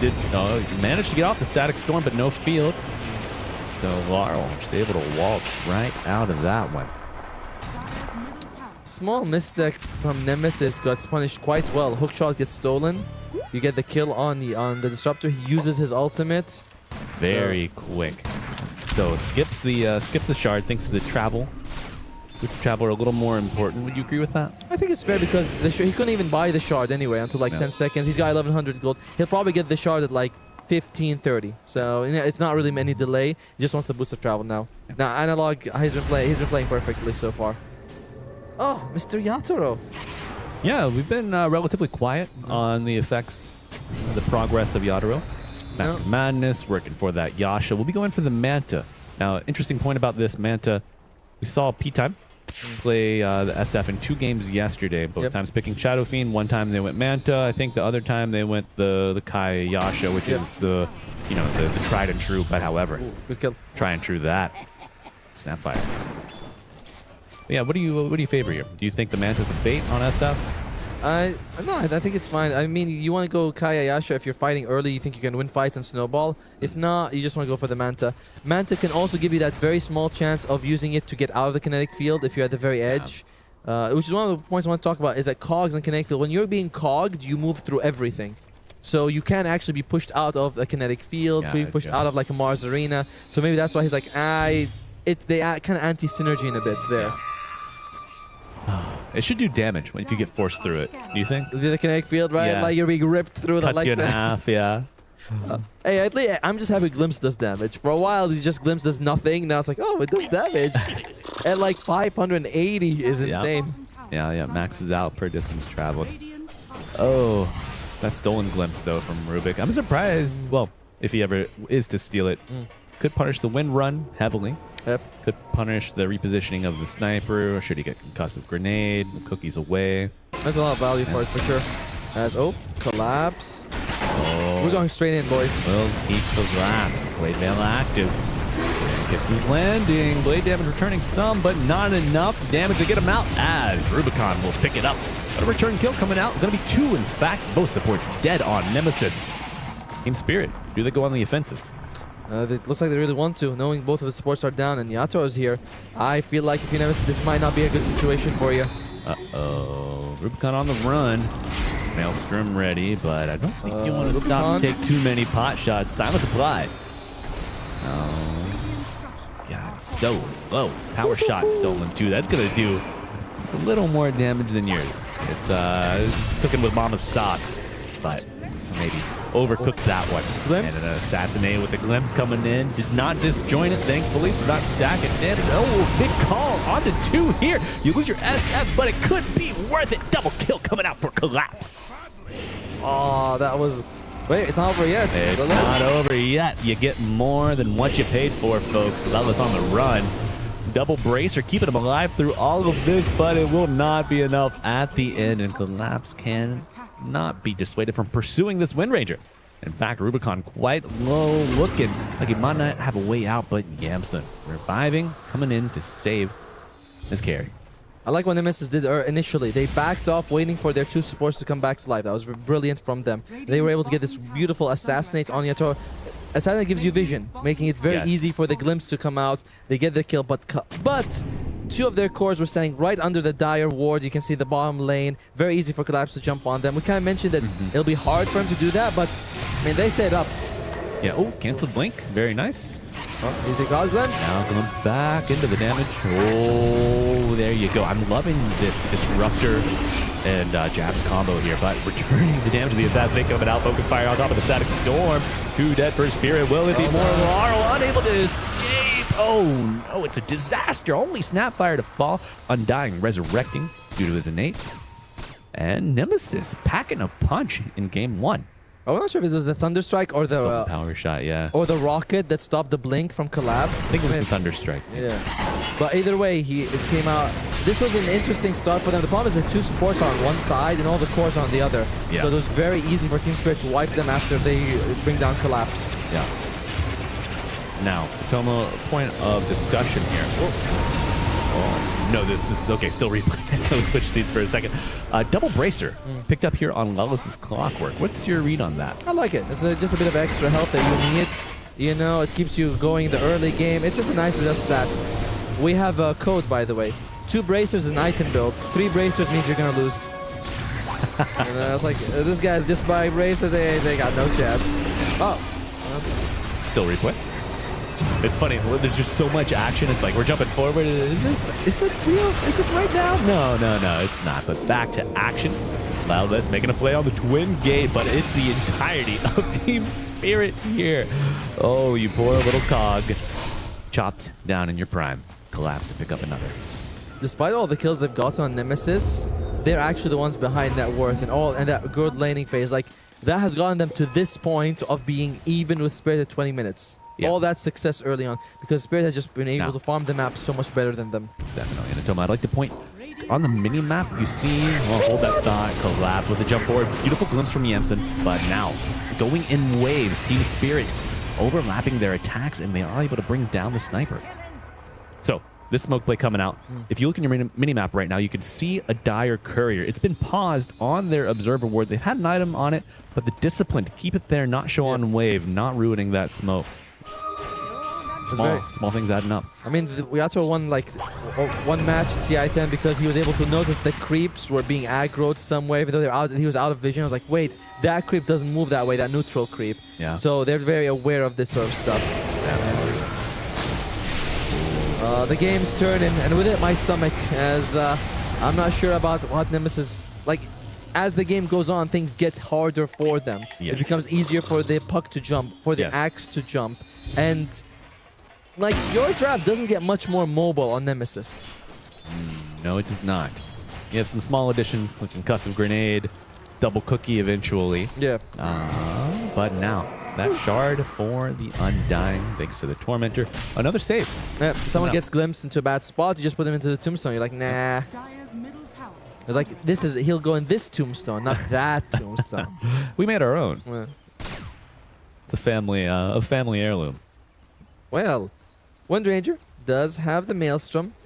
Sorry, Molineer. Did not go for the Hydra's Breath. I saw Hydra's Breath twice today being picked up first item. Neither time did it work. No. I'm very surprised by what's up with the Hydra's Breath love all of a sudden. You know, people just looking for the max efficiency on the slots, seeing some beefy heroes picked up. The Centaur, especially. True. You know, max HP damage, kind of nice against that. People also picking up the Phoenix, the Enigma, really... You know, gearing up for those beefy boys, but just not needed maybe here. Percentage damage is very good for sure. as they are smoked up here on Nemesis. Okay, okay. Big chance. Here we go. Stolen cogs. Trying to keep Collapse safe, but he is withering and will die. Yadaro not with his team right now, so unable to offer any assistance, and they're going to lose a second. Not me to fault. And that was with Lewis. I don't want to say it's a misplay, but he actually used the Collapse when they had him under, the Stag Storm, everything. Maybe just to set up for his team. But even then, they were able to bring him down. Like, yeah, we wasted most of the Stag Storm and as well as the kisses, but we still bring him down easily. Was that, had Collapse activated Blade Mail? Oh, did he? Wait, let me see. No, that's way Okay. too little down. Yeah. I was like, come on. There you go. An observer, he's on top of it. He's like, dude, do you see any abilities being used? Yeah. Come on. Well, I mean, sometimes like somebody pops Blade Mail or like an Abaddon pops Borrowed Time. You know your cores, you know their tendencies. They're like, You put them in the air. they're gonna keep attacking. So I'm just gonna remove that from the equation. Don't kill yourself. Yeah, exactly. Whoa. Just wait like 2.5 seconds, then you can continue. It'll be fine. But yeah, I like the use on Lilith, by the way. And now wants to go for a Blink Dagger right after. And what does Rue have? I know he's got the free shot. Oh, yep, that's BKB. On Snapfire as Roche perishes. Will be an Aegis of the Immortal on our Wind Ranger on the side of Nemesis. Yamson went for the first item Blink, as we mentioned earlier. It's just, you don't want to play this hero in a different way if you can. Blink into Agans and just, oh, well done. Oh my. There you go. Going on the offensive on two fronts. They get the Rubik, but looking on the backside. Clock to fall. Lelis was trying to go for the +1 into more, maybe, but bit off more than he could chew. Do you think Spirit has a way to print gold?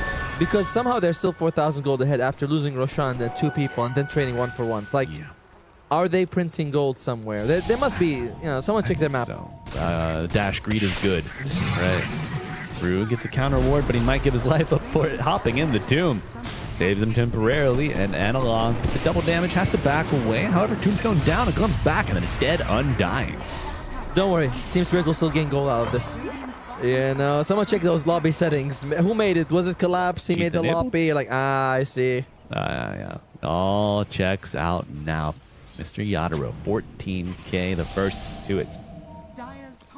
Analog, what's he going for? Yep, just for the Hurricane Pike to push people away. Rubicon working on his BKB. It's like I'm holding my breath, hoping for Nemesis to pull it off, but you just know that one misstep and Team Spirit takes it all. Yeah, this timestamp around mid-20, mid-30 minutes is that pocket of time where both Nemesis and ICX kind of faltered yesterday. They had playable angles, True. right? Yeah, they okay. just weren't able to execute. Hopefully we don't see that again. No, this has been much better. Jabs has been playing fantastic. I mean, he's number 1 net worth. Yeah, credit where credit's due. He has just done a phenomenal job. Him and Analog, I think, have done really well to carry the team to this point. Absolutely. Different shade of J than yesterday. Yeah, sure. We don't want to talk about yesterday. That was trauma.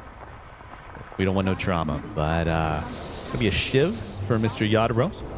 Nice little neutral pickup. Do we have one? No, Wind Ranger. Still with the Medallion of Courage. Looks like she might not even have her tier 3 neutral yet. Not yet, working on it. Too busy bringing down buildings. Someone's got to do it. Right. Oh, Hydra's Breath now being finished on our sniper. As you mentioned, percentage damage, chance with multiple targets. This does mean that you do not get the Hurricane Pike, which is a great disengage. It is. That has been... Oh, wait. Oh, here we go. Let's say disengage this. Yadaro trying to find a way around, looking for the flank. 2 minutes left on the Aegis. My biggest issue with Hydra's Breath is simply that you have to, it contains a Dragon Lance, which is what Hurricane Pike makes, and you can only get 1 Dragon Lance of value. Right. So having 2 is... You get the stats, but not the range. Yeah, and you kind of that's kind of a big part of it, so... yeah, I would say it's maybe the biggest part of it. The stats are nice, but you're really on that range. What about, can you imagine Analog's like, I want both. Give me both. I could see it. And he's one of the heroes that needs it the most, to be fair. Okay. Oh my, here we go. Collapse trying to drag him back, put into the Tombstone. War on the back line with the silence on top. Static Storm, but Rubik with the save, maybe, but it's not enough. No, dead for over a minute. Analog trying to get out. He does not have the Aegis. That's on the Windrunner. Double shack with a power shot on top. Collapse to fall. Yadaro, very healthy. you need to reevaluate your approach here. So 3-on-3. Who's got the juice? We got the Aegis at least. Right. Aegis to be used, but a nice man to dodge. Cheeky play. That's why he's the best in the biz, folks. Trying to retreat to the high ground and go for a reset. Beautiful. More favorable, but Mr. Jabs going in. Bruce surviving through it all. Fuels from Lawless, and this time's the first cog. Unlock. But high stress situation. What can you do?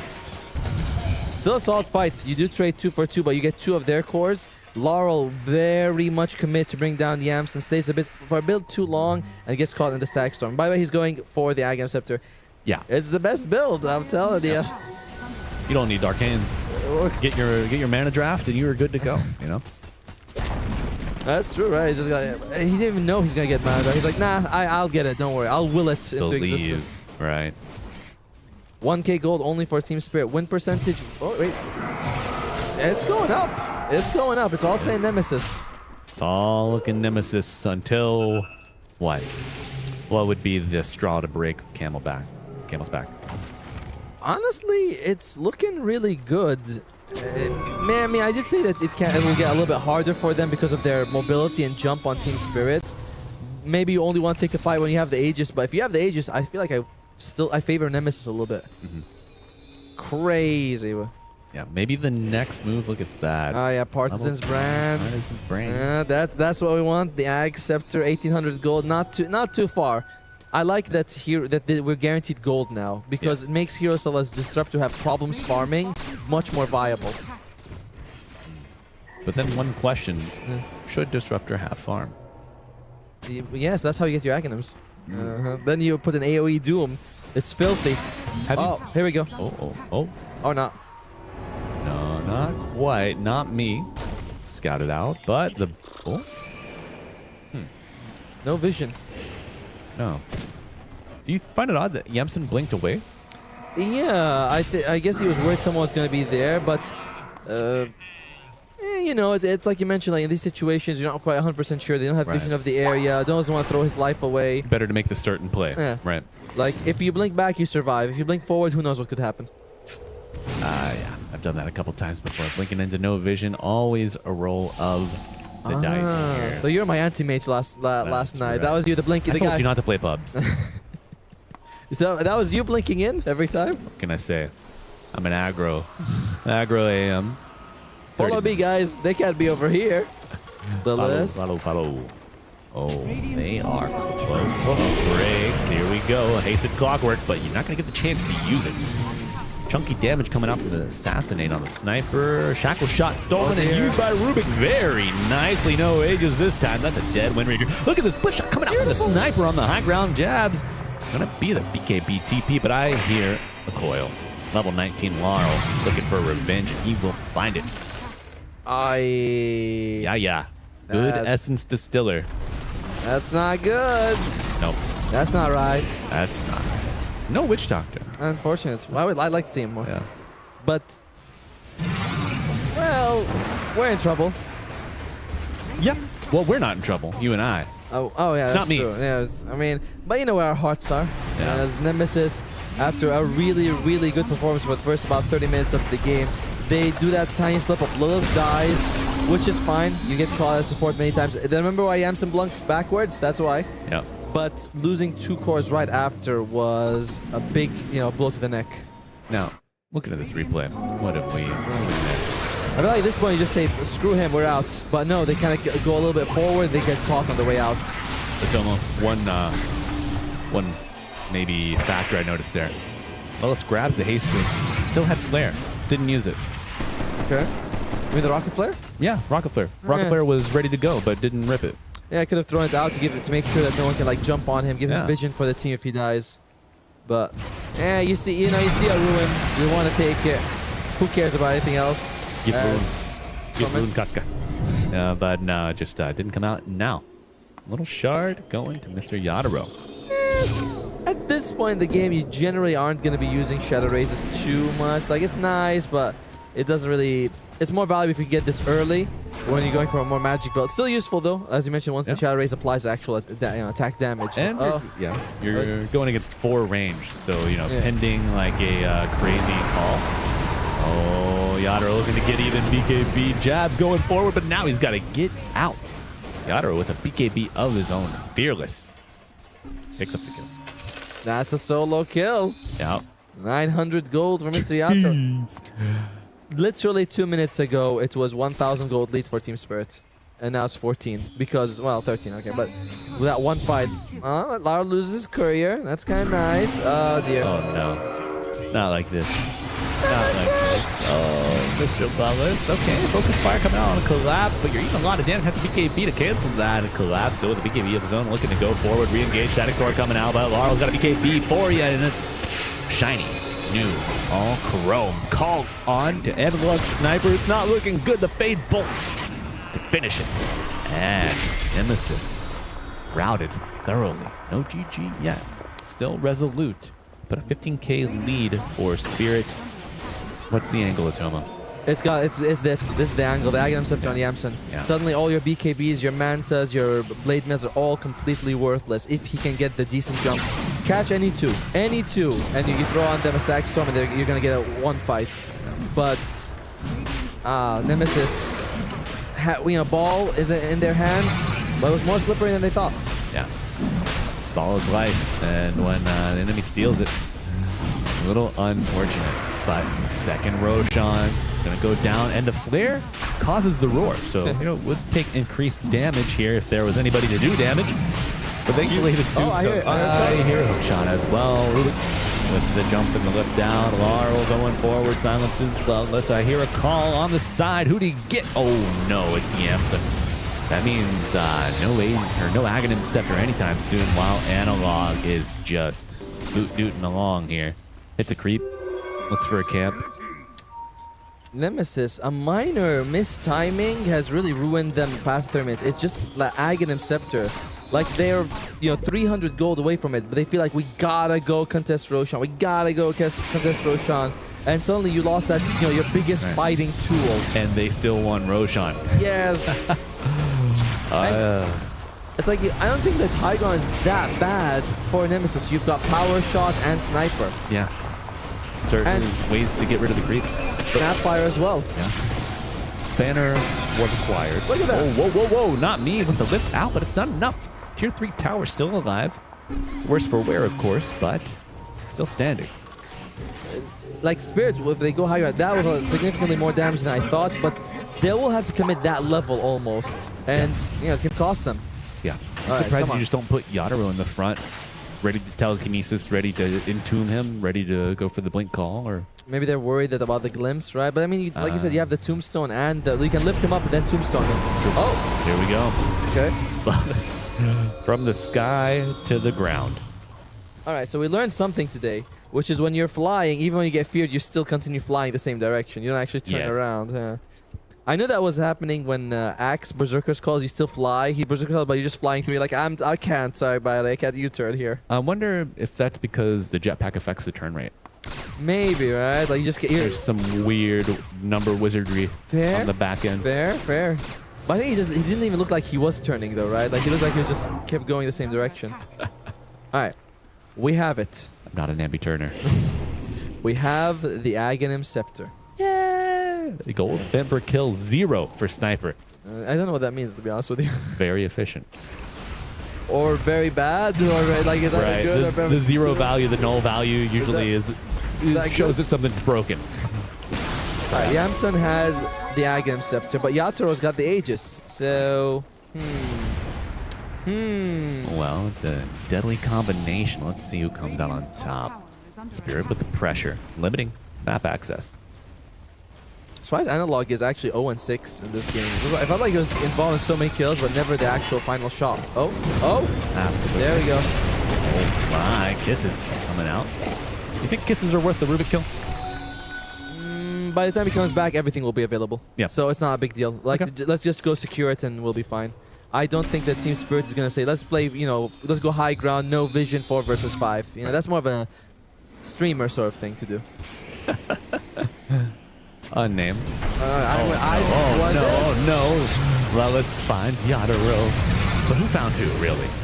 No one on Nemesis arriving to help. He know what he did. We told him not to go there. It's fine. Someone has to provide a little bit of vision. Not sure that he really needed to go there, but... You see the most recent item this Undying picked up? Which one? Oh. The most recent. The Blink Dagger. Or is it okay, I like it. Also, he's bald. Oh, sorry, not real. Just, yeah. But the wife still has hair. That's kind of cool, right? Yeah. Kind of reminds me of another couple. Yeah. Yeah. No. Now Team Spirit. Oh, look at that. MKB has been finished on Yato for a while. He's also got the bobble. We'll see what if we reach 60 minutes, what that could be. Oh no, are we bobbling? The other day I actually did take the bobble for the first time. I was like, For the first time? But there's nothing good, you know. Nothing good to eat. I guess I'll take the bobble. But it is a tier 3 tower torn down. Yadaro, look at this. They just 40 seconds before his Aegis expires. You just can't jump and bring him down at the moment. No. It's just not worth it to use your Stag Storm on that first life. Right. Do they stay and bait this banner? Probably not. No. Let's see what they got. Lelas! There we go. Hook shot in, looking for the Undying, take it away to say it could be big, and it is off the map. However, you lose your Snapfire and your Clockwork. The chase is on, looking for both of them, really. Wind Ranger dying as, Sniper contained in the coil. Forced back to Fountain, a buyback on Clockwork. Undying coming back to the fight as well, thanks to that innate Ceaseless Dirge. Analog actually... I don't know. I guess he already had the BKB bought. I don't think he bought the BKB after dying, but we have the we have the Snapfire buyback, and we have the Aegis expiring on Yato. Can Yamsen do the most amazing thing in the world right now? You got it. Maybe you smoke around, try to weasel it out. So how much HP? 3,300. The Undying is not. We're going. Exactly. Here we go. Hook shot in. Glimpse with the BKB. The BKB does get off. However, Yadaro will shred the Disruptor. A little low on the HP, but it doesn't matter when the Wind Ranger is dead. Kiss is coming out. Simply not enough. It's just a little peck on the cheek, it would seem. And dire situation. Buyback from 2 here on Nemesis. They know it's maybe their final hole, but beautiful save from the Rubik, and the entombment afterwards. Lelis trying to play a little bit of cocky, but no one's got their skates on. Cookie with the coil, looking to contain and limit the offensive here from Nemesis as their base is destroyed, collapsing with a call on the backline, too limited, but they bring down the puck in for 98.74 seconds for the Clockwork, and the peeps are coming out. You hear those quacks. You're going to come back for another one. Collapse with the Yules, and he's held in place. Armor is not enough from the battle cry. The call goes unanswered. 3 dead. Okay. All we got to do is let them come to the fountain. Yeah. It seems like that's what the Nemesis, way to success. They have lost 2 set of barracks, though, and that was using, 2 buybacks at least? So it's not like, yes, they won the fight, but your reward is you're in the game. Like, expensive defense. Here you've got 1 set of barracks and 30,000 gold behind this. This was surprising that it was able to get off in time. Yeah. I do think that if you're Yamsen, you blink and you throw the Stag Storm first thing. No need to wait for anything else. But Laro getting caught here a little bit and Collapse with a good call, but doesn't actually catch Analog. Dire mistake. Maybe you need a Chasm Stone. How many times? Oh, okay, yeah. Take aim was active. It's like, how many headshots is he going to get? Every one of them. The limit does not exist. Going to be a TP away for Mr. Yadaro. Unable to kill the Wind Ranger. Okay. Still, we are 29,000 gold ahead for Team Spirit. To put that in perspective, that is nearly 6 Divine Rapiers. 6 Divine Rapiers. Have you ever seen it, Toma? Yeah, Tai Lung probably wanted a few of these when right, he broke the right. damage record. Give me the Zeus. You know? Oh, look, another bauble. Alert, Enchanter's Bauble. Gonna be attack range, vision. All right, we got some timings. Jabs level 24. He hits at 25, you get that's double mortar. I think it's plus 6. 8. Yeah, or plus 8. Yeah, sorry. Something like that. Yeah, so it's almost doubles, or doubles or almost doubles in terms of kisses. Call them Mortimer's Bisous here in France. Looking to put a little English on it here. Throwing Laurel out the call onto 2, and the Static Storm is really not saving you too much. The Yule Scepter, but Rubicon low and dead. Unable to get it out. Analog beeping, but who's going to be sleeping? It is Nemesis losing 3 here, and they're looking to put the coup de grace on it. Mr. Sniper falling, and Lela's ripped from the clouds, and it's Yadaro pulling everybody down. And Atomo, GG. 42.5 minutes in here in game 1. Team Spirit take it. Near flawless performance by Nemesis first 30 minutes. Yes. We talked about them having a really good laning setup, especially in their mid and their off lane, which they crushed it in. Yeah. Collapse on the other hand gets a decent time at bottom, has a great call when they're under vision, or gives them a double kill. Like he keeps them in the game for about 30 minutes, which is what they need. They're never more than 1,000 or 2,000 gold behind. In fact, most of the game, Team Spirit's ahead by like 2,000 to 3,000 gold. Yeah. And unfortunately, that move with Lilith when he dies first, then he can catch 2, then they try to contest the Roshan without Yams's Agams. It's like 2 bad decisions and the game's gone. Okay. So, bad decisions, do you think they boil down to the difference in vision? I mean, possibly. You generally have the division draft. You've got the rockets and the shrapnel, so I don't think it comes really... I mean, they saw us die and they still went for it, is the problem. Right, okay. Yeah, as you mentioned, that first ward on that play, and then I brought up the flare on that second one. So maybe just lean a little more heavily into your vision abilities on that draft, but otherwise, you know, not really a shaky game at all from Nemesis. No, it's very good. It's that late game decision making that kind of bit them in the blubber, because speed, they seem to have mastered that part of playing fast, playing aggressive. Now they did that perfectly. We saw that yesterday as well in game 1, where they got 6 towers and lost 1 only. Right. But it's that late game of how do we end it? I think that's the next evolution for Nemesis. How do you keep the control? Do you ever like ride a bike or a scooter as a kid? You get the speed wobbles. But then after a while, you're like, okay, it's stabilized, it's moving good now. We got to figure out how to stabilize here for Team Nemesis. And what recommendations would you make for them going forward into that game 2? It's really hard because they have different losses, right? Against P-Vision, it was kind of because they were timid with their Black Hole, and this one because they were being out-farmed a little bit. Yeah. So it's a little bit of different, but you can see here, Nemesis, it looks like, you know, Team Spirit, like, oh man, they got so many more kills, but a lot of their kills were firstly on Lilith, who was sacrificing his life, and early on it was just so much favoring Nemesis. Absolutely, and I'd like to bring up Analog's kill line here. You know, the 8 deaths, not necessarily the worst in this crazy game, but only 2 kills, but plenty of assists. Do you think maybe a rebalancing, a redistribution of that could give a little more gold early on to your sniper and really put the pedal to the metal? I mean, when you're going for, especially in pro games, when you go for a kill, whoever gets the kill, that's it. That's fine. Right. Like you can't. At one point they gave a kill to Rubicon. They were like, they were able to do that. But most of the time, if you can get a kill, you get a kill. Doesn't matter who gets it. You can't be like, oh, I wanted it, you know, and then you just tab out.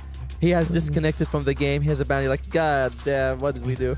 Yeah, but looking across the board there, very impressive performance from all of the players on Team Spirit, and the game seemed to really lighten up once they got the shard on the Undying. That save came in handy quite a few times. And then also another thing we know, in the last fight where they actually catch Laurel, we were able to call it up, but you can actually lift him out of the kinetic field. Yeah. So, you know, not me, it was like, oh, you got him, it's okay, I'll pull him out here, and Laurel's out of the stack storm, and you go, oh, but we spent so much gold on this. That's right, but folks, we are not static here, we are dynamic. We're going to be sending it to a brief intermission.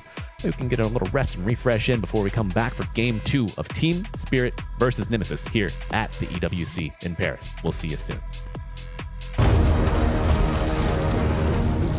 Yes.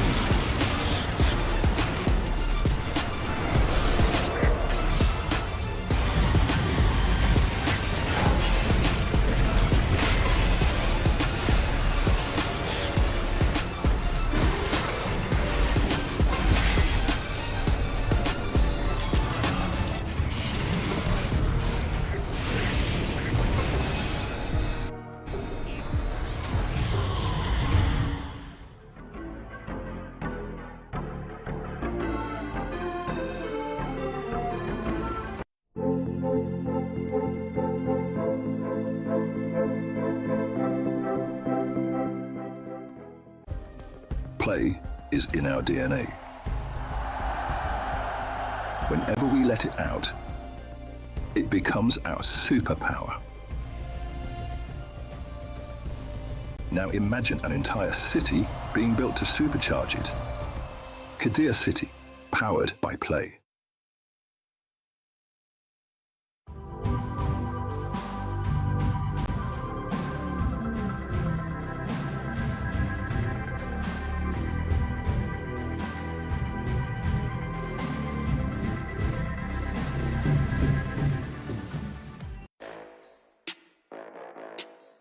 Poshka as a coach, like the same guy, but he more looking from the auto game, and he's like more chilled about like his job. Like he can like talk a lot about Dota, like what he always loved.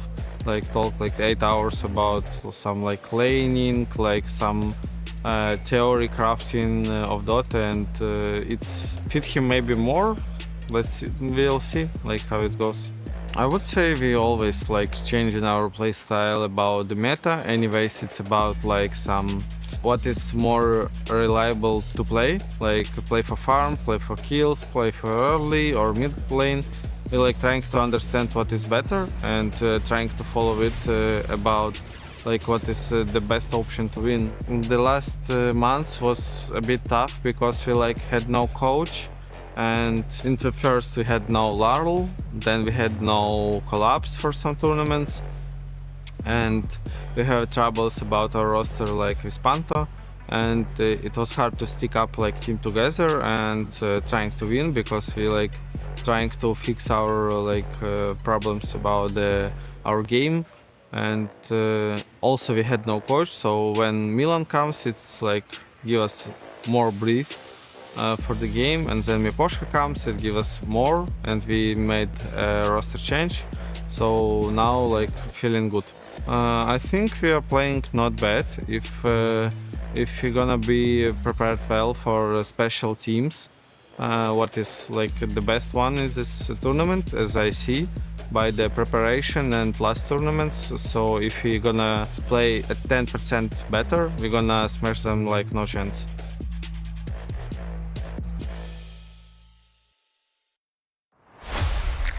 I came from a family that everyone was a soccer player, like a professional soccer player. And so my older brother and my dad was like, when this kid grow up, he gonna be the best football player ever. Yes, we're gonna teach him everything. He gonna be the next Ronaldo. They tried everything with me, teaching me everything, but I was not good with feet. And then I figured out I was good with my hands. So I became an esports athlete. How my team managed to exist, I standing for Nemesis one tournament, and then I met Jabs, and I knew like he was a good player and like very dedicated, and I liked to play with him. So me and Astino was trying to make a team, and they were like, oh, okay, you have this piece here, this piece there, this piece there, and then we sum up this interesting thing, let's say. Like it's very different, each player for each region. We basically do what's good in the moment. And I think we are a good team in like changing our playstyle to the meta. Like we adapt fast to the meta. Like especially I would say me and Jabs, because we used to play like a lot of metas already. So we still like we already have the heroes that being like, I don't know, in the meta 2 years ago, and then come back in the meta and we are ready for it. Everything I have every day, and I have a lot of discipline. But of course it's not only playing, it's more a scientific thing of you going through replays, you're going through player perspectives. You also playing, you're also trying to implement like some theories you have of this thing is good, this thing is bad. As a player individually and as a team together, the result will come with it. So I don't think about the result, just doing the right things. So I still have the fire on me. I still feel young. I still feel love for the game. I just like play the moment and give my 100% right now. You're still playing in the World Cup. It's just Esports World Cup, not... Yeah, that's true. That's true. I made Tour Cup, daddy. You see? Be proud.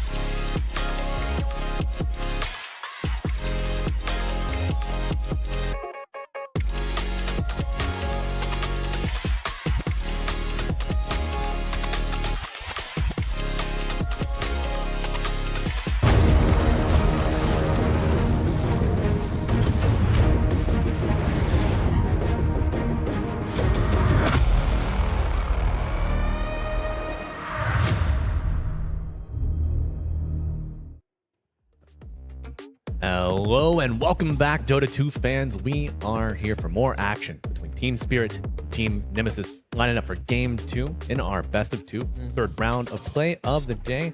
And Tomo, what's your read on Game 1? It was a good performance by Nemesis at the start. You know, laning phase looked well, mid game looked beautiful. Everything was going very nicely for Nemesis. The biggest issue though was that timing 30 minutes. Losing Lilith, but that's fine. He dies, you know, kind of his job. But then they lose 2 cores on top of it. Then they take another bad Roshan fight. Then they try to really force it while waiting for Yams' Aghanim's. He's like 300 gold away. So if they could have just been a bit more patient, I think that would have merited gotten them a lot further. Absolutely. Now, you mentioned that 30-minute timeline breaking. A little before that, around 20 minutes, we saw a move around the Tormentor spawn happening. Yep. Lellis on the high ground, 2 members, the Spirit come through the gate. Other 3 members arrive by the lane. You know, anticipating that Tormentor spawn. Do you think that Team Spirit are going to go for that always at 20 minutes? Is that something Nemesis can build around? We're seeing the better teams always time much better. Like even in the previous game, that game that we mentioned, they didn't take the Wisdom Shrine actually for Team Nemesis 7 minutes. At that 7:40, you know, not me, he kind of sneaks in like that, takes it for himself. And that's something we're seeing all the better teams. They prioritize these big objectives, the Tormentor and the Wisdom Shrines always. So Nemesis, they're playing fast, but they don't play fast enough that they're off their foot. You know, they're like, I still have a grasp of what I need to do. Yeah. Yeah, they're afraid of getting caught for speeding, right? They just need to go straight ahead while staying true to the objective sense of Dota 2. But do you expect to see any changes in the drafting? Was anything problematic for either side there?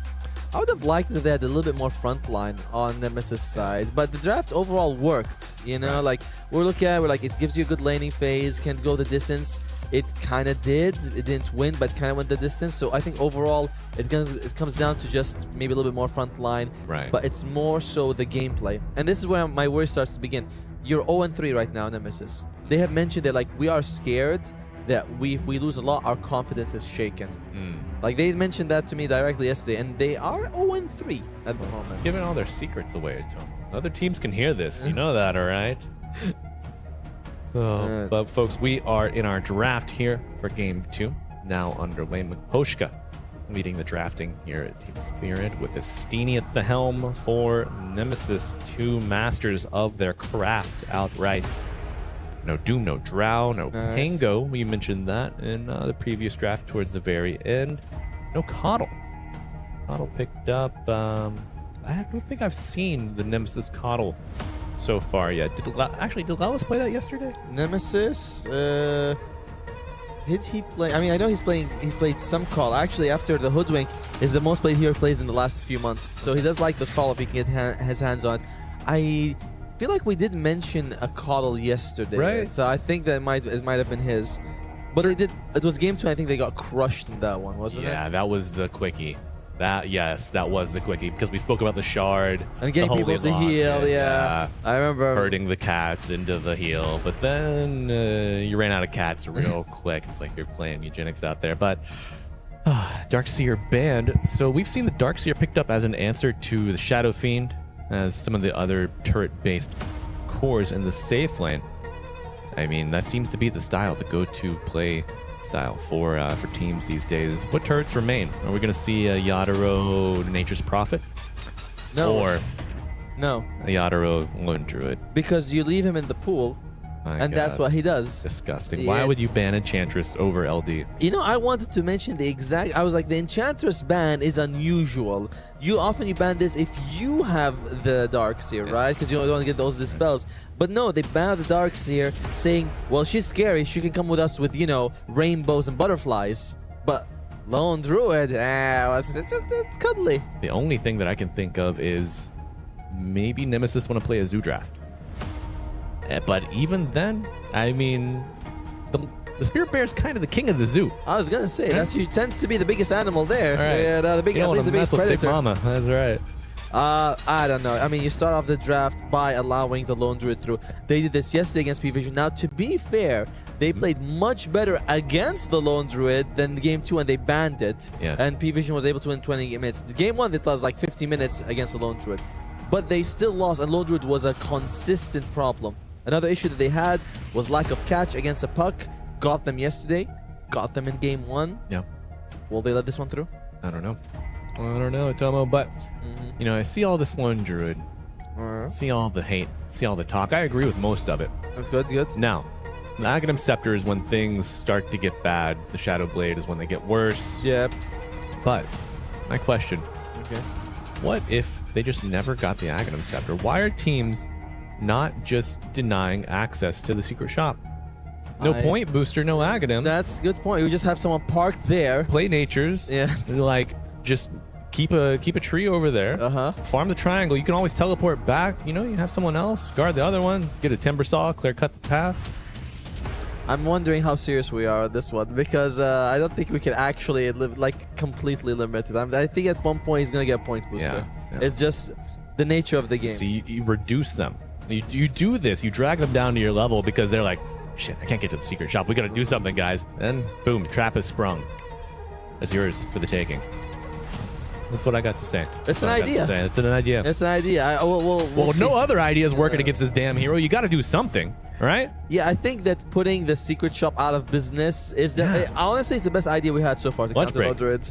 But I think the Beastmaster are going to be. I think the jabs here could be for Rubicon, but most likely to be for jabs. We're seeing the beginning of the zoo draft. You know. But the question is, how many boars does it take to kill a bear? I don't know. Have you seen the boars over in the U.S.? Some are huge. They're huge. They got those tusks, man. You know, get a bear. What level's the bear? It's a pretty strong bear. Level 20 bear. It's a level 20 bear. Okay. Beastmaster boars. I'm gonna say you'd probably need 8. 8 of them. Okay. Maybe more. Maybe 10. IRL. I'm gonna say 3 boars could take a bear down. 3 boars. I was thinking more like 6 or 7. Yeah. Well, the Lich comes out. Sure, your kids will be happy to hear about that one. They're both asleep. The Lich was banned game 1, but makes his way out here. Game 2. Great combination with the Lone Druid. This has been touched on before here at EWC. Throw the shield on the bear, a little bit of gap close, sinister gaze to pull him in. All of a sudden, you're rooted, you're tooted, and you're dead. But thoughts on the Lich? Just one of those very few S tier 5s that you feel like the game denying experience, which is massive. He gets it, by the way. So we're seeing he's hitting level 6 before the 7-minute mark. That's great. That experience isn't shared with allies, is it? I don't think so. I remember when I went was like the old sacrifice when you get it was all yours, it's all deliciousness, you know. Then it was changed at one point to be shared, so you just go straight to where they spawn. You're like, my character's not gonna follow me here. I'm just gonna get it for myself. Yep. But they had the Hoodwink as well. Okay. Okay. So solid control from range here. The Team Spirit supports. Great Twin Gate users as well. Throw the bear through. Bushwhack to follow. Frost Blast, Sinister Gaze. Frost Shield. Story writes itself, really. I feel like you want a Tiny. I think if you could go for something like a Tiny and a Treant Protector. Yep. Treant, good against Hoodwink. And if someone gets caught by Lone Druid, even late game, it's like I think a 570 health or 580 health shield can block. It's really good. And the Tiny, just because you're up against Lich, Hoodwink, Lone Druid before he transports, all very easy. Perfect for the Shadow Blade. Also, I mean, you're able to hunt down the bear itself later in the game. You know, come out from Invis, hit it with the Silver Edge yourself, Avalanche Toss. It's going to be at least a fifth of the HP pool. At least a fifth. At least. They go for the Snapfire. Solid. Okay, so maybe a similar same offlane duo, you think? But they already have the Beastmaster. I feel like that's more likely to be the offlaner. You know, Jabs would want it. Although I see that he hasn't been playing a lot of Beastmaster. He's been playing a lot of Lycan, but not much Beastmaster. Yeah. Now, you touched on that Tiny earlier. Was banned out in game 1. Final stages, they banned Lich and Tiny. Do you think they got to get it now if they want to grab it on Nemesis? I don't know, because you can always flex the Beastmaster to a carry and start using that to actually win the game. Like, what if he doesn't get the Aghanim Scepter simply because the game ends before he can do that on the Lone Druid? Like, see, well, you know, we don't have to shut this door. Because they GG out because they can't get to the secret shop. No, because we win the game before that. Like, Nemesis is able to take them out. Well, all right, Team Spirit, they have their supports. The Lone Druid's out. It's already picked. It's either going to be their mid or their offlaner here. Now, Spirit, no Puck, which is very nice. I love the evolution we're seeing, right? Nemesis yesterday, Puck and Lone Druid was a massive problem. They say at least we get rid of the Puck. We think we can deal with the Lone Druid. But they didn't think they could deal with an Enchantress. But Poshka's not playing anymore, boys. It's fine. We can let it through. I mean, Rue's he's a great player, but I'm sure he has to be a godlike player that his Enchantress is more scary than a lone druid, right? Lone druid. Like, come on, man. Come on. What are you thinking here? But 4th pick coming out for the old Spirit lads. What are you expecting? I mean, I mentioned either it's going to be mid or off lane. Let's see for Laurel. I want something like maybe I was gonna say a Spirit Brother, but they're going to go for the Lina for the damage. XG picked this up earlier today. Nothing to say. Playing it in the mid lane. It hurts. It does. It's very painful. And they're looking at the Beastmaster saying, we gotta burst him down. And that's one of the things, if this guy lives a lot, the fight, he's able to get so much healing from the Drums of Slum. Lina just burns him down to a crisp instantly. It's a bit of a fragile lineup from Spirit. Even though the Lina does tank up a little bit, Lich and Hoodwink are always fragile, and Lone Druid, he doesn't buy items, and the Tiny gets banned out. Yeah, the Disruptor over the Tiny is an interesting approach from Nemesis. Yeah. Was there anything left in the draft that could really just thwart the Tiny? Thwart the Tiny? To make it less effective? I guess they don't seem like it for Spirit. They're saying, the Tiny is too good. Honestly, the Tiny would have been great. You have 4 fragile heroes. There's really nothing that they could have done. If he gets the Shelby, roams around with the Echo Saber, which one of these guys is going to survive his combo? None. And he might have a Disruptor or Clockwork, Rocket, Long Range Glimpse, Snapfire. Like, any one of them would have worked well. So I like what they did with the Tiny ban. So no reason to have picked the Disruptor over the Tiny. I guess, but... it's you really gonna ban Disruptor? Estini he's thinking. He's got something cooking for us. He really believes he can beat the Lone Druid. This is the 2nd time. We'll see if he's right. I hope so, for his sake.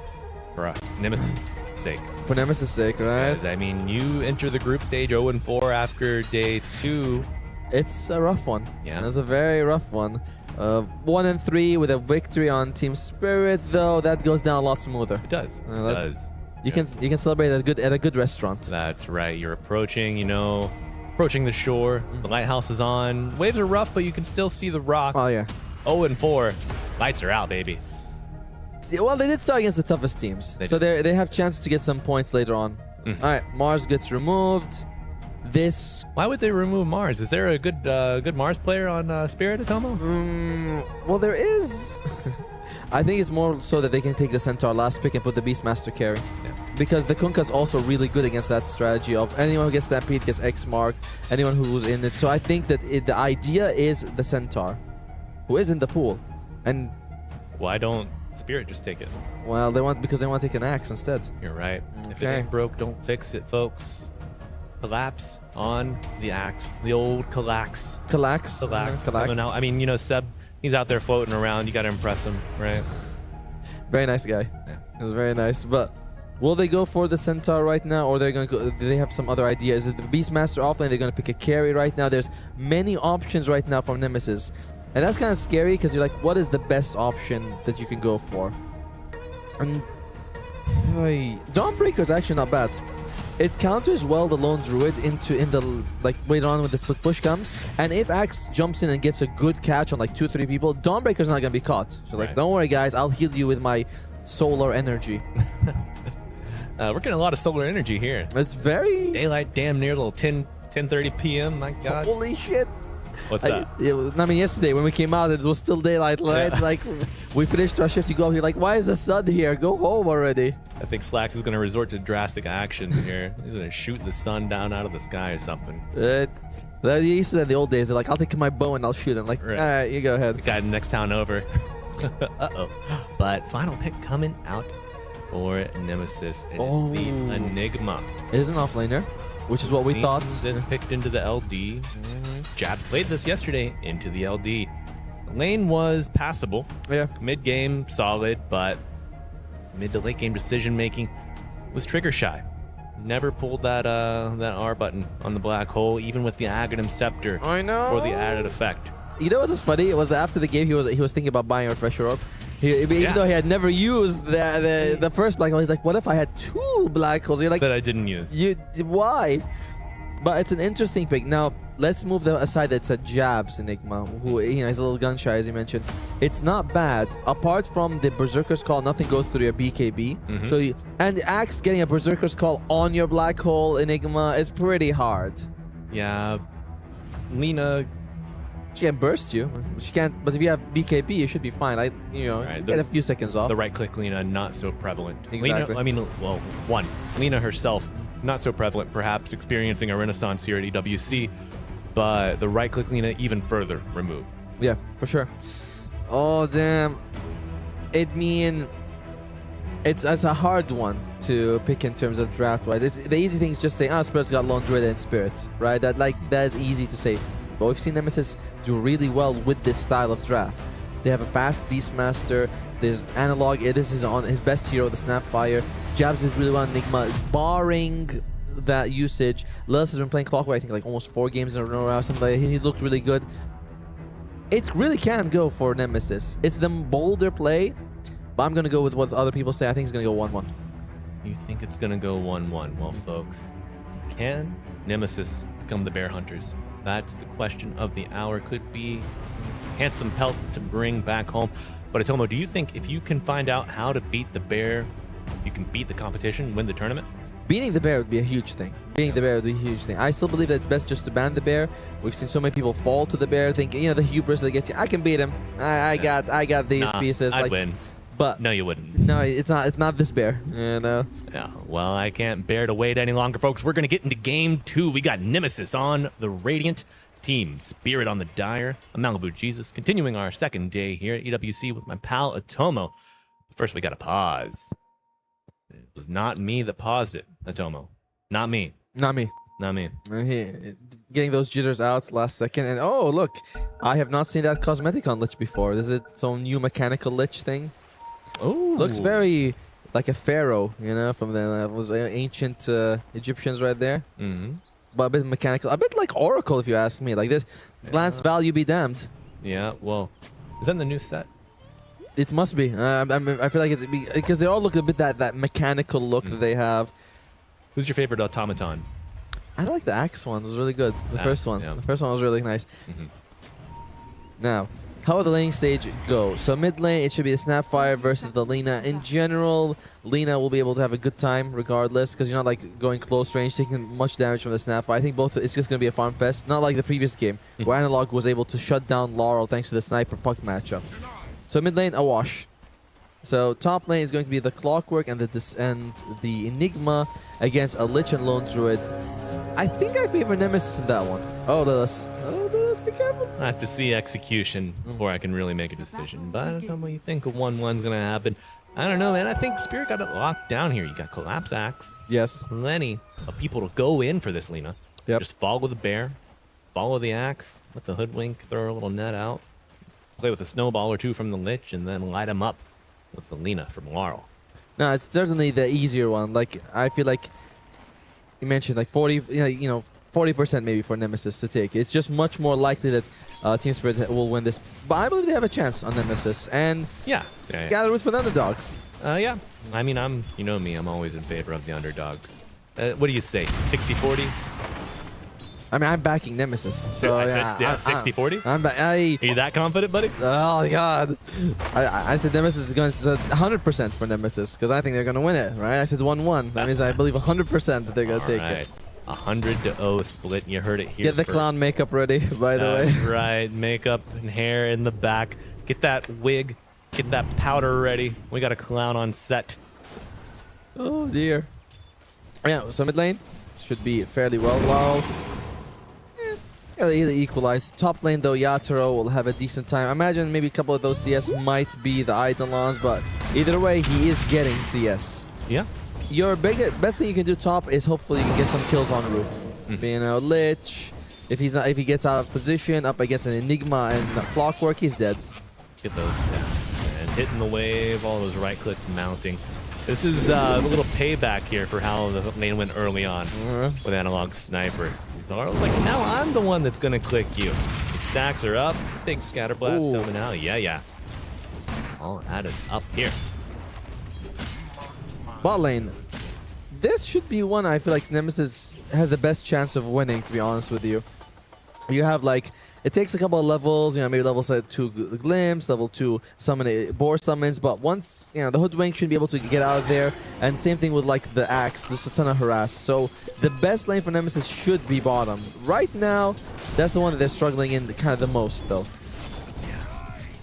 What's the catch-up potential look like for the Beastmaster? Catch him, he should be fine either way. Like, he's not gonna fall too far behind against the axe. So I don't know what he'll need to do to catch up. Like, he should be able to farm and get his Agams at a fairly decent timing. Okay.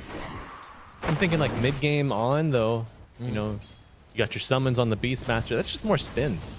Collapse, right? True, but you also have your homies, the Snap at the back, the Enigma, the Disruptor. Like, Collapse can jump in, but he's not catching these three, and each one of them can screw him. Sure. Right. But the CS on Yatoro, I'll never really quite get it why you let Lone Druid through.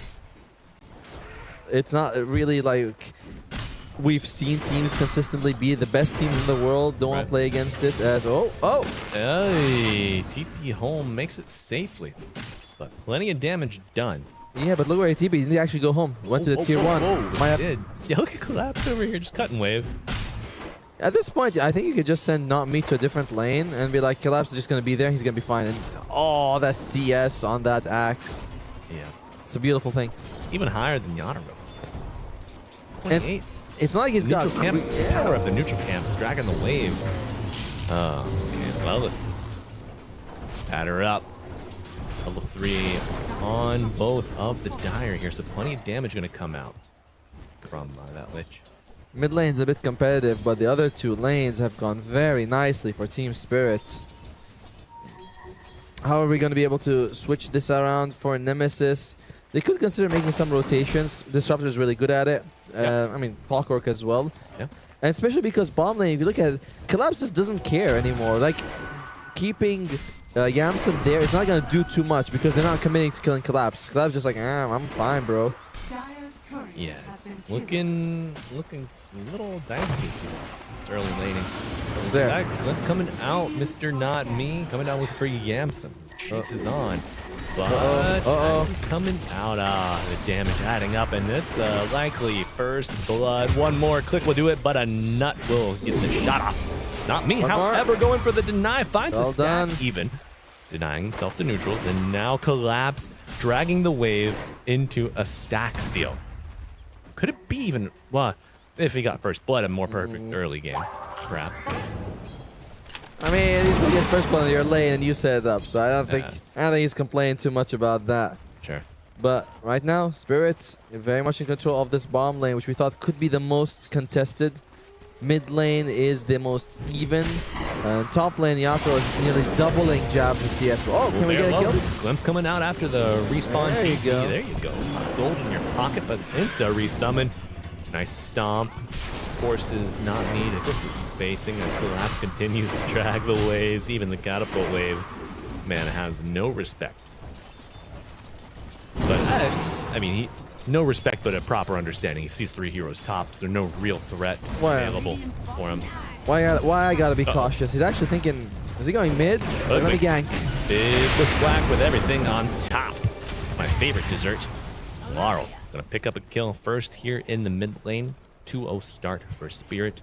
Catapult's alive on both sides here in the mid lane. You expect any push to come out? No, don't think it's gonna be very likely. And the glimpse comes out, sends Collapse back, but it doesn't matter because he already got like what he needed to with the Berserker's Call. And sorry, the Battle Hunger.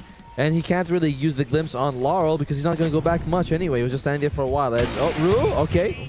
There we go. It's a big kill. Hits thanks to the flare slow, and the chase is on. Glimpse will land, and that will be first kill of the game for Nemesis. Well executed. And let's see if Snap can work any magic. No level 6 yet. Yeah, and Mr. Disruptor Yamson following a similar skill build. 2 points in Glimpse, none in field just yet. Finds a D ward. To be fair, you only take Kinetic Field earliest at 4. He's not at 4 yet. Like 1, 2, 0 is a standard level 3 build. As Lilith. Oh my god, they're just eating it. Oh my. Wow.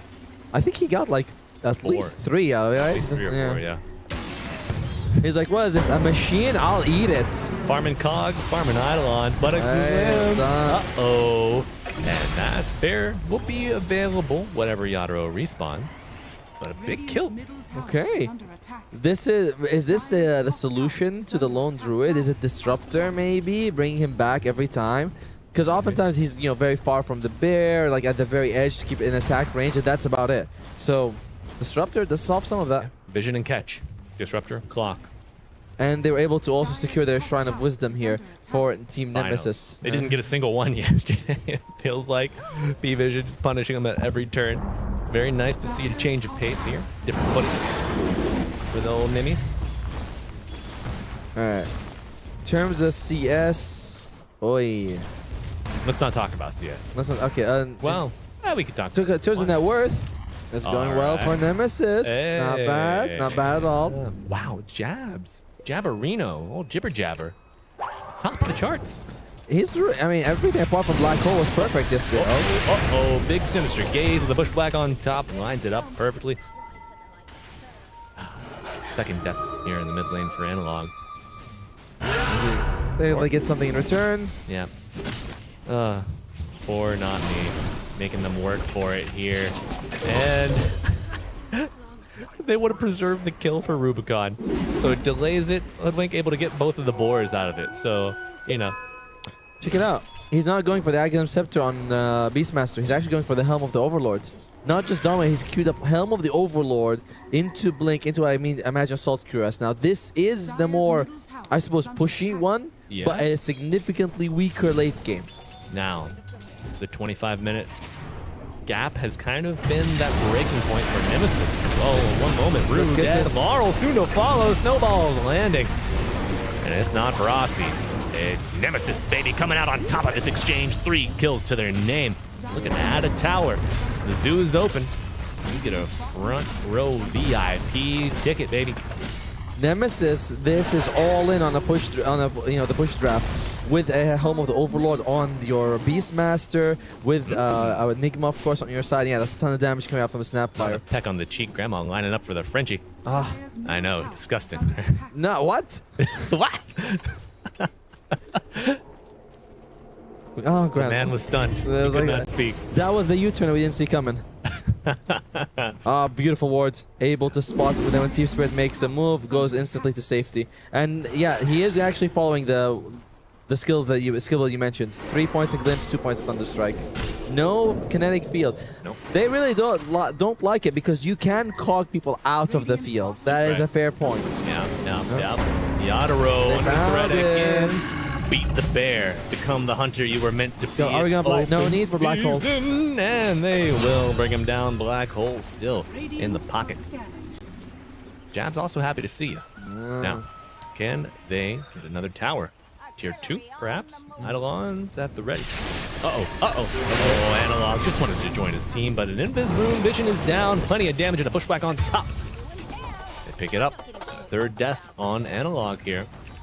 That's kind of fine. I think in the previous game he also was like 2 and 8 on the sniper. I mean, fine that you don't want to give them so many deaths, but of the lineup, it's the Enigma and the Beastmaster who matter really to to win you the game. If your Snapfire feeds a lot, it's not great, but it's not too bad. Snapfire is not really part of the zoo. Exactly. Although technically she does have a dragon. Man, you know what? I'm going to talk a little more on this. Our picture-in-picture here with our replay. They do bring down the Kallax.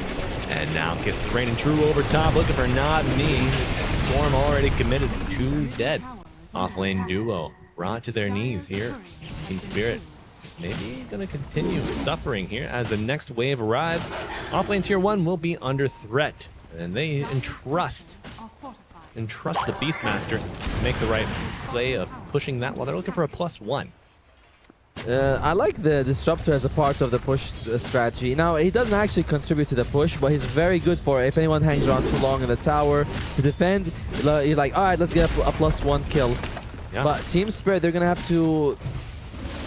I wonder if they can actually react to this fast push in any meaningful way right now. Or if they're just going to consider farming up and hopefully trying to put your head in the sand. Good deny, though, coming out from Collapse. Every little bit counts.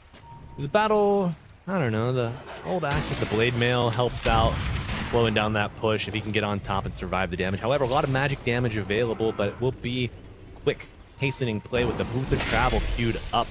Chop on the Helm Dom creep. That does put it on cool, right? Yeah, I mean, because Colin Blade puts it on cooldown. It's not doesn't refresh it. That could be a window, right? To keep killing the Helm. No, for Nemesis. Oh yeah, the Culling Blade. Yeah, the Culling Blade goes on cooldown. I was like, you mean the Helm Dom? Yeah, the Culling Blade. It does go on cooldown. I wonder if you knew that. Do you think so? I mean, he's just it's a good thing to test. Right? Yeah, it's a good thing to test. Oh, we got a fight here. Oh, test that. Lala says as he screams forward at Laurel, but he will die inside of his own cogs. Uh-oh. Beautiful glimpse. Static Storm not doing enough just yet. Big root coming out from the bear, but the black hole pulling into Yadaro, trying to clip these eyeballs out as his team is just dying. Nearby within an arm's reach, he's unable to save. 3 dead. Jabs version 2.0. Yeah. And yesterday he had no black holes. Today he's like, kiss my black hole. And I'll be able to show you guys what I can do with it. This is not your father's Jabs. He's actually, well, he's the same Jabs, but yeah, he's certainly leveled up since yesterday. Which is what we want to see. What do you think he put his points into? Courage. Maybe. Charisma. He's charismatic enough. Yeah. You know, he's like, everybody's like, was very timid about jumping. He's like, nah, all in on courage today. Replay coming out. Look at that. Analog just getting saved by Jabberino. Plenty of damage coming out. As the damage continues, Yadaro trying to make play with this move speed. Beautiful glimpse and vision provided by both the kisses and the Eidolon. This is very rushing good. forward. Heads up play. No, I don't want the clown makeup. I think I'm going to make it on this one. And as we are doing a really good job on Nemesis. But this lineup is very strong at this phase of the game. Yeah. As it goes on later, the Helm, as I mentioned, Helm of the Overlord becomes less relevant, and you know your carry is like becomes more of a utility hero. You don't want that. Right. So you do have to end this fairly soon. Now I'm not saying 15 minutes, but 30-ish. 30's the mark. 30's the mark. What happens if it passes 30? Are they all going to turn it back into pumpkins? No, but it becomes 31 minutes after that, and then 32 and stuff like that. But it significantly becomes harder for Nemesis. We saw 33 yesterday. We did see 33. You want to see him again? You're going to have to wait. He's going straight up for the Ice Spire on... well, he's going to be... Hook shot on to the icy one. No Spire, but Chain Frost bouncing off the summons. It will bring down Lellis post-mortem. I don't think that's not an issue for Nemesis if they can turn that into a tower. But if it's a 1-4-1 trade and slows down your push, that's an issue. Yeah. Push going to be a cookie soon. Really nice addition with the Zoo draft. You have plenty of options. Now, you ever consider Helm Dom on Snap? Just for that. Oh. Wait, he got Hand of Midas on Jabs. Whoa. Into Pipe of Insight. Oh, I thought auras were dead. I mean, in these push strats, when it gives you so much value early on, it is pretty good, right? And you are up against the Lina and the Lich. So it's quite nice. And the biggest poke is going to be the Dragon Slay followed by the Ice Blast. So the Pipe helps a lot against that. But we're all in. All in. Could mitigate the any Chain Frost bow. Nice blink call coming in. Yamson does get the Static Storm off with the field as well. The roar coming out. Limited Collapse, he will fall. Yamson dies as well, and the chase is on. The Zoo broken out of their cages looking for Alvaro, but gonna have to go for a soft reset here. Don't want to lose that max HP aura. We're going shot in. on the back line. Lela's finding a second wave of attacks, but can he be saved? No. The aggression stymied. Now, Spirit coming out on top of that exchange. Bit of a free kill Lilith gave out there. A little unfortunate. The trading 1-for-1, the answer for Collapse would have been good, but losing Lilith at the end, a bit of an issue. They still want to go for more. They have Black Hole. Oh, Essence Distiller on the ground has been get down, Mr. Presidented. Take it. Yamson also almost has the Blink Dagger. He's very farmed as a position 5 disruptor. That's a rich boy. He's going too far. But Blink Dagger, hopefully the Aghanims isn't as delayed. Big call onto the mid laner, and Analog will fall again. Oh, but maybe tit for tat. A lesser kill nonetheless, but all the same, it will be picked up. Not me, going down. I wonder, yeah, they're going to go for an objective, which is Roshan. Again, Team Nemesis need to not get baited by anything that Team Spirit's doing, which is that, like, oh, look, we get a pick off here, chase us around the map. This is what they want to do. Anytime you're just focused on objectives, it's good for Nemesis. When you're not, it's good for Team Spirit. So these attempts where they're trading 1 for 1 or 1 for 2, but they're far from their buildings, it's still fine for Spirit. Yeah, it's got to be this quick transition. You know, you just cannot waste seconds. You cannot dilly-dally. Gotta get in, get to it. Roshan under half health. It's gonna be an Aegis. You just throw that on the Beastmaster. Probably. Have him go forward because it's like Jabs is gonna blink black hole, or he's gonna pipe. Sorry, he doesn't even need the blink black hole. Most person is gonna be exposed. Is gonna be Rubicon. You want him to be safe. Right. And that's what the one picks up. Yeah. All right. Well, folks, looks like we got 2 tier 2s on the menu for Nemesis. Aegis claimed a little earlier than usual. Fair. Seeing it taken before the first Tormentor. So perhaps. What's that? He's going back for the Ags, not the Salt Caress. I like this. I mean, I think he got Overlord so quickly that you can transition to Ags and it wouldn't be too bad. Okay. Can we aura him? Oh my. 1 bounce, 2 bounce, 3 bounce. We'll follow those damn birds, man. Somebody shut those birds up. But glimpse back on Rue, gonna fall. This coming out. Not too many spells used, just the glimpse. Fire on the high ground, and what do you got? I mean, they use the roar as well as the hook shot. Thank you. It's actually a decent commitment that Rue was able to force out of them. Again, irrelevant if they still are able to push. Collapse here, looking to cut waves, perhaps, or is he gonna go for it? Oh, they didn't take their wisdom at 14. Yamson. Oh. No glimpse, no vision, just him and his raptor. I mean, I like how they let it cook a little bit, that Shrine of Wisdom. Oh, dear, Rubicon. Oh, no. You got an Aegis, but this is not how you want to use it away from your team. Hopefully they can make up the lost distance here. But Laurel just getting eaten by the creeps and the kisses. Come on over to Grandma's house and get you a plate, buddy. I hear a roar. I hear a roar as well. But maybe not Beautiful. enough. Oh my god, well, that's interrupted by the gaze. And long enough that he's not even able to get like any damage on, so Collapse still blinks away. Massive move there by Rue. The tumbler toy over the cog. I saw Have that you too. seen that? They both just make it out to safety. Well, it doesn't activate from the inside anymore. So he jump out, that actually pushes you to safety. Right. Like his, like you know, like when you put that little a paper boat on the water and you just push it away. Like, oh, there you go. Right. That's not me. Oh, they have vision. Not me gonna miss that one. Glimpse back into Static Storm.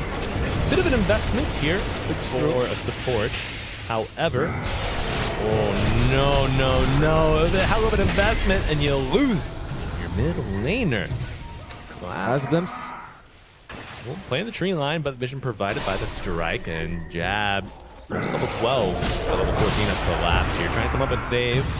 It might just do a cog. Bouncing him around, max HP damage from the pulse. It's midnight, baby. It's time to get to bed. And I think Jabs and Co will be up for the task. 20 to 10, 4,000 gold for Nemesis. Nice couple of kills, but again, all these fights are kind of happening near the river, away from the tier 3, those juicy objectives that you really want. Now, Tormentor is up. Nemesis couldn't consider going for it. They have 70% win percentage, but it is still worrisome. You know, hands on the heart, you're thinking, guys, like, it's a tough spot you're going to be in if you don't improve it very soon. That's right. Oh, no. Laurel, don't do it. Please, Laurel, just let him have one. So, folks, our alternate cam here is on Rue, looking to steal the 21-minute Wisdom Shrine. But Laurel did TP away. So, Tormentor forfeit here by the Dire. And gonna be a shard. No, Yamson. Oh, the wall. Oh, he gets the wall. Yuck. I mean, you don't like it? I don't like it. You a yucky ducky over there? I mean, okay, I'm glad that we have it and the circle, like an egg field. That's good. That's why. But I actually missed the old Thunder Strike one where you can plant anywhere. Stacking. That was Stacking. Actually, no, that was that's a talent now. It's just that you have the extra strike and you can put it anywhere. That was kind of fun. But now we have the wall. It's fine. It works. Sorry, the damage accumulated. Oh yeah. But it also accumulates from the level 10 talent. Everyone has 15 extra. So- Does that linger from Thunderstrike to Thunderstrike? Yes, but only once you have level 25 talent, because then you have that 6 extra Thunder Strikes. Until then, actually... Let's look at Nemesis strike this bear. You know, it's illegal in many states, but unfortunately we're abroad and this bear is not a protected species, but an instant resummon. If they can kill the bear again, and I feel like that opens up the high ground for them. And the bear is... almost went forward, Going. Bear versus Croaker. Holy, that's a lot of things the bear wants to fight. Yeah. Oh, nice Mjolnir applied, but no one's really attacking in this rocket. Big roots coming out. And Collapse, what are you working for? We see you farming, buddy. What's that next big item that's going to turn it around? I think he's going for the BKB. He already has the Blink Blade Mail. BKB is his next option. And yeah, not bad timing at all. The Assault QS is going to come out eventually, but I really like what Rubicon did. I really like what Lelis did. Looking forward, this Hoodwink, your least favorite hero. Can you believe that, folks watching at home? Tomo doesn't love this lovely little woodland squirrel. Yeah, what do you got against crossbows? Ever shot a crossbow? No, actually. I like the bow more. It requires more arm strength. The crossbow's like, peep. It's boring. You say that. Then you get one. And you're That's like, so much fun. What? What? Not boring here, folks. It's a 23-minute high ground push. Coming out for Nemesis. That frost shield delays a little bit, but I think this tower is gonna fall here. As my god, Nemesis. Oh, wait. Oh, yeah. Roar as the frost is bouncing, but who's gonna be trouncing at the end of this fight? Backside, you see Collapse. BKB active. Static Storm committed, but they've been away from their Beastmaster. Their bouncing baby boy is dead. And they have to retreat, break ranks, and run. But it's Lara with a double damage. We'll clean up one before it's done. And now Lelis next on the chopping block. Can he do it? Oh, you said pork shot. I'm like, there you go. That's haram. That's not halal. You can't eat pork. Lelis trying to get out here now. We'll fly. We'll fly. Have Ags will fly. Back to Earth. And it's funny, both of them kind of take the air, right? He's like, leave me alone. Oh, combo breaker coming out, but no black hole just yet. You gotta watch out for Not Me. Bushwhack ready, will not land it. Now he can use it, but the Life Strike Array lands after the fact. Laro reversing the combo breaker as Yamson keeping in on the Eidolons. They will be able to bring down the mid laner as he does not fly away. The magic resistance granted from the cloak, not relevant with the right click damage coming out. Oftentimes, you kind of resent the fact that Light Strike Array has about like a quarter or 0.35 second of a cooldown. Sorry, when you cast it. Not this time. You're like, this is perfect. I sets up a beautiful try. It's one of the shortest black holes you could ever throw. Very unfortunate for Team Nemesis. Yeah. But in the end, it's yeah, they're fine right now for Team Spirit. Absolutely. Let's take a look at that. Roll that beautiful black hole footage. Not yet.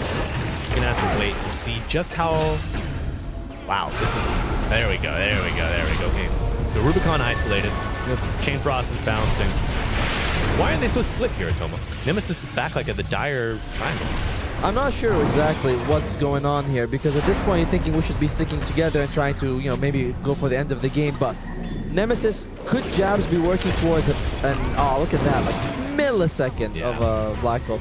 Could Jabs be working towards a Blink Dagger? Maybe that's an idea? Maybe. Could be. I'm less worried about the late... Oh, wait. Oh, no. Big chop and a drop on Enigma Dead for 45, but Lelis screaming through, gets hit with the ultimate. The old Laguna Blade. It cuts, it slices, it dices. And it rips right through the Robo Man. Blink Dagger on Beastmaster. Yep. Does he go forward? No. He's scared. But Team Spirit, they can smell the fear in the water. Sinister Gaze, trying to deal with these creeps, but Rubicon now found out by Laurel. The dangerous situation. He wanted the Lich, but I think he just might get a stitch or two here. Going for the TP out. Not Me finds Yamson. Yamson kills Not Me after the fact, and Rubicon gets a beautiful escape. That man has 9 lives. You know, being able to make it out like that, very close. Remains #1 net worth, and now we're looking at second Roche.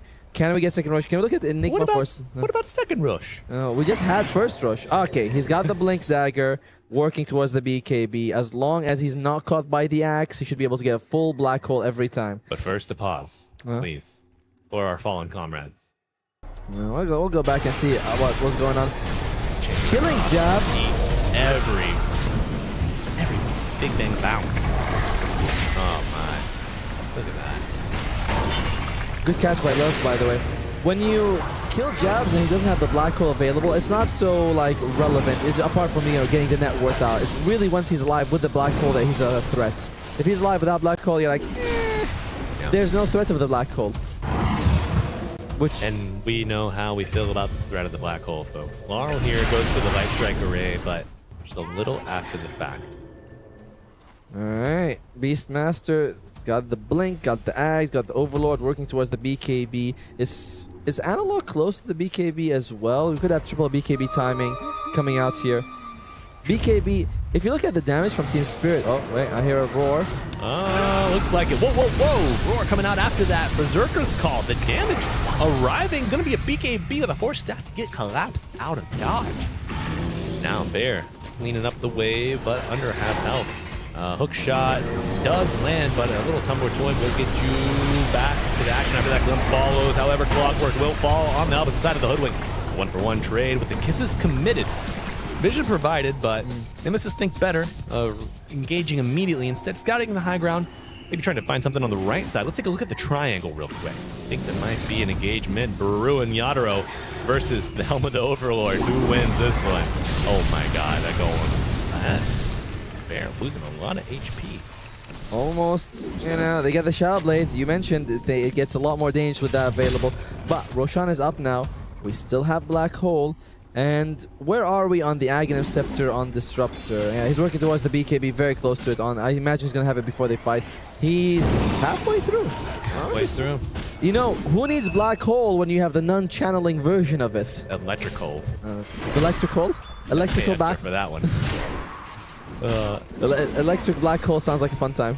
That's, yeah. Electric Black Hole Orchestra.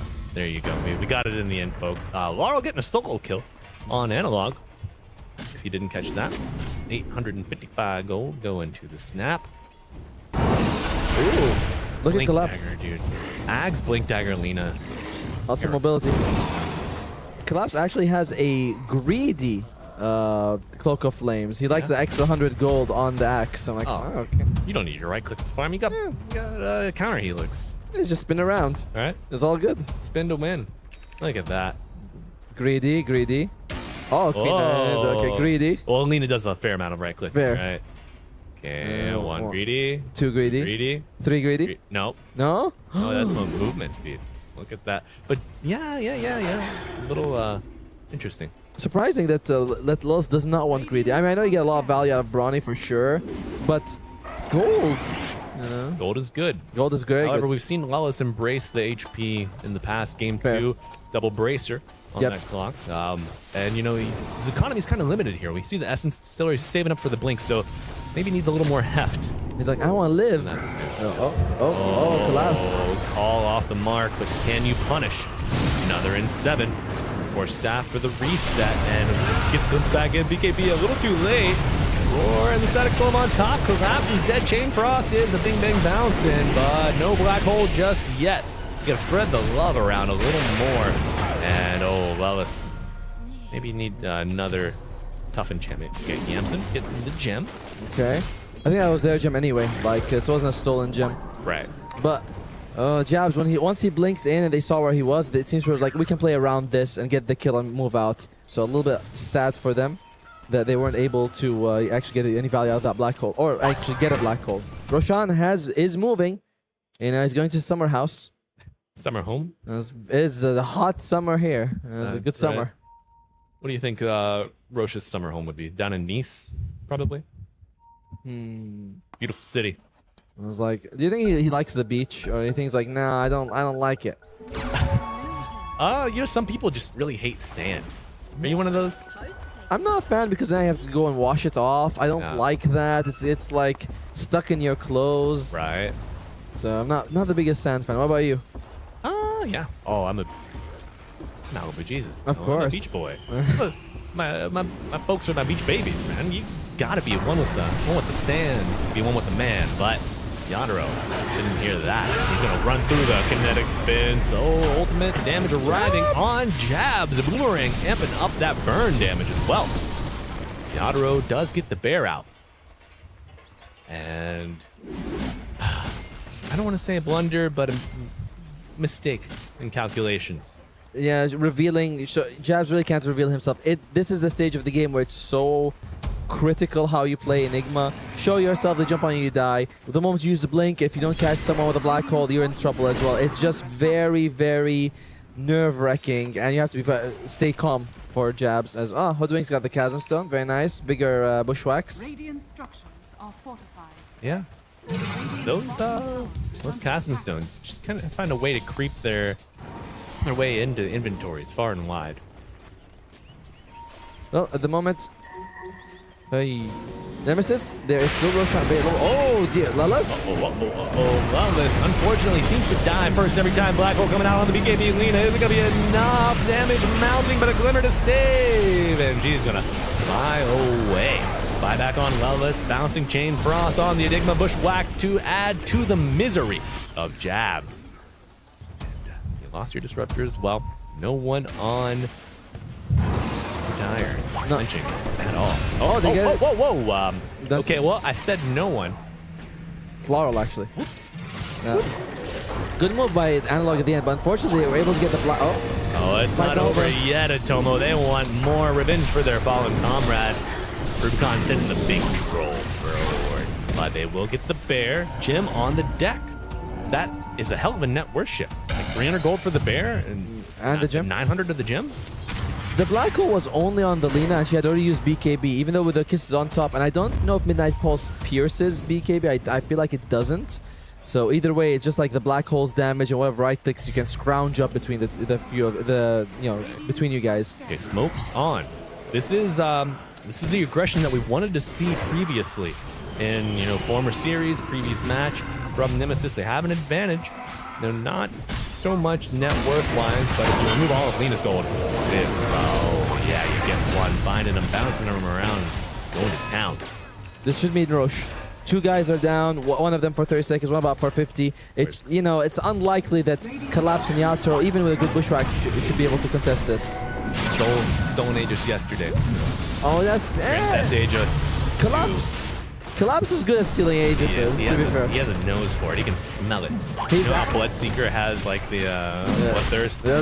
That's exactly what Collapse. He's going for it. Oh my god, the call on to the Beastmaster and Roshan. Chop is a little early, but Beastmaster still goes down. Hookshot gonna find Collapse. Nice Glimmer from Not Me, but it's not enough. Roshan, yeah, it's not so bad. But unfortunately, you don't get Roshan. So even though, like, net worth-wise, it's a deny for a kill, map-wise, you wanted Roshan. It's a tactical loss in the end for Nemesis. Yeah, you do not have the damage to really bring him down. Also, you've committed the kisses, so, if they're able to go in with the bear, they can just clean you up. How close are we to a black hole, though? Is the main question here. Where is Jabs on this Enigma? It's still black. Black for black hole. How many seconds till my ultimate? Spot out the bear. They know he's here, but can he actually kill him? Lelis goes airborne. Gets out for now, but Yamson, no, he gets the sharpshooter. BKB on the bear with the Shadow Blade active. A hook shot over the river, down the hill. Let's see if he gets through the woods. He might be good for now. Whoa! Chasm Stone Bushwhack with the boomerang on top. Bouncing Betty of an acorn will not be enough unless... No. Lelis survives for now. Goes to scout the Roshan with the flare. And makes it roar because of that contribution of damage from the Radiant. Interesting. But it will not unless... Oh, okay, he punished. They're all relatively healthy. I don't think it's a play. And without Yamson, like, they could have had 5-on-5 once Rubicon respawns and the collapse is up, but Yamson dying. That was a very odd move. They see the bear. My first instinct when I see the bear is run. Run and trip whoever's next to me.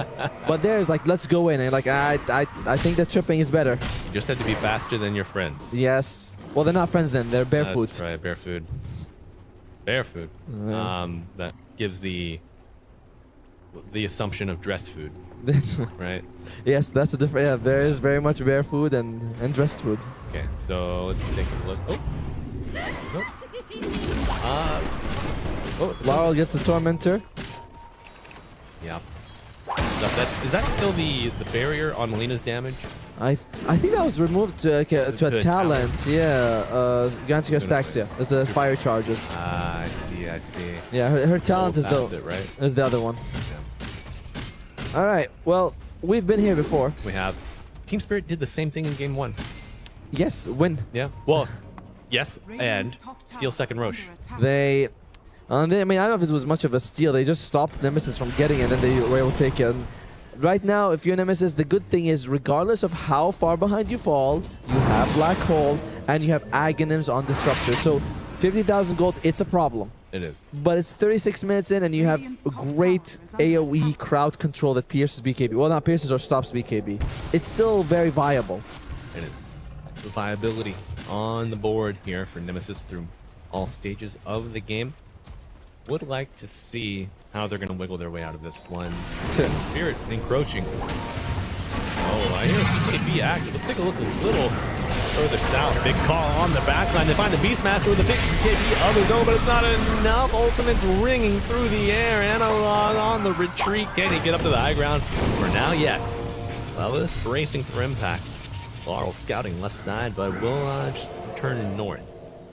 How close is Analog to level 25? Because you might not even need Rubicon if you're able to get a Black Hole with the level 25 Mortimer's Kisses. He's got the Midnight Pulse as well. Yeah. Like, you don't really rely too much. Oh, he's level 22. That's 3 levels away. Yeah. Are you sure? Sorry?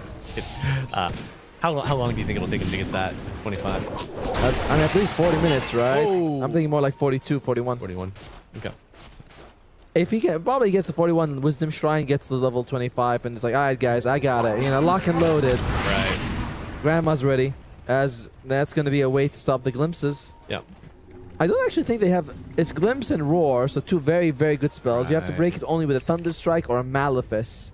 Not a whole lot. Yeah, I would say both of those 2 spells will usually end up either in a kill or like a breaking of conditions. Yes, it's a good start to the fight. Yeah. I like the Shiva's Guard on Laurel, so you have those very... I think it only really affects one spell, which is your Light Strike Array anyway. For the Chasm Stone impact. It only gets bigger for the Light Strike Array, but cool. Yeah. Aghanim Scepter, Molyneux, Silver Edge, BKB, Abyssal Blade. Observers like, hey, you guys see these items? Oh, we do. But you know what? The Shiva's provides an additional function. The vision granted The damage, well, yeah. the damage. No, it's all value. I'm just thinking what it makes bigger. I What think the X factor is. just the Light Strike Array. Nonetheless. Oh, could they catch Laurel or someone around here? Whoa, collapse! Collapse going in. It's popped and get the roar off. The call does come. Oh, no, it does not. Look at that instant buyback. Black hole onto Laurel. Is it enough? Hook shot ringing through the BKB. The damage is needed. Do they get it? Laurel brings down one, but he does go down in the end. And you get back. That was a buyback on Analog, by the way. I was mistaken. And going forward, you find the hook wink. Oh, can the bear cut through 4 members of Nemesis Abyssal? Active. And look at that. Oh, the damage is coming out with Rue on the other side. He gets the dieback on to Snapfire. Jabs. Gonna use that Midas before he goes down. Goes for the TP out. Bold move. And the Savage Roar AoE applying through the trees. Does not escape. Only surviving member is Rubicon. Did retrieve the gem. Do you know only Yamsen died and then the bear came and killed 3 people? The bear and the Lich killed 3 people. Like, he just walks up to Analog and tears him apart, and then he says, I'm still hungry, gets Lilith, and then says, hey, what about to get a space guy? I want to eat a galaxy. What do you think space tastes like? Well, probably good. Look, they kill him, and then they lose Yamsen. You're like, alright, that seems fair. That's alright. They kill Laurel. That's okay. And then the bear comes and kills everyone. Unreal. Does the bear have travels, or was it just shoving wave? I don't think it has travels. I'm not sure, to be honest. Look at that. Look at this. Is no bear. Now the bear shows up after everyone's dead and kills 3 people. Big fear. The stun on top. Unreal. And dies, gets resummoned even. Okay, so they got 1 death of the bear. Wow. Wow. You know, like 3 of their allies. that's a way to look at the bright side. You know, is that they got one bear life for 3 people. Oh well. Always look on the bright side of life, Potomo. When it comes to Lone Druid, yes, killing the one bear is like no matter what you lose is the bright side. Just how annoying this guy is, and he's going for the buildings now. No risk, by the way. I was thinking that's a good name for the bear, Mr. Brightside. But full set of racks taken in the mid lane thanks to the banner and everyone else. Solid. Can you kill Laurel? I believe so. He will go down dead for 100 and the chase is on. Yeah, to the bear. You get Hypnosis pulling him in, the Sinister Gaze, the bear on the back lines. Radiant are split. We've seen this story before. We're revisiting it. I don't know if I like it. Reading it again a second time. Well, Laurel has buyback if he wants to use it to come back into the fight, but no, but Rubicon doesn't. They don't know this on Spirit. They may assume, oh, it could be scary. There's Black Hole available again, but you see the bear splits the rest of the team away from the Beastmaster, and they just bring him down. That's right. How can you prevent the split of your team? Go Scepters? Yules? I mean, I guess we'll see if Jabs can get a good start. Lilith may be the best one to do that, though, with his cogs to hopefully split up the enemy team. But it's just a bear. A swift blade on the bear as well. This bear is kitted. No, man. Not me. Something the back line, going for a call, trying to pull Levis out of the action and isolate him. They will do so. Bear ripping through him after that swift blink. The Basset doesn't get a chance to play the game. Could they get Nami? I think they will. Oh, cooking on the Eidolon. Cheeky. In the Frost Pool, he will go down. But Yadaro, I think, is content to make that sacrifice. Yep, he still is able to get the barracks. Now they have only the top tier 3 as well as the barracks there. But I believe Analog is getting very, very close at level 25. I saw him at 24 a second ago. They have the Black Hole available. It's the bear. The bear. The bear. The bear. Well, third and final lane, perhaps. Coming out. BKB for Mega Creeps. I think it's worth. Yeah. I guess we're just gonna be playing against Mega Creeps and hope Nemesis hoping that something good's gonna come out for them. Shiva's Guard is finished on Analog. Where is he on the screen? I want to see him if he's 25 or not. That thing's blocking me. I think he's right behind that black box right there. And you're gonna replay it, Dom. You'll get nothing what you asked for. You'll like it. Give me my glasses. I think I can see his level. I think that's 24. I'm not sure. Right now it's 23. Yeah.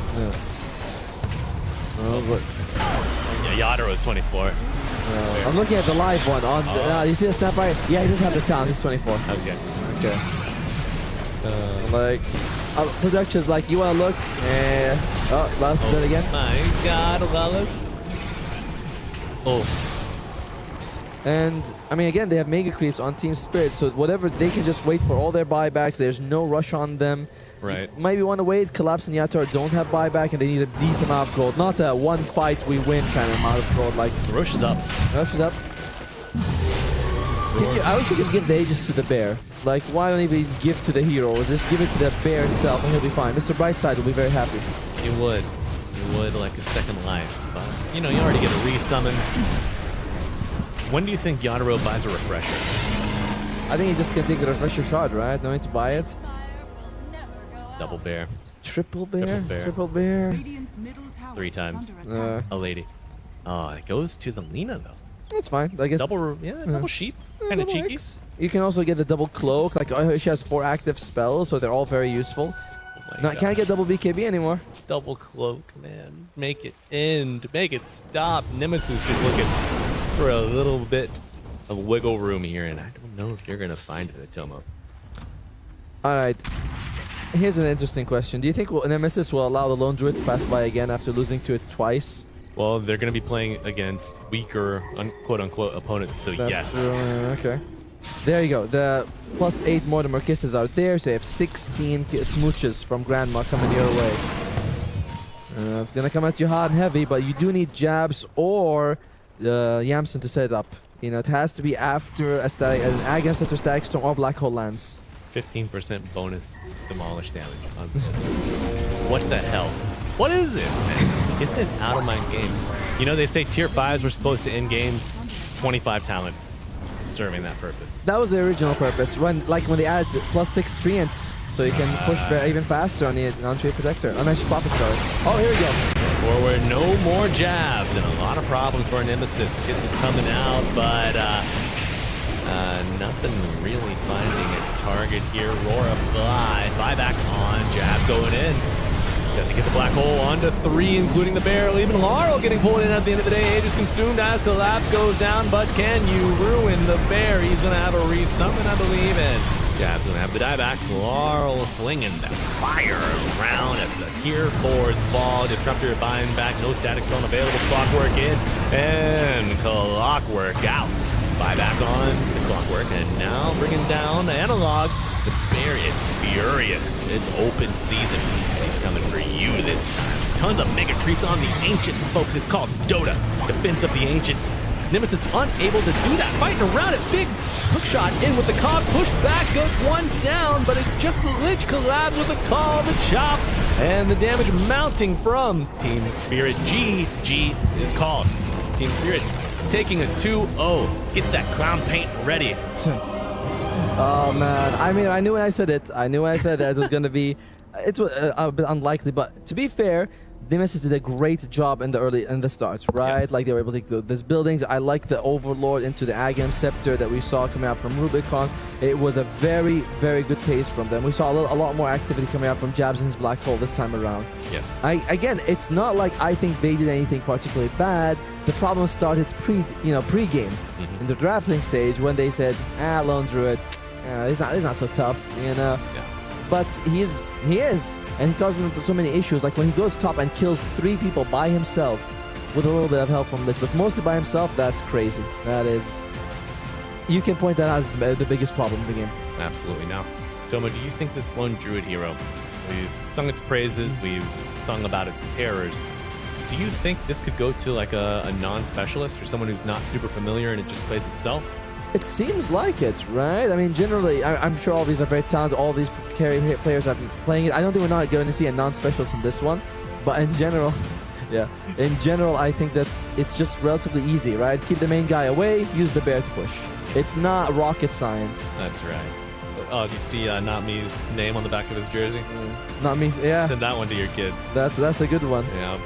You can see the rest of the team, everyone's celebrating. Yeah. And that's going to be a very, very good start of the tournament for Team Spirit. 1-1 yesterday. Yep. 2-0 today. Mm-hmm. Surging ahead, maybe an early playoff berth in store for Team Spirit. Very likely going to make. They're the defending champions. I don't think they're going to be getting removed here in the group stage. The biggest issue right now is that Nemesis is 0-4. And they did say, all right, we're going to go up against like the strongest teams early. We kind of like that we're getting these losses out of the way. I think I know what lesson they could have learned from this is ban Lone Druid. Because they're saying we're going to go in and learn. So there's learning. All right. Will they learn?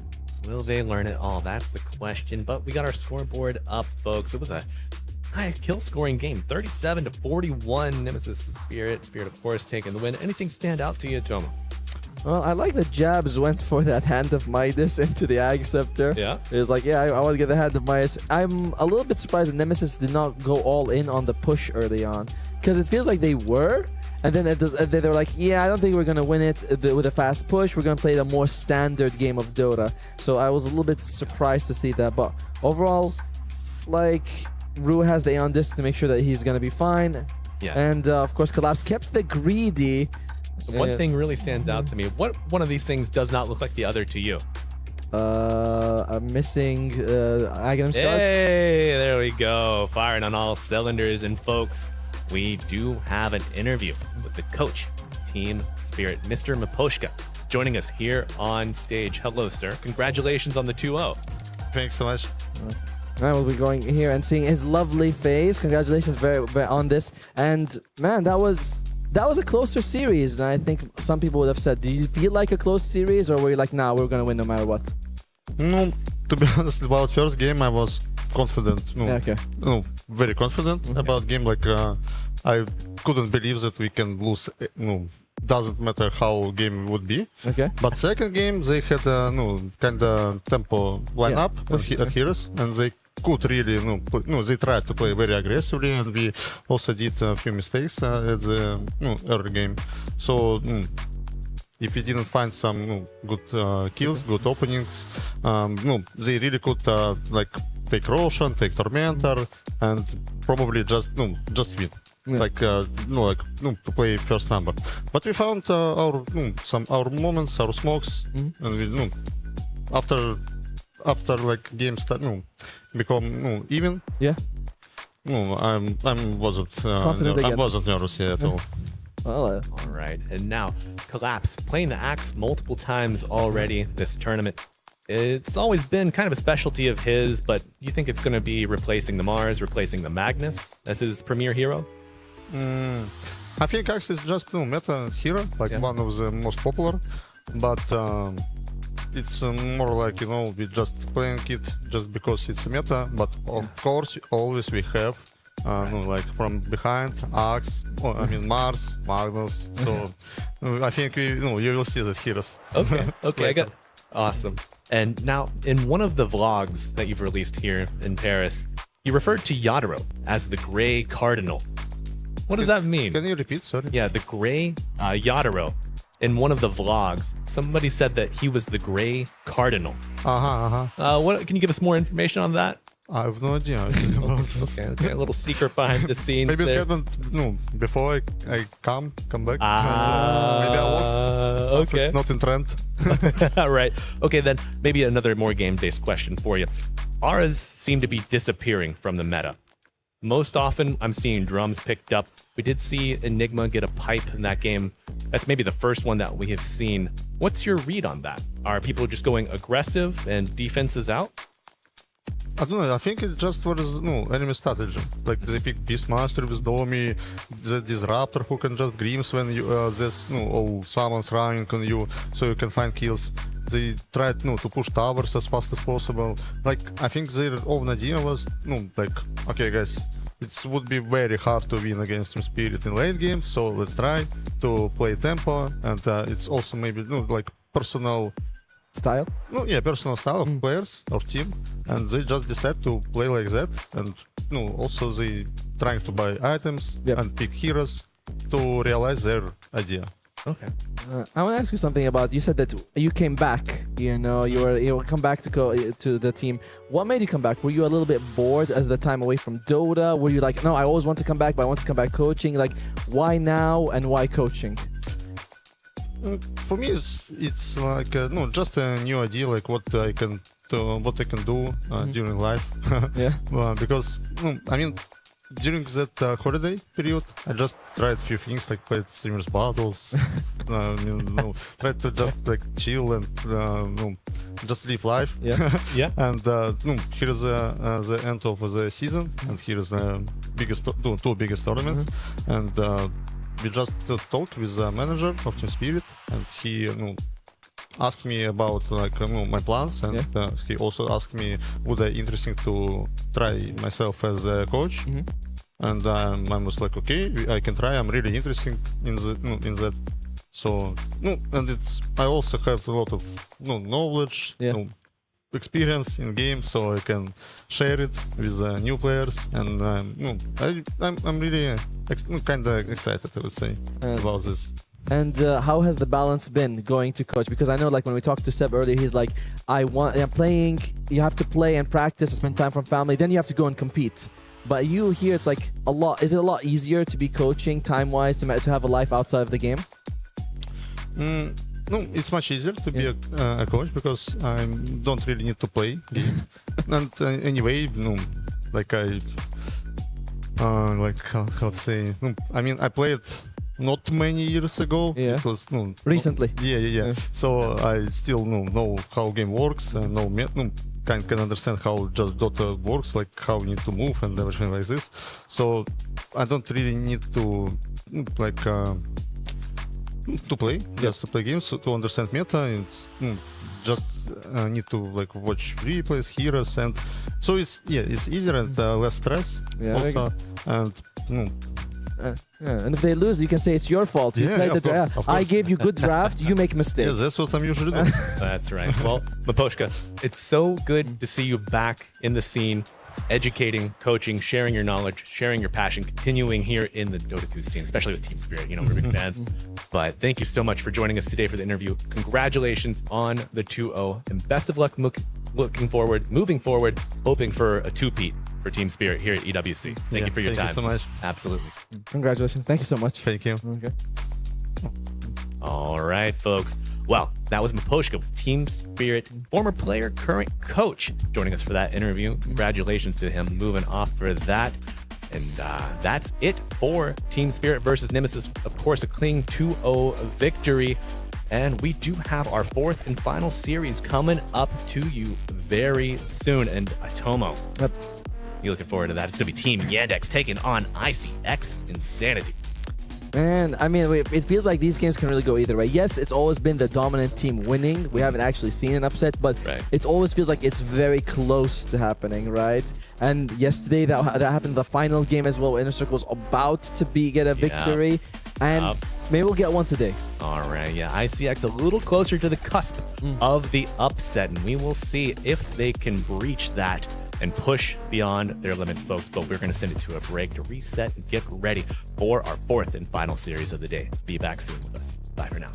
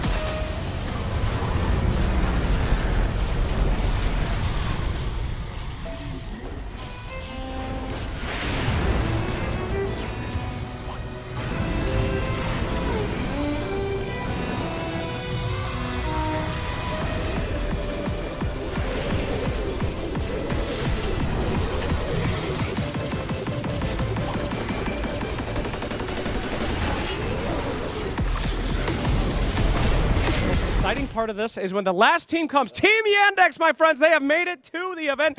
Oh my goodness gracious, it's media time, baby. You pumped? Yes. Hell yeah, we're walking in with full energy. Oh my God, hello, sir. Are you ready for media day? Yes. Give me your best media day pose. That was really good. Thank you. Good morning. Good morning. Now, a lot of these teams are not used to media days, but you, sir, have been through a... What the hell's going on in here? You have been through a lot of media days, huh? What's the good thing about media day? Seeing you. Oh, that's cute. But what's one that's not a lie? There's nothing good. But it's over fun. You get some time. Don't you think that media day is important? Because they see you in the grand finals. They see the picture you take here today, and that's what they take home with them, right? Yeah. Okay, great. Who is your worst media day person that we can hype up on your team? Melody. He's really good. He gives great interviews. All right, we'll hype up Malady. Malady, your teammates said that you're the worst media day person. Why? Because I hate everyone. Okay, well, that's fair enough. But what if today we got the smile and thumbs up? What do you think? Smile and thumbs up. Yeah, just one. Okay, this I can do. Hell yeah, we're ready for media day. Thank you so much. Off you go, Team Yandex. And I got to say, I think they're going to do great. Oh, this is OG.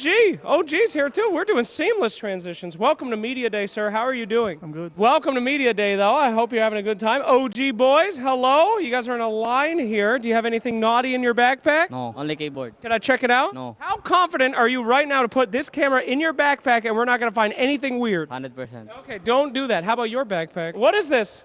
Is this your Labubu? It's my something, I don't know. It's my lucky charm. We got us here. Charm. Okay, good luck, little guy. Thank you very much, OG. Good luck, everybody. Hey Jay, how are you doing? I'm doing super fine. How are you doing? Why are you the most attractive player in Dota? It's your eyes. You're like, you see me that way, you know? There's nothing I can do about it. Who on your team, I've been asking I don't know what happened today. I woke up and I felt like fist fighting apparently. Who on your team would win in a fist fight? Me, for sure. You? Yeah. I mean, depends against who. No, your own team. Between yourselves? Yeah. In this case, me. Wow, very confident. What gives you that confidence? I think that look was enough, actually. They're not very aggressive. Neither am I. Talk to me about your mid laner. I mean, he's been a beast this year. Yes, he has been and continuously. Actually, has been, is still be. Yes, he's a beast. I actually don't know the origin story. How'd you guys find him? But at first, we didn't really know if he was good or not. And then, like, we were going to make changes, and then we talked to people, and then we basically like heard that he's good. I heard that he was like rank super high, playing on a toaster with 200 ping from Peru, and we're like, imagine this guy with good quality of gaming possibilities. So like we tried him, and then he was super good, and he was super good teammate. So yeah, that's it. I feel like there's not as much young blood in the scene, but South America and SEA at times feel like the two regions that bring in the new blood a little more often. Why do you think that is? Actually, I don't know much. I feel like Dota is good in these countries. Like people enjoy Dota in these countries for some reason, and like they have like the setup properly for them to happen. So for example, in Brazil, cyber cafes, LAN houses, they are dead. But in Peru, it's a big thing, you know? So like people go there and they play, and then they can actually play with good PCs. And if you have a good PC, why would you play League of Legends instead of Dota? Great question, yeah. So like, I feel like at least in Peru, it's like a more of a cultural thing. I have no idea for CIA or Russia. And last question, how are you guys going to do at this tournament? Are you confident? We are confident as hell. I know that we are the team that most try-harded before this. Like, we haven't stopped playing since our last tournament, and because we had TI qualifiers. So like, since our last tournament that we got second place, we probably got like 3 or 4 day break days to rest, and other teams, they took like weeks. So you guys made a mistake by resting too much. We are coming at you. Oh, thank you. Here with Art Style, legendary coach. How are you doing? Kind of fine. Kind of happy that we are kind of happy what? playing on this tournament. Oh, yeah. How long have you been with this team? Near 6 months or 7, something like that. Where have you been? I was coaching Navi junior team that became a main roster. It was like 2 or 3 years. Do you realize how much of a legend you are in Dota? No. No? No. Do you still play a lot? I'm more watching, to be honest. Right now I'm more watching and replays and scrims, clan wars. So, yeah. So when you watch these days, do you, not to bring myself up here in this scenario, I used to play Counter-Strike a long time ago, and when I look at the current scene, I'm like, man, I wish I could be playing now. Do you ever get that feeling? Yep, sometimes I get it, but I feel like my brain is already tired for it. I need to think about family, about a lot of real life stuff, and I don't have enough time for it. How do you think you're going to do at this tournament? We hope to do our best, but On this tournament, there are really strong teams. Also in our group, it's like 2 teams that was finalists in previous big tournament. I don't know. We will try to reach to the playoffs, and after that we will see. On your team, if a fight were to break out, fist fight, who would win? I feel like Lace. He's kind of fat. Right, good answer. In your long history of Dota, have you ever had a team that you've been on that there was a fist fight? It was in my, not my first team, but in first team in my Dota 2 career. It was in Navi. I will not tell you, but there was kind of accident like that. The original Navi? Yeah, original Navi, first one. That one, first international. I can only imagine who that person was. Nope, it wasn't. It's not this person. Okay, well, process of elimination, so he's off. Chavos, by any chance? No. I'm just kidding. Thanks for joining us, Arsa. I really appreciate you. I hope that you guys have success at this tournament. Thank you. Thank you. Thank you. Hello and welcome everyone to a very hype podcast. There was like a question I wanted to ask. I want to ask you guys, like on a scale of 0 to 10, 10 being the highest, like what is the drive to win and to be the best? Can you rate your own drive? What's yours? Rate my drive, dude. No. Rate your own. If you start rating each other's drive, it's gonna get messy. You know, I will rate his drive. Sure. I mean, you can rate each other's drive too. Yeah, I'll rate his. But I need yours also. Frankfurt Major. This guy's drive. No, but I mean today, because a lot you were playing, you know. Oh, when I was playing. Yeah, that was a good drive. You had a good drive there. Thank you. Time has passed, and That was 10 years ago. yeah, But we're back to the same booth, so. we were young guys. So what's your drive, Will? Probably 10. Self-reflection, 10. Well, I really, it's like Puffy said, like I feel like genuine gratitude to like this game's given me everything. Like, you know, like my mom's here in Paris, exploring the city. But because of this event, she got to see me win TI. Like so many of my friends, a lot of my friends have careers through this game and stuff like that. I mean, you know, financially we've done pretty well. I think everybody here. And also, like, I mean, I think all of us have won the TI, right? Not me. Okay, sorry from David, sorry. But you will eventually. And so, like, for the most part, I feel I've got to do what I wanted to do, which was, like, do that. But I still, like, feel it. Every morning it feels, like, fun to, like, get up. I think it helps to have, like, people like, you know, Mickey, who's, like, very motivated. Because, like, those guys still, like, they have a lot of drive. And if you're surrounded, I think, by the right people, it'll continue it. You know, I love Zai to death, but near the end, he was very much like, I don't want to really be here anymore. Like, I've checked out. I think he told me it was prison. And he said, if we, like, lose early at TI, it's early release. Like, good behavior, you know? that's a tough one. So, like, you know, some people want to get out. Like, do the guy a favor and feed on your lane, you know? Exactly. And so I think, but, you know, I'm surrounded by the right people. Like, I think, for example, Ace and Tofu, they've been so close twice. They've been to a TI finals twice. It's like the desire, I think, is high, so mine is as well. No. I'll say mine is about a 9. The one missing is not because of my lack of passion for the game or love for my job. I love my job. I love what I do. It's just I'm traveling 6 months plus of the year. Yeah. And I'm missing so much time I could with my daughter, of course. So. And it's sad every time I have to leave her because she's going very attached to me. Yeah.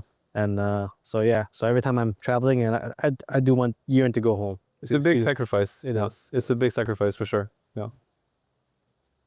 How about you guys? You keep me up. You first. Then you first. No, you talk. Then I laugh a little bit, and then screw. Okay. Like screw your. I'm just not gonna look at you when I talk. He's really undermining all your answers. There. Look at the cameras. The thing is, his boot camp is right next to ours. Yeah. Get back. So we've been like the last few months. Like since he became coach, it's been fun. Okay, like because he's been there, like you know. So usually we hang out. That's quite a bit in Serbia. So for me, my drive is like always a 10. Like it's hard not to. Like I've been playing this game for like all my life and watching. So I watched like at this point maybe thousands of replays. You know, like from the start. I think. I see what both William and David like said. I like this game gave me a really good life. I think it's really easy to like get really sad and depressed when the years are bad, like because you have some good years and you have some bad years, but I met like a lot of good people. The game gave me like a super cool life. Like I got to travel, I got to do what I love. I also share what David said about like missing a lot of your life to do this, because I got married this year, like recently. So Congratulations. Thank you. It's like, holy shit, I actually found someone to marry me. Oh, come on. But you know, He's doing this, you know. I'm doing it myself. I'm trying to help him, you know. He's doubting himself every time. I can do it myself, man. One little giggle by me and he's all right. I'm trying, man. Don't get rid of his nerves. Like, what's a pep talk to you? You pep talking me about pep talking him. It's a joke, man. You know. Of course. But it's like, yeah, I think I still love the game. I think all the memories of my of Dota is more than just the game. I think just like all the fun memories I've had with the people, like some events, like me and him reminisce about some cool events, some fun stories. I think those are like the coolest memories I've had. Like winning, like doing well at some tournament, getting top 2, top 3, like, you know, when we were like, I remember when we used to get those top 2, we used to be so depressed, you know? And then the last few years, it's like, I haven't been able to make some of the playoffs. I'm just like, okay, now I actually know how depression feels, right? But I think losing has also made me realize like it's not really about all that. Like you want to win, the drive is to win, but the drive has become more like wanting some of my new guys to win. Like my Hellscream, he's like a 4 player. He's like a new guy in the scene. I really like him. Just like wanting them to do well is like a big drive.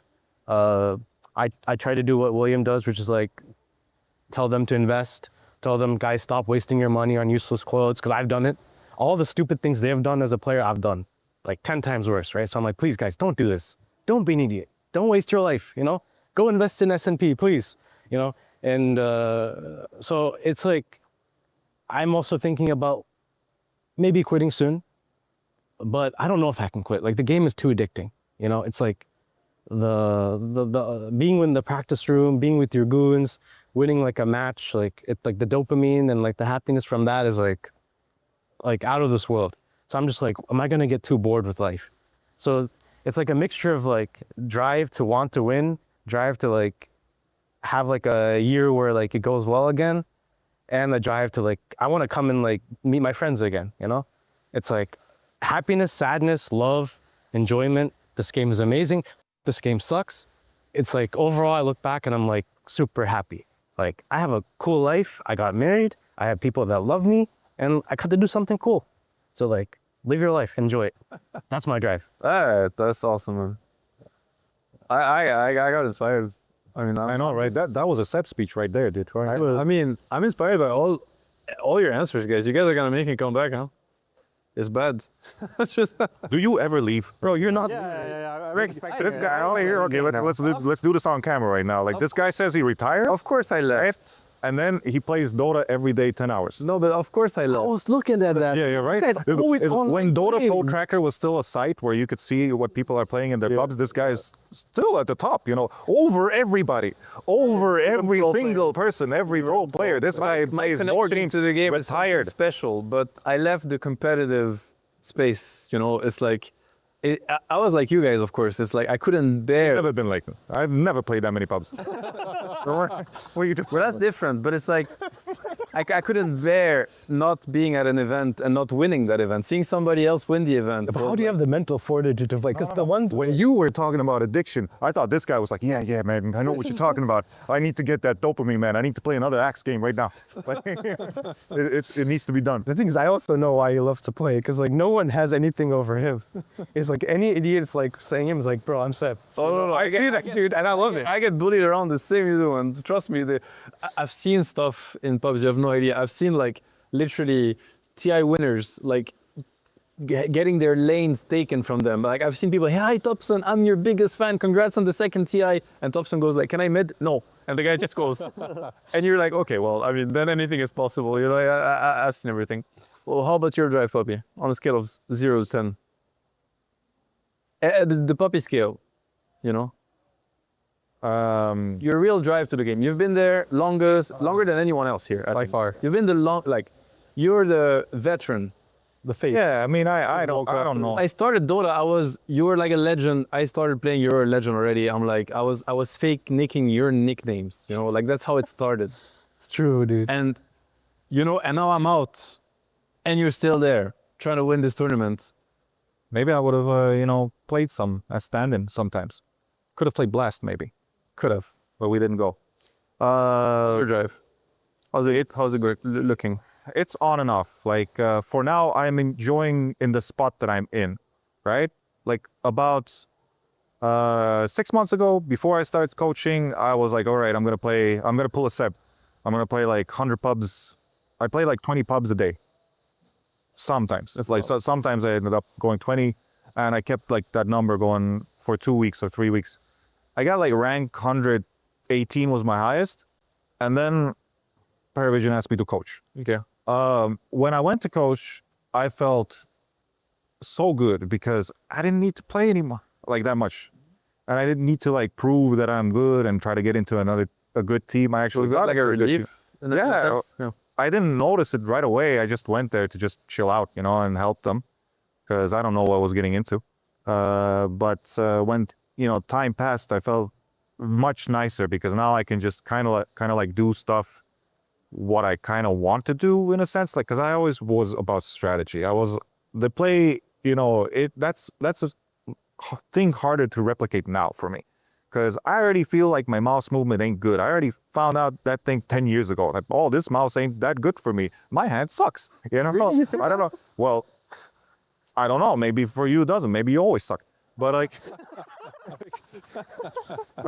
He's not stopped. He's in the shitter getting after 2 TIs. How many TIs do I need to not get that? It's but you haven't noticed that you've gotten worse? You actually have a point. If you haven't noticed that, I got some news for you, man. I seriously get it. Yeah. But like at some point I started feeling it. Like when the time where like Matu started also feeling it, I remember I started feeling it too at the same time. That guy was playing Lone Red Broodmother like in every game, and he's like, I think my hand just stops working at some point. And for me, it's the same thing because maybe it's the players that play micro heroes constantly because Enigma Chen, you know, and Enchantress, they constantly keep doing this thing to you where you actually start feeling like maybe I'm not moving fast enough. Yeah.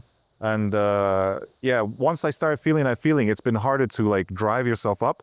But like I can't really think of it in a sense like, oh, I don't have drive because I play worse. It was just harder to get there. And I don't know if that's me having less drive or just like I'm just accepting what's happening. It's the chicken and the egg also, right? Yeah. Like, it could be the drive not pushing you or like, you know. I don't know what's pushing me, but I'm here and I want to win. So Nice. I don't really care. Yeah, that's good. That's good. All right, I think we did overtime, but I could spend the day with you guys here.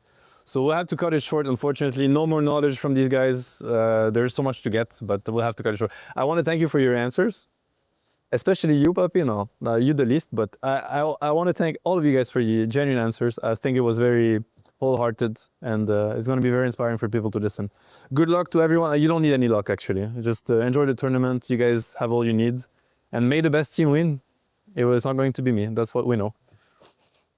Bye-bye.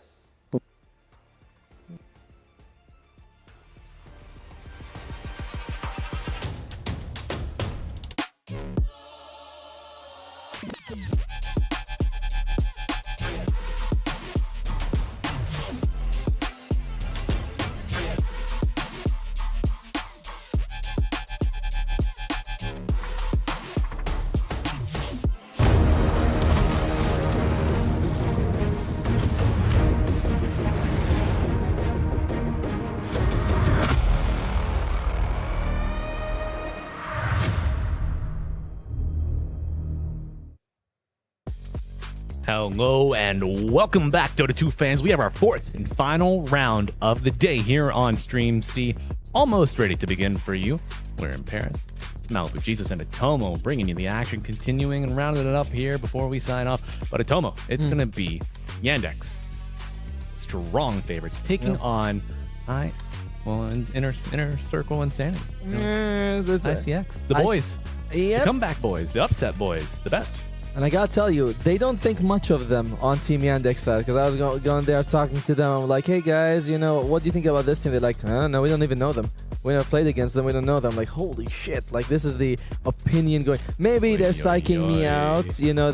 But I imagine like they may, you know, when you're in the same group, you don't scrim the same teams, so you scrim outside of your group, so they don't scrim them. Right. But maybe they haven't played with them before, and it's like, yeah, they just seem to think of them as, I don't want to say non-factors, but like not worth researching at the moment. Bumps, merely. Exactly. On your way to, you know, the Falcon and the Spirit and the P-Vision that you want to play up against. Right, yeah. Well, we will see if maybe their expectations are misplaced, because after yesterday's series, I think they might be. And let's take a look at those beautiful team logos, folks. You're going to see Team Yandex and ICX Inner Circle Insanity.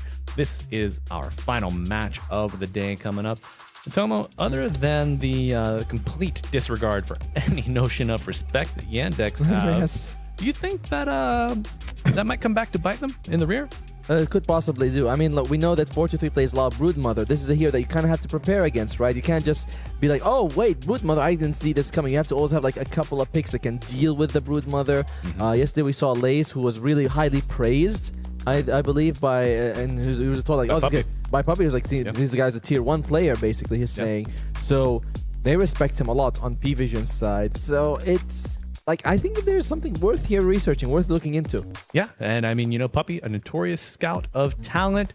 We won't talk about El Señor de la Noche, but, you know, other than that one, he's very rarely missed the mark there. One of the kingmakers of Dota, for sure. But Puppy's not here today. No. It's Yandex. And what about the roster? Can you tell us a little bit about them? Well, for Yandex, we have, well, Watson and Malady, they were often, I won't say scapegoated, but they I would say scapegoated. Okay, I'll say scapegoated too. But Watson and Malady, I have, you know, this is a duo that's been together for a long time. They were kind of split apart when Watson first joined gaming, then Malady joined after him. But a lot of the issues that they kind of faced on that roster, or the roster face was placed on them, even though Watson was like rank 1, he had a very different style with replacing Duraccio, but he's kind of a farm heavy guy, and he works really well with Malady in the lane. So I like this duo. We have, of course, Saxa, who, I mean, how many TIs is this guy? What was it, like 2 or something? I don't know, but he's very impressive position 4. Absolutely. And of course, stature as well. Yes, he's taller than you. Yes, he is. But ICX Insanity, 423, Stoikov, Lace, Fernandes, and Suh rounding out the roster there. They performed quite well together yesterday. I was really impressed with the Invoker of Stoikov. And just across the board, you mentioned Puppy singing the praise of the offlaner, Mr. Lace there. We saw him mostly on the Centaur where he had the greatest effect. Yes. Do you think he'll get it again today? I think that is something that they might consider aiming for, especially because it's like, I mean, DM doesn't play a whole lot of Centaur. He might want it first pick, and that's kind of been one of the strengths of DM is that whatever you give him a hero, generally one of the more stable ones, like the Underlord, the Centaur, the Tidehunter, heroes that usually will walk out lane phase very well. I'm not saying like a Timbersaw or Bristleback. I'm sure he can do that, but these are heroes that are a bit more like explosive. But he's very stable, and that allows the like Saxa to rotate around the map, make space. Okay, well, the 3 that you mentioned, I certainly agree with. But there's one, I feel it's a criminal if I don't bring it up. Of course. The Brewmaster. The Brewmaster. That Cinder Brew exploding comes to mind. I had the pleasure of seeing DM perform at ESL 1 Raleigh, and they had a great run there, as you know, winning it when he was back with P-Vision.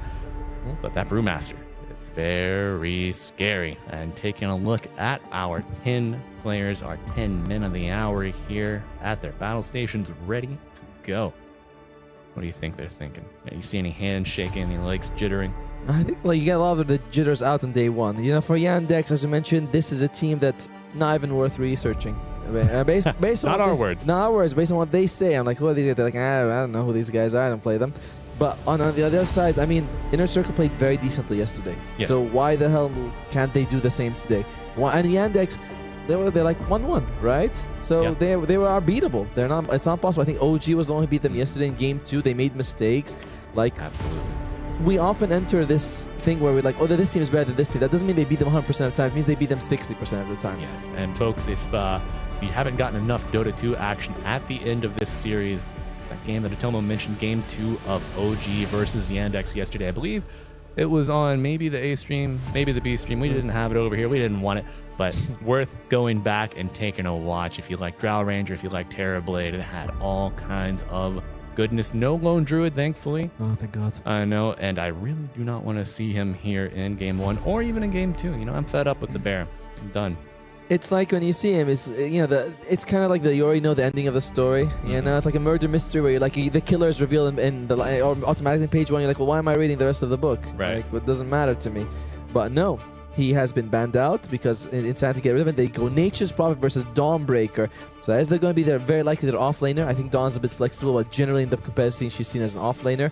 But a good counter to Nature's Prophet. You TP somewhere, she is right there with you. You know, That's right. like one of your clingy exes. Let's leave X's in the past, Atomo. But the rule of X's is a phenomenon that must be, you know, respected, anticipated, and studied here in Dota. You get the boot, oftentimes you come back to bite the team that booted you in the rear. Yes, that's most true. notably, this happens in South America all the time. However, neither of these teams from SA. And looking at our screens here, our graphic, our overlay, coaching art style for ICX, but Excel for Yandex. Personally, he's leading Yandex to new heights, continually achieving at a very, very high bar.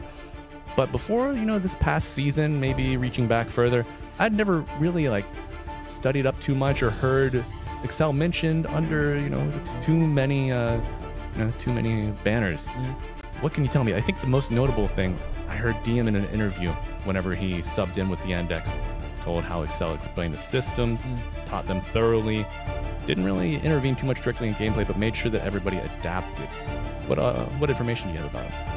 Oh, you're putting me on the spot, eh? I think he used to be a former player at some point as well. That's about the extent of my knowledge. I think I've seen his name a couple times in the DPC and then moved on to coaching. But no, I can't say I'm too familiar with how exactly he coaches them. I can ask about that afterwards. There you go. He does seem very stoic and calm when you see him, though. He's just sitting there focused. So seems to be helping the team out. But for now, into the draft, we do see that Enchantress gets picked up.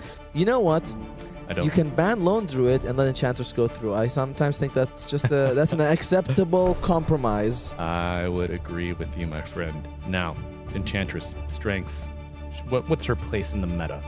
Well, she's really good in the lane in general. Also, especially if the enemy has things you want to purge off, things like the Darkseer, for example, that would be a good one. But and we've seen a lot of people go for scaling into late game, where you can go for the Hurricane Pike with the Shard, do just tons of damage, or some of them sometimes they go for the Aghanim Scepter instead. There's openings in there. In general, I'm usually less impressed with Enchantress, and I find her she's alright. Okay. Well, the scaling nature of the Enchantress could be a welcome addition here, especially when you have Treants. I don't know if the zombies from the Tombstone would respond to Lil Friends. I feel like that's such a niche, very small. That's a very, very small sample. But to be fair, I don't think you can impact them with anything. So they're almost like wards in a way, right? They don't seem like that you can do anything except just hit them and they die. Yeah. So now, interestingly enough, if you activate the Ash Legion shield, it actually gives them a shield, but it doesn't matter. They'll just remove them. Still one pip. What the hell? But Centaur 1 comes out. That's going to be the DM's hero.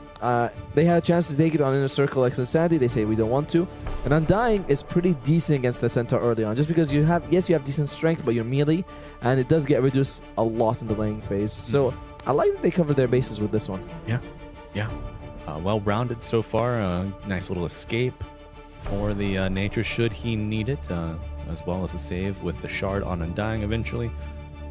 A lot of beef, not too much to cut through it just yet. I mean, you can get pure damage eventually on Enchantress, Blade Mail returning the damage, but maybe, just maybe, the Kez is the trick you need. Yeah, the beef is tough, but the knife is sharp. With the Kez here, he's able to go through these guys if he needs to. Alright, I like this pickup. That's probably going to be the 4-2-3 hero coming out. Okay. Gives you see Kez, you're alright, late game, I'm not too worried. We go late, it's fine. Especially on the other side that they have a Nature's Prophet. This can be a Saksa hero, but it's more often played on Watson. So, and I gotta say, I don't think it's that good. I don't think you're too worried if your Kez going up a Nature's Prophet. I can kick his ass. Right, yeah, I mean, he sticks the trees on you. You grapple towards the Natures, away from the trees. All of a sudden, it's a little bit of a vegetable medley for you. I could go for some vegetables tonight. Yeah. You have the Tusk and the Dawnbreaker, very likely as a combination. It's very good because Tag Team works with every Starbreaker hit, and Starbreaker already gives you extra damage, and Tag Team gives you extra damage. I think at max you can get something like 200 extra damage per, with of course her actual attack damage, right? It's 120 from the Starbreaker and something 90 from the Tag Team. Usually, yes. So it goes very high. Even early on, it's very impactful. So I like when Sanity has good global presence against the Nature's Prophet when he moves, decent save, good late game. Now Yandex, we'll see what support they're going to pick, or maybe a mid to keep the Nature's Prophet flexible. Could be. Also, a bit of a self-save with Kez, the Raptor Dance, the Raven's Veil, and that. can get you out of dodge. And then the grappling claw cannot be overlooked. But yeah, maybe a mid laner, a possible mid laner picked up here for Yandex. What would you like to see for Mr. Chira Jr.? I think they might pick the Wind Ranger because they played the Nature's Prophet as a 1, a 2, and a 4. So they're like, well, we put the Wind Ranger. What can she play as? As a 1, and a 2, and a 4 as well. So you just pick the Wind Ranger and you're like, let's flex it out. Now, I like that Wind Ranger. But I like a Drow Ranger even better. And as far as Chira Jr. is concerned, I hear Chira Jr. I see Slardar. He wouldn't be that bad Slardar game, to be fair with you. Although there's like the save from the Tusk, and the Enchantress has a lot of that slow, so he's not very able to get on top of them. I think it all depends on the mid lane pick to come out, maybe. Yeah. And for now, Yandex, Nature's Prophet could be the 2, could be the 4. So it's either Sax or Chira Jr.'s picked last. But the rest of the lanes are pretty easy. Drow Ranger carry with an Undying, brutal lane. If you get hit by a couple of Frost Arrows level 3, Tombstone comes out, you're like, Bye-bye. great. Bye-bye. Yeah. And now, to be fair with you, as long as you have vision of some sort of like neutral camp, the Tusk can snowball to safety. And Dawnbreaker, she's one of the better heroes to go up against Drow because you can throw the hammer and then just go to it, and it's like it's a good hammer. You know, good distance. Sorry, You can be pushed away with the gust, interrupting that, but maybe Snowball pulls you towards her anyway. You get the stun, pull it in. Now, Malady, maybe the assumed Undying player so far. Notoriously, I think back to Maladich, I think Jakiro, I think Brown Boots, Wand, Drums of Endurance, Aghanim Scepter. Yes. High pressure itemization, high, not really high risk, but really keyed in there. What could he build similarly on the Undying that would have like that kind of impact? I mean, I like Guardian Greaves, but I think more likely he'll get a Solar Crest. I think a Force Staff is also very good when you're up against Tusk and Dawnbreaker. It's great to get her away from the Starbreaker, like to get someone away from Starbreaker past the Ice Shards. So I'm thinking either Force Staff, Solar Crest, or Greaves. These are the 3 items I'd like. Okay. Yeah, and Drow. I mean, she just loves anything that affords her a little extra damage, a little mobility, a little survivability, all of the above. Yes. Check those boxes. Final band's coming out. No Lena, no Monkey, no Snapfire, no... Call it. What's the last band? Call it. What? Let's see, a mid laner that they want to play against. Invoker. I think, yeah. Close. Wow, it's not, I mean, sure. Inquaper. Maybe she's his ex. I was like... Alright, so it's going to be right now for Chira Jr. Does he want Invoker in this game? I feel like you can take Invoker. You don't really need, you're not desperate for poke.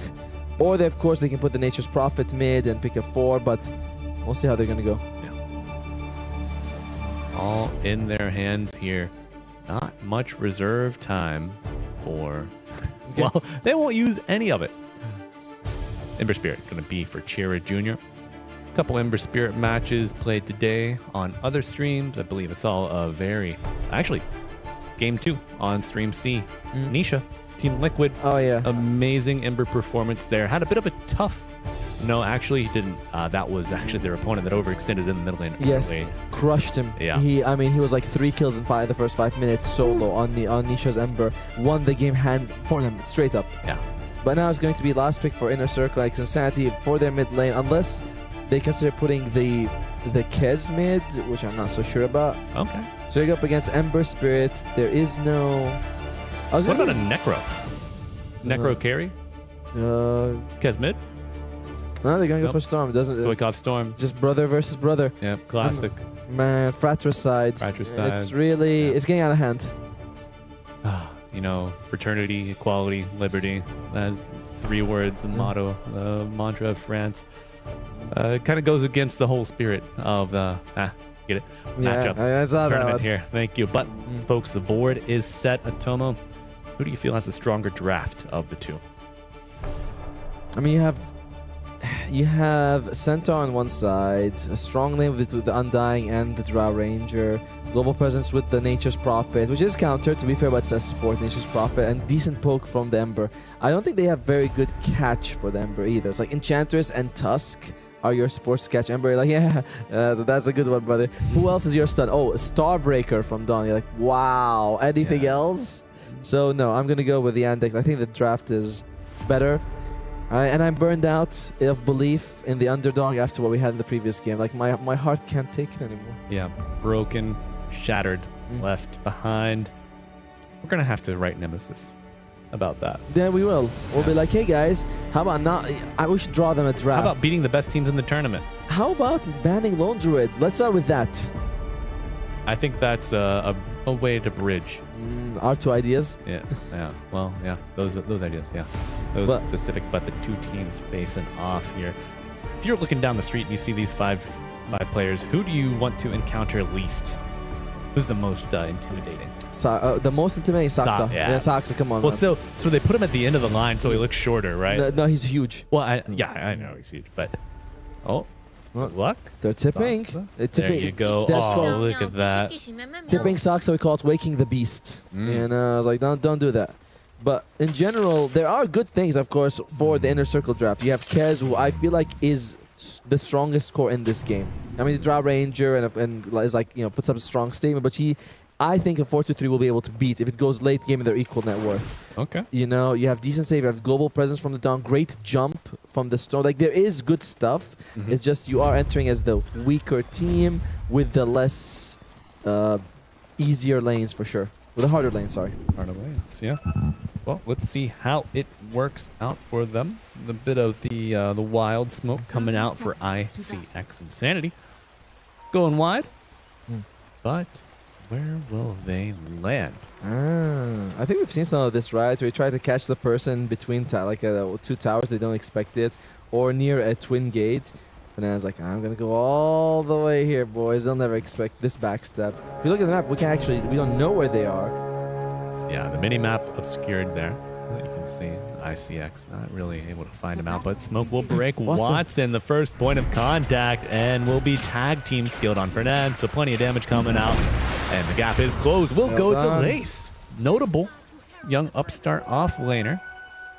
Look at that. And what do they do here? Do we kill range creep? Yes, we do. We love to do this. Saksa on approach. Will they get the deny? Oh my god, they're going to get it. No, they do not. Saksa unable to wrest it from their grasp. I like that Maldi threw the decay, hoping to scare them off a little bit, but it wasn't going to work out. And yeah, Fernand's not scared. He's like, dude, you guys literally have no stuns between the three of you. Yeah, but also, so if that observer ward wasn't there for the Radiant, the slow attack aura applied to the Nature's Prophet, so still would have known it was there. It's a little cheeky bit. But Stoikov, Chira Jr. here in the mid lane, who do you favor?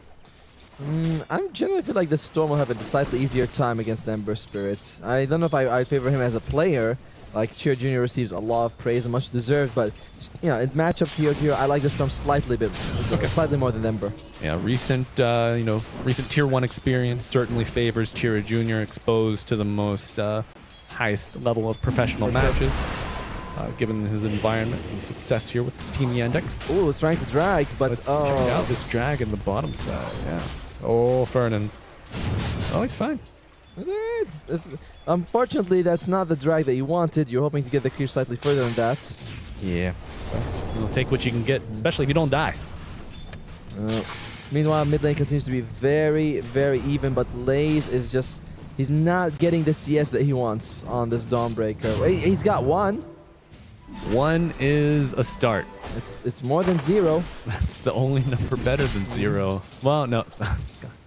Oh. It's the only number higher. It's the only number. Well, no, not that either. In terms of creeps. Yeah. There's a creeps, the only number you can get higher than 0. But looks like Sir is able to get the G ward off. And oh, look at that. Oh, no. Nice stomp from DM. Buying time for Sox. Now returning fire with the Sprout afterwards. Level 2 on the Nature. What do you get? Also retaliate rather, on the Centaur, level 2. One thing that's nice for Sir is that there is that Wild Wing Ripper available. It does give you that Thunderbolt. If you want, not Thunderbolt, sorry, it's like, what's it called? Lightning? It's something lightning. Can you look at it in the creep? Come on, you can make a guess. That's the Harpy. The Harpy, yes, the Harpy Storecrafter. Yes. I think it's just called Chain Lightning. Is it called Chain Lightning? I feel like it could be Chain Lightning. Fernand's getting a nice tip there. Possibly sarcastically. He says, drag the wave successfully. Just for once, bro. Gonna creep. Ah, there it is. RP Wasn't there the skill? Storm Wasn't there a Raptor. skill? The lightning one? It's chain. Chain it is chain lightning. lightning. Damn. That's right. You know what? We used to have like multiple heroes that had some sort of form of chain lightning. It's all gone. Like Except Zeus. Oh, that's arc lightning, I suppose. But yeah, he's Well, the one who who are the kept other? it. Who are the other heroes? Razor. Razor. Had it. Yeah, the chain lightning as well. They used to bounce around all the same. But was it chain lightning in name proper? Probably was. Like, you know, it's the one name. Everyone had Blink. All right. Yeah, every Blink was called There was Blink. a lot of work in front of Ice Frost. Yeah. Yeah. Solely, he's like, all right, this is going to be a Chaos Blink. This is going to be a Blink Strike. And I was like, Mm. all right, it's cool. But yeah, one already has a Galvanized stack, and I don't think he starts with that, though. Yeah, there was a bit of a rework. Those, I think, like 741 perhaps, but no boots for Watson. This is a hero that really loves the mobility, so, you know, I'm going to affect the next minute or so of the lane in favor of ICX. Well, the Inner Circle are okay with the way the bomb's going, because they're not really making too many moves to address it. They're like, all right, this is okay. They could consider sending bottom lane to help him out, but they're saying, nah, you're getting some crumbs. Why can't you be happy with that for once? Maybe once they get level 3 on the Enchantress, or level 2 enchant rather, but a bit of aggro action. Tombstone on the high ground. This is going to be a tough reach for the Dire, but Malady going low. Will he die? Yes. And in the mid lane, awesome Storm Spirit. Deaths across the map happening. 2 cores dead on the side of ICX, but, you know, not too bad. You get the Ember down as well. The mid lane trade is okay, and the bottom lane, I mean, at least they get the experience for, EXP for Lays. Normality dies after, so zombies get it, so it doesn't only gets the gold out, which is nice. Gold is good, but EXP is king in the early game. Yeah. First few levels. Let's take a look at that replay. This is what was happening on the off lane. Now on your main screen, see Malich making really a hell of an effort after it. The zombies doing plenty of work, and I think, yeah, this is what brought down the Dawnbreaker afterwards. So a little bit of gold infusion there. And now, they get a dive top side. ICX, ooh, that's a big kill. That's like a stab to the heart just now sir. from 4-2-3. Well done there, bringing down DM. Although, again, I'm not sure how much of a problem DM is right now. The issues are when he gets the heart, and he is got good CS, so you're not really slowing him down there. Yeah. Maybe this is the start. You know, you have to throw some creeps under the bus to get it to slow down, then you stop it, and then you stop it again. But also, you know, other CS score looking good. We got Stoikov, 21 and 22, 3 ahead of the Ember. Who else? The Drow is Queen of the castle, sitting 26 and 11, but aggression in the mid lane. Soxa with the Sprout, no zip just yet. Fernand's coming in after the TP. Nice shards, blocking off any hope of escape for a couple seconds. Stoikov stepping up to bat, but will it be enough? A punch. The Dream, they get the kill on count. Soxa is down, and now going for the rest, but Maladich showing up, getting a tombstone down. How many zombies are running? Suh coming in with the Centaur, gonna get the snowball stun as Maladich tries to fight his way back to the tombstone. Will he find success? No, the shards cut off another route of escape. Now, attention turns to the tombstone. The bank is busting with money for ICX. Very nice, because at this, I mean, Lace was also benefiting from this. Yes, he's massively behind Watson, but at least he gets like 5 CS during this kerfuffle in the mid lane that was happening. Absolutely. Also, another tertiary effect. Those kills happening. Stoikov survived. Galvanized stacks. That's true. Building up. And maybe, just perhaps another. However, Snowball is slowing down Cherry Jr., but it's a reversal of fortune. Thank you to Soxa TPing in. Can they dive? Yes, they will. Finding the branch planted will not be enough, but even 4-2-3 getting to business. Look at that. Bodies all around. And he's gonna stick around to actually secure the ruin for his team. He's like, is it here? It's bottom, it's a regen. Uh-oh, the Croaker cannot. Can he? Ribbing forward, Cherry Jr. grabs it in his bottle and bottom. Kitchen turn to Watson. Uh-oh, one more. Not really a way to fight your way out of this one, but a beautiful Sprout is still not enough. The damage over time finds its way to the heart of the Drow Ranger. I think a creep might have killed him, right? Because it doesn't go to either Lace or Fernand, so it's not like a blood grenade or some sort of damage. It's just a creep that gets him. But either way, he's dead, and that's what matters. Remember, this is the lane that Watson should be crushing, and he is. He's got more denies than Lace has creeps. But a kill is a big deal. F in chat for all of our Lace fans. I'm sure someone, you can tell in chat who's going to have a fun. Oh, wait, we're going for more. That's right. Going in for a round 2. Snowball into the Starbreaker. Sprout will not be enough. The death does occur. Drow Ranger off the map again. Slowing down her accumulation of Snowball of the lead. But Chira Jr. arriving for revenge. 4-2-3. Are you going to go crazy? Unfortunately, Mali stole the Wisdom Shrine during that time. They trade 2 for 1. It's still a very good trade for Icy Insanity. I think this is one of a few cases where you're like, yeah, we lost the Wisdom Shrine, but we got decent amount to make it a worthwhile trade. Right. So I like what our Inner Circle is doing. They're putting on a very good show for 7 minutes right now. They are, but the 7 minutes, that's not been the problem mark for these teams. It's been around 25, 30. Looking to make a good run here again at DM. He's died once. Can he die again? Chira Jr. coming in to save the day. Dawnbreaker crashing down. No stun. Didn't land, but 4-2-3. Not saved by anything. Malibu. I do not know, but I do know that this Twin Gate movement from Maladich might be enough to bring down Lace. Oh, the Tombstone and the Zombies. New band name. Yeah. Tombstone and the Zombies. That's the decent one. Tombstone and the Zombies.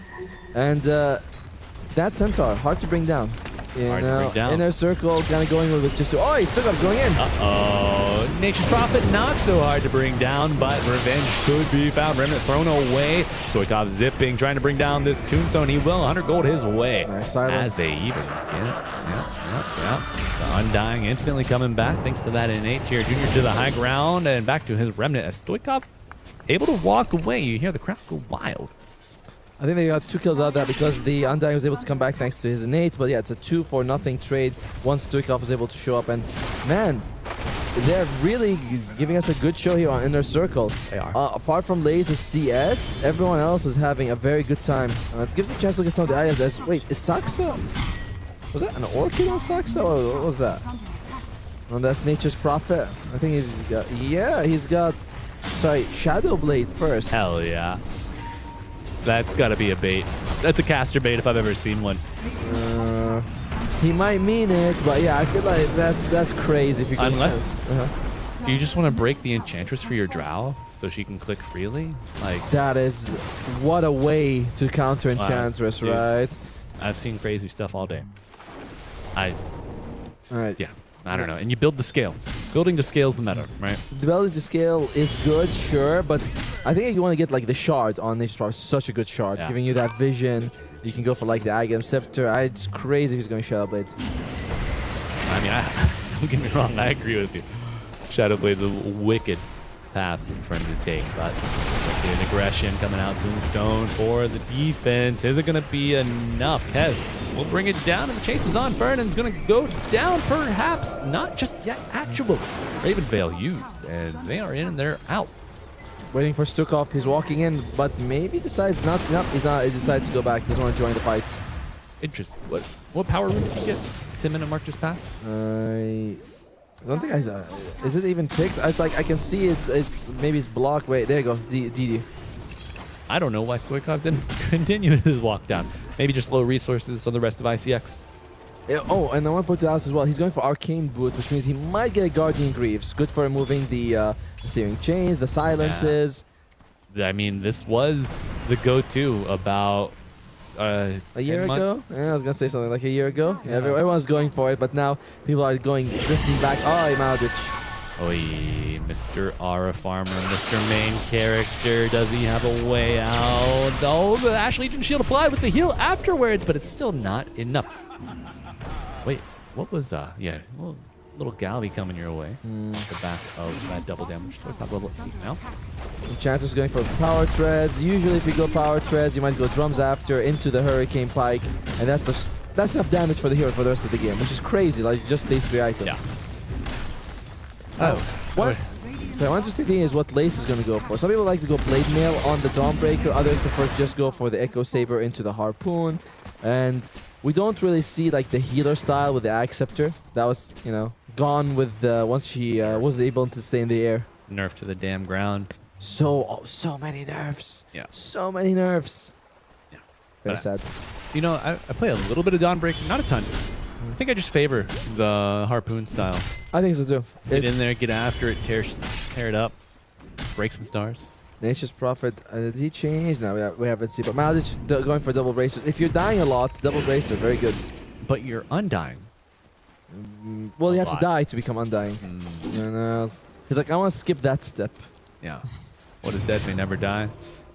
But yeah, we saw. So earlier, Lelis, double bracer on the Clockwork brown boots. Undying, double bracer. There's something there. Do you think? Is there a common thread? To be fair, Undying benefits a bit more from it because you have the Flesh Golem amplifying. So that's kind of nice. Okay. Word. DM. Chase is on. DM as the Nature's Wrath runs through the map. Beautiful stuff. Creep is gotten. And body blocking your ally, not the way to go. Hoof stomp on top of Suh. Is it enough? Enchanting him. Slowing him. Remnant, how many? Even flying out. Is the Remnant based off of your move speed? Yeah, at the time that you cast it. Yeah. Very much so. So sometimes you even see them activate the phase boots before they throw it. The map with Tomo. Those phase boots will have to wait. Bottom side, we're going to see Maladich try get out of another sticky situation, but it just will not happen. Watson arriving, split shot coming through. I think we see, okay, able to cut through the tusky hide. 1-for-1. But the Dawnbreaker doesn't look as bad as it did before, right? Like, yes, you're significantly behind the draw, but you're not too bad behind DM. Like, 800 gold this stage, it's all right. Yeah. And so far, Saxa has continued to have the Shadow Blade there. He's not changing. He's not changing it. He's just baiting. Maybe he's learned from Malady. He's learned from Jinkyu. He's learning from DM. He's like, why can he go hard first, but I can't go Shadow Blade? DM's like, I left. I left P-Vision to not play with 9 class. You're doing the same stuff. It's like, I want Shadow Blade. And to hand up my disc, you're like, why? Why you gotta do this? All right. All right. 14-minute rune coming up as well as the 14-minute shrine. Gonna be a battle in the mid lane. What do you got? Broker. I think this one gives damage buff because you're in water as well. So trade's gonna be favorable. Oh, there you go. Echo Saber. So Harpoon very likely to be the item of choice for Lays. Just going all in on the damage. And now that you have that damage percentage during daytime, Dawnbreaker actually hits hard. She does. For a while, I was like, when you see right-click Dawnbreaker, you feel like later on she just doesn't really bring you the damage. But now she does. Maladich, he's getting the damage too. Yeah. Maladich certainly is damage. You know, damage during the daytime. Damage amp from the Flesh Golem. That's another reason why this Drought Undying combo is so potent. Amps are up big time early. Get that Solar Crest eventually, get that Flesh Golem going. We're going to see a Stampede coming out here. Gets the stun afterwards. Echo Slash coming through. What is that one called? Raven Dash? Something like that? I think so. Talon Dash? No, it's definitely not Talon Dash. There's a Talon thing where he pulls himself. That's the one. Yeah. Ravens. There's Raven's Veil. Raven's Dash? Something. Maybe it has a Raven in it. No hero should have both Ravens. Both Ravens. One Raven should be enough. You know, one Raven's enough for OG. That's true. Right. The great offlaner. Be enough for Kez. I think the biggest moment for Inner Circle is once the Kez they get the Disso on the Kez. Yeah. We'll see what we can do then. Get some kills going on him for 4-2-3. As Stukov, he smells blood. Oh my god. Poor Malady lives on this high ground. But punch up on Watson. Solar Guardian coming down. They do find it. Stoikov gets the credit. Going for more, but the TP out is successful. What about Malady? Do we want Malady? No mana on Stoikov to jump. Yeah. Now, my thoughts. Okay. That's the third time Malady's been gone on in this area. Yep. Is he just fulfilling his role as meat shield for the Drow? Yeah. Like this area is too economically valuable for them to give up? I mean, Winter mentioned it. He's like, best thing I can do is break smokes as a position 5. So sometimes when you're not quite sure what you're doing, you're ensuring that the team is going to be fine by breaking smokes like that. And he is going Guardian Greaves, already has the mech available. He's locked his boots. Wants to get another arcane use, maybe?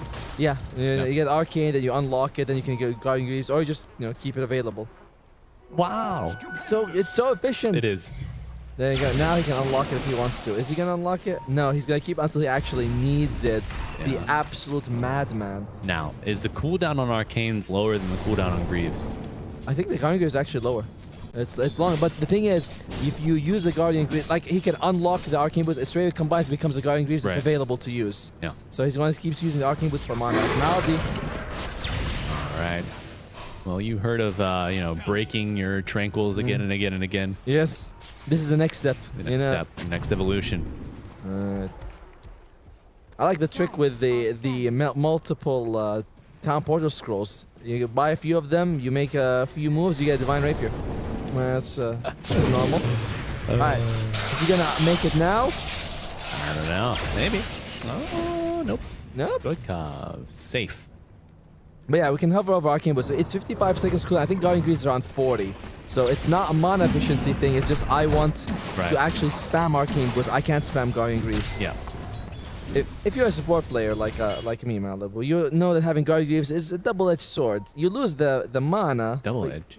Double-edged. But you get the healing. Yeah. Wait. Yeah. Because you can't just use it like that anymore. Right. It's a sad thing. Willy-nilly. No, not anymore.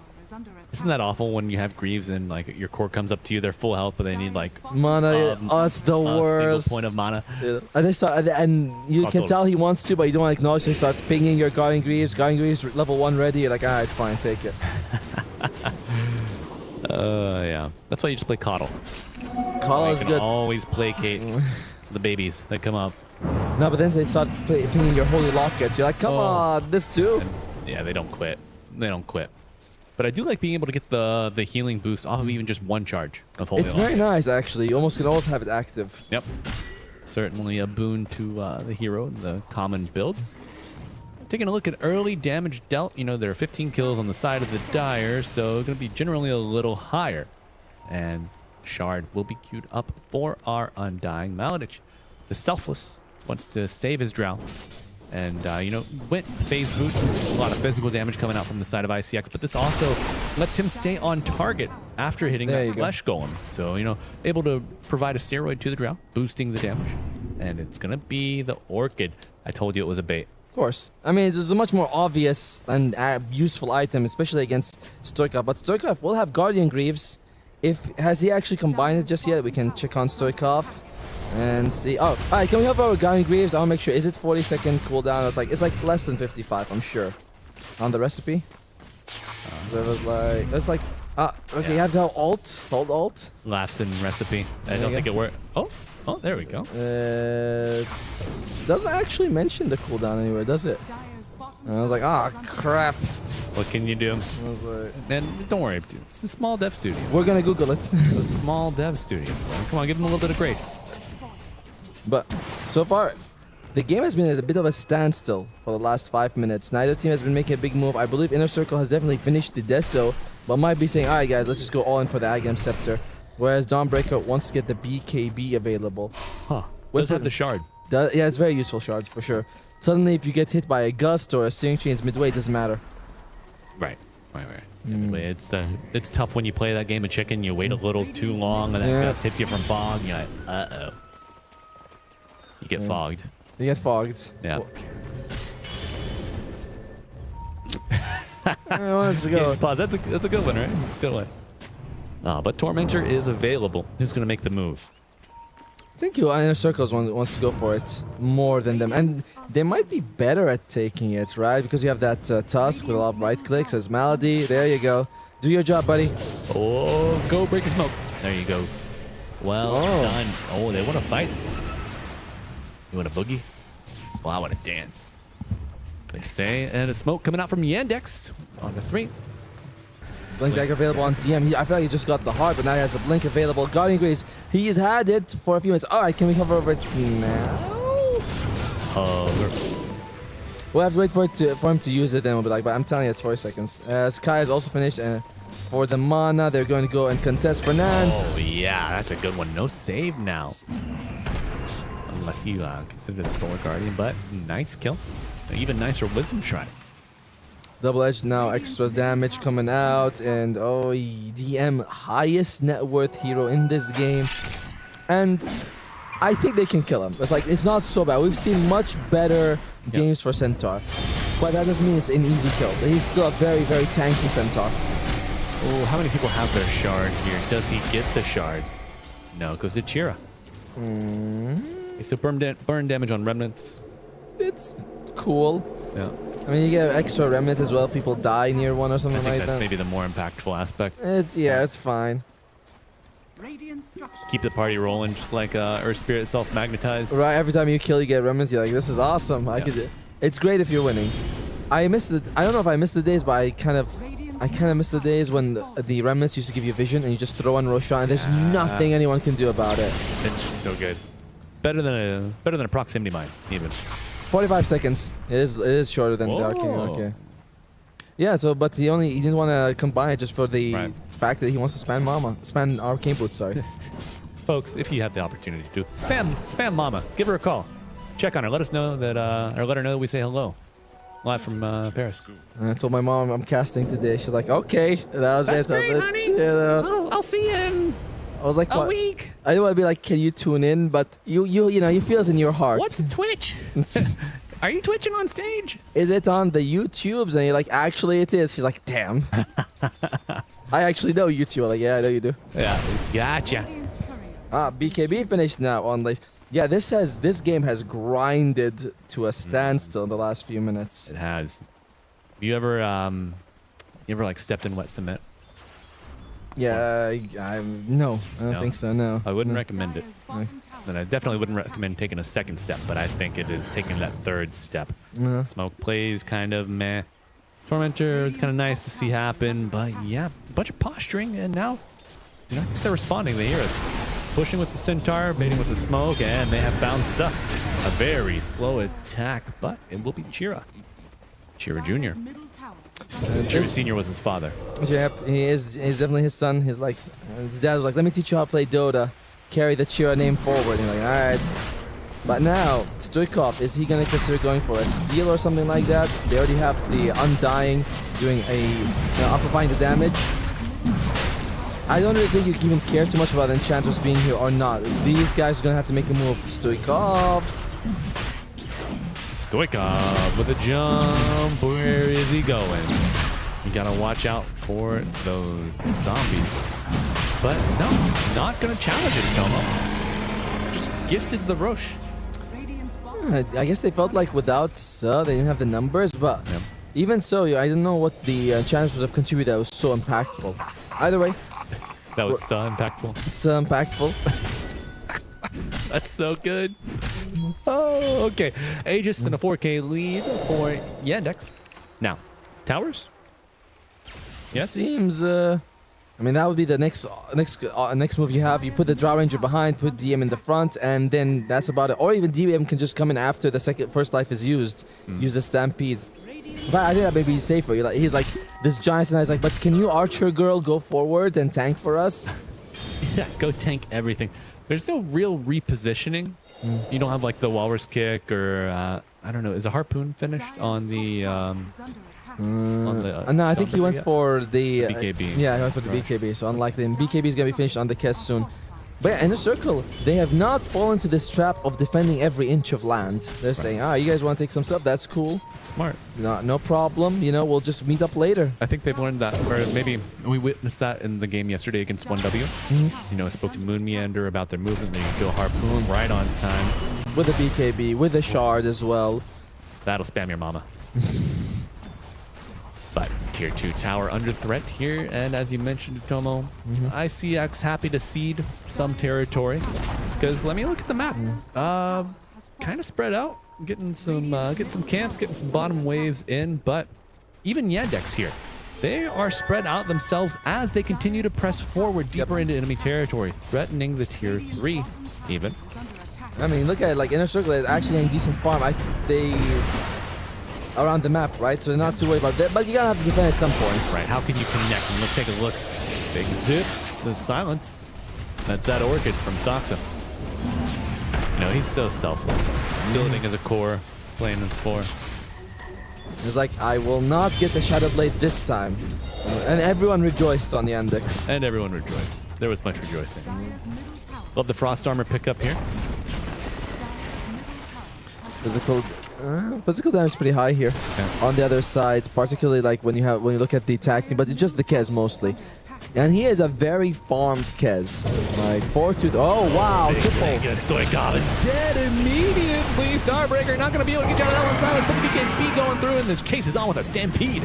Perhaps. Oh, so impactful here as he gets back. Solar Guardian coming out, but the pike will get him out of the Radiant Silence. Applied immediately upon landing. A 4-2-3 going for the Drow, but she has the Aegis as your team is dying. Walrus punch up to stun temporarily. The damage adding a snowball to hold her in place with the shards. Sealing off any escape, but I don't know if you're going to be able to bring her down. She's got her boys at her back. Now they're looking for revenge. Well, maybe just continuing the onslaught here. 4 dead. Kez going in, looking for Centaur. Silence applied. Buybacks coming out. Well, this might just be the last ditch off defensive effort and beautiful shards, but isolated. Will be brought down. Tons of magic damage coming out from Tyrion Jr. And a beautiful stun on the back line. 2 going down. Stoikov in for what? Snowball just hitting one, a punch up. Your best effort forward, but you got noodle arms, and GG is called. 27.5-minute victory in game 1 for Yandex. Dude, for most of the game, like from maybe the 15-minute mark until like the last 2 minutes of this game, not much was happening. Everyone was just farming very even. 2,000-3,000 advantage for Yandex, and they go high ground. I think there was a ward. It had to be warded, but DM gets a stun on 3 cores. Sick. And it doesn't. Absolutely sickening. I don't know if Fernandez if he was stunned on what, but he wasn't able to jump in and save them. Stoikov dies. They were able to get 1 by 1 after that. And yes, they almost bring down Watson, but like 1 hit, so it goes back instead of continuing the fight because he doesn't want to be too aggressive. But man, Yandex like a massive uppercut and just ends the fight in 1 punch. Yep, just knowing the limits, knowing their win conditions and the kill conditions for the fights. As you mentioned, Atomo, interrupting that potential snowball save. That's one of the reasons why you drafted Tusk. Yep. You remove that, a lot of abilities just taken out. No real way to delay the fight. They have the Stampede to push further into the enemy territory and just cut the head off of the snake before it can bite. That's a game 1 win for Yandex.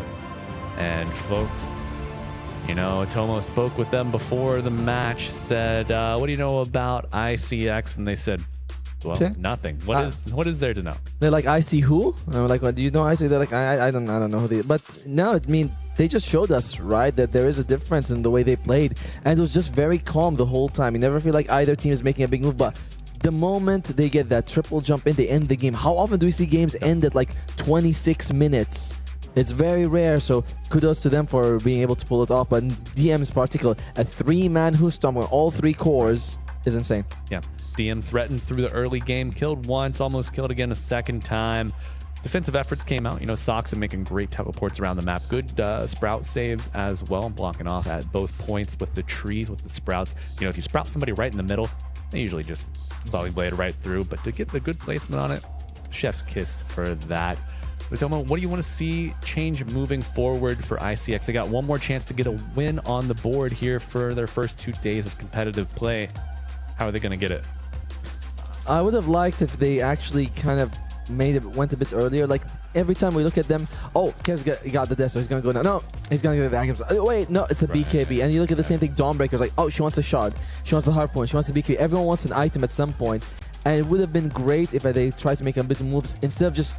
You know, it's that problem you always get to. I need an item, I need an item, I need an item, and then they just lost it. Even when they had all the items in their pocket, we didn't feel like we saw their potential in this one, and I'm a little disappointed. Absolutely. Speaking of itemization, it seemed like they needed so many items, you know, 3 or 4 per, but Watson just had a pike, and I mean, a little bit of damage, you know, the Yasha, the Dragon Lance that builds into the pike, but just the pike, you get out of Dawnbreaker ult because nothing really stunned you beforehand, and then you can resume fighting.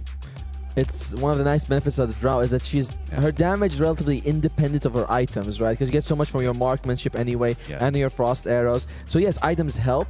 Like attack speed is really what you want more than anything else. But you just need to survive, and you're already dishing out massive amounts of damage. Absolutely, folks. Massive damage dealt to ICX there in game 1. Emotional damage even. But I know they can recover. They're up for the job. But we're going to give them a little break before we get back to the drawing board with the draft of game 2. I'm Malibu Jesus, joined by Atomo, and we will be back in about 10 minutes or so for that game 2. So stay tuned, and we'll see you soon.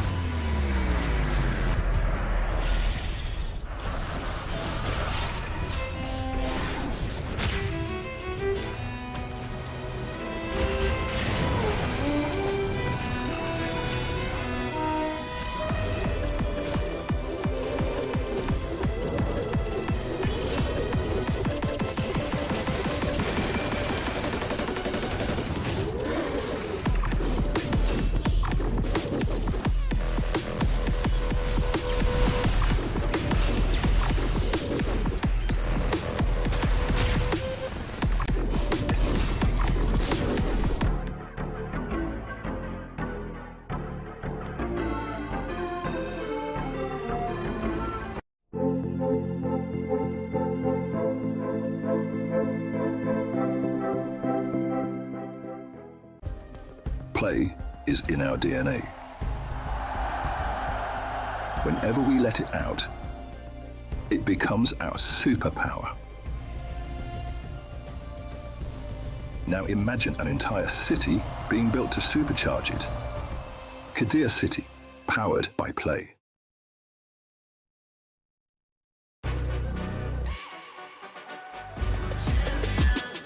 This ain't no regular thing. I came for the ring, you know what I mean.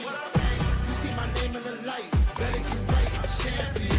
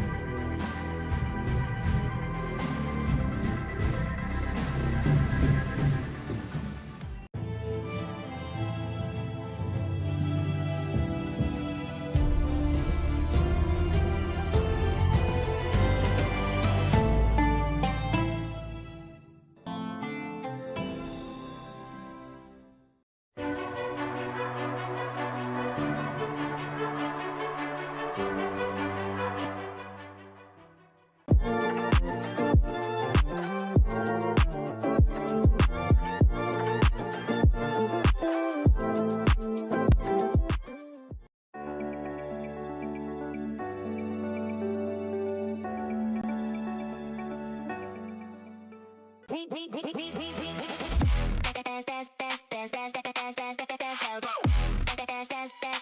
book Esports World Cup.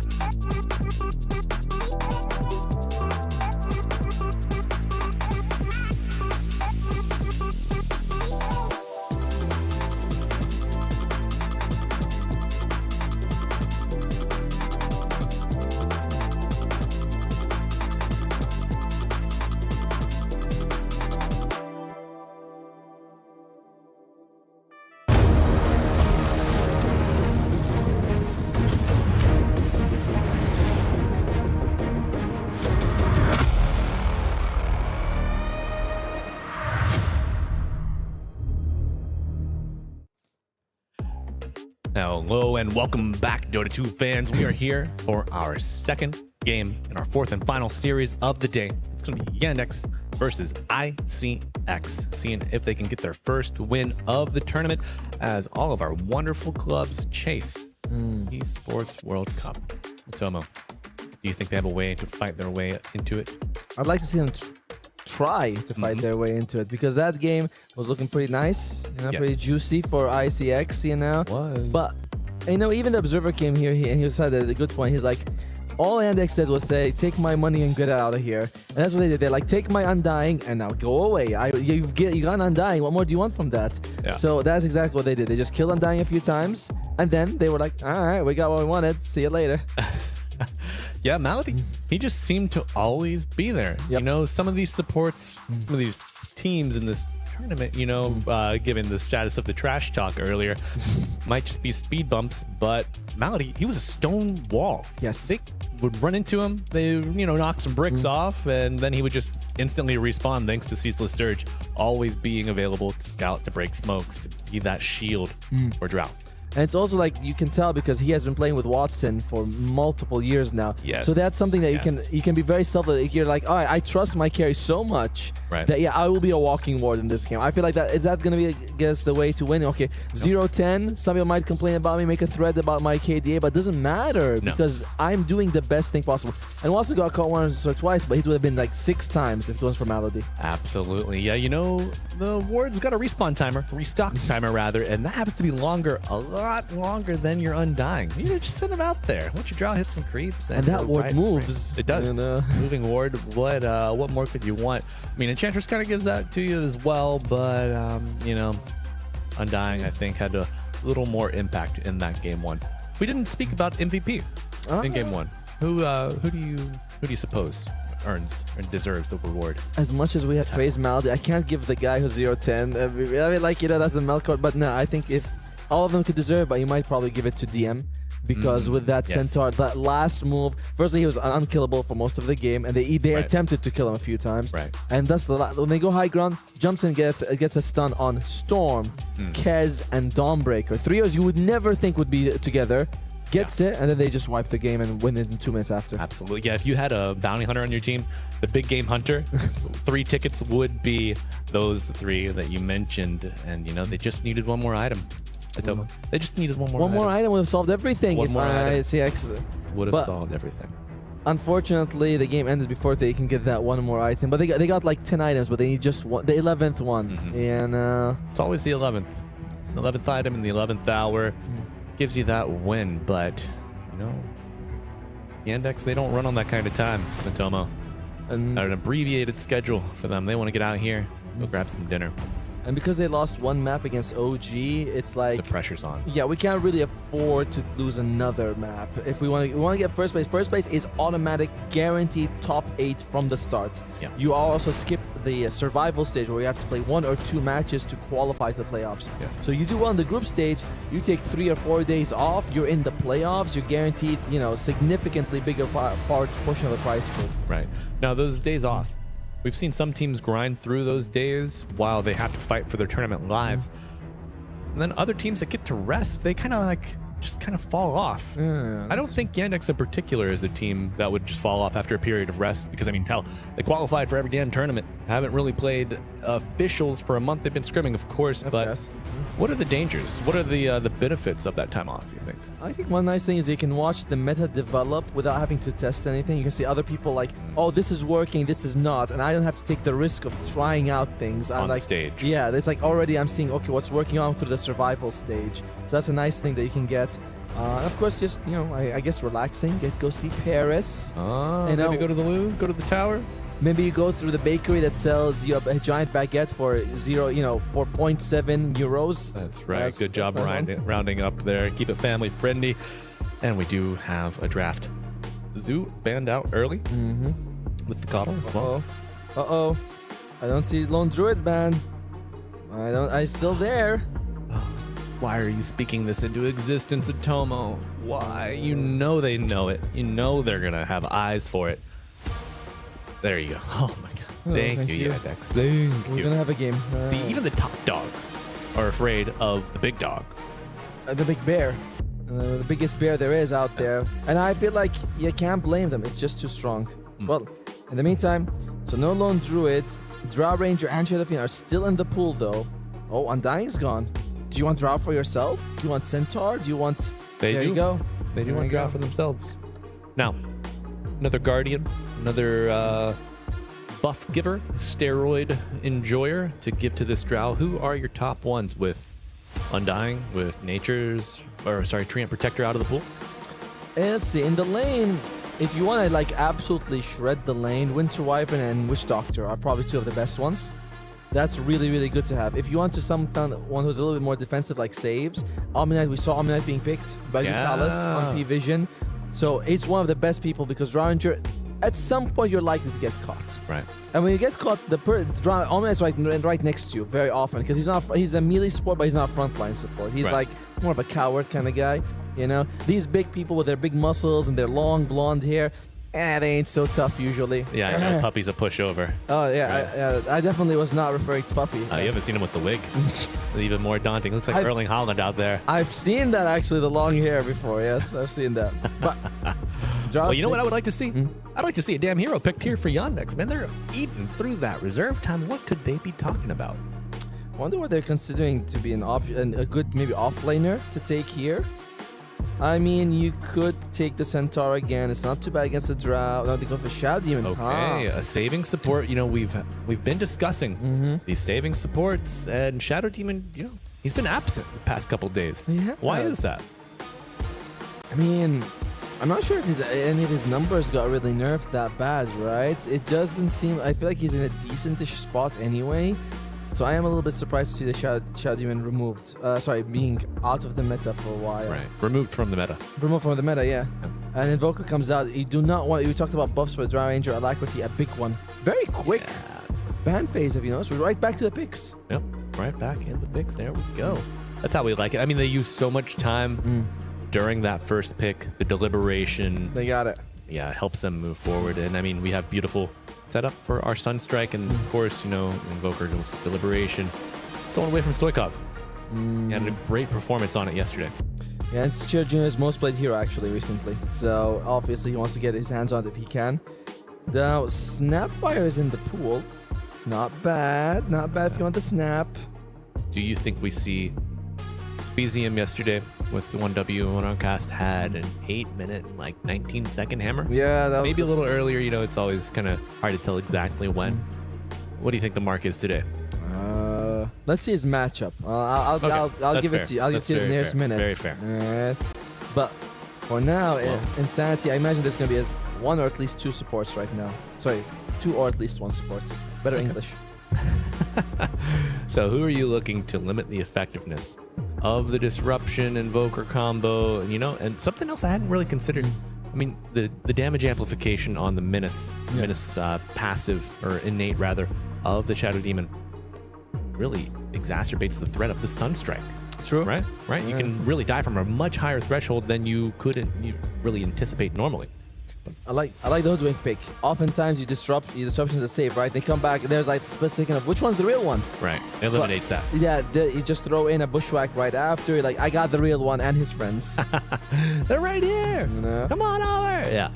All right. So hoodwink can be played as 5, most likely going to be your 4. Though. Loves that gold infusion, and there you go, your bodyguard for the safe lane.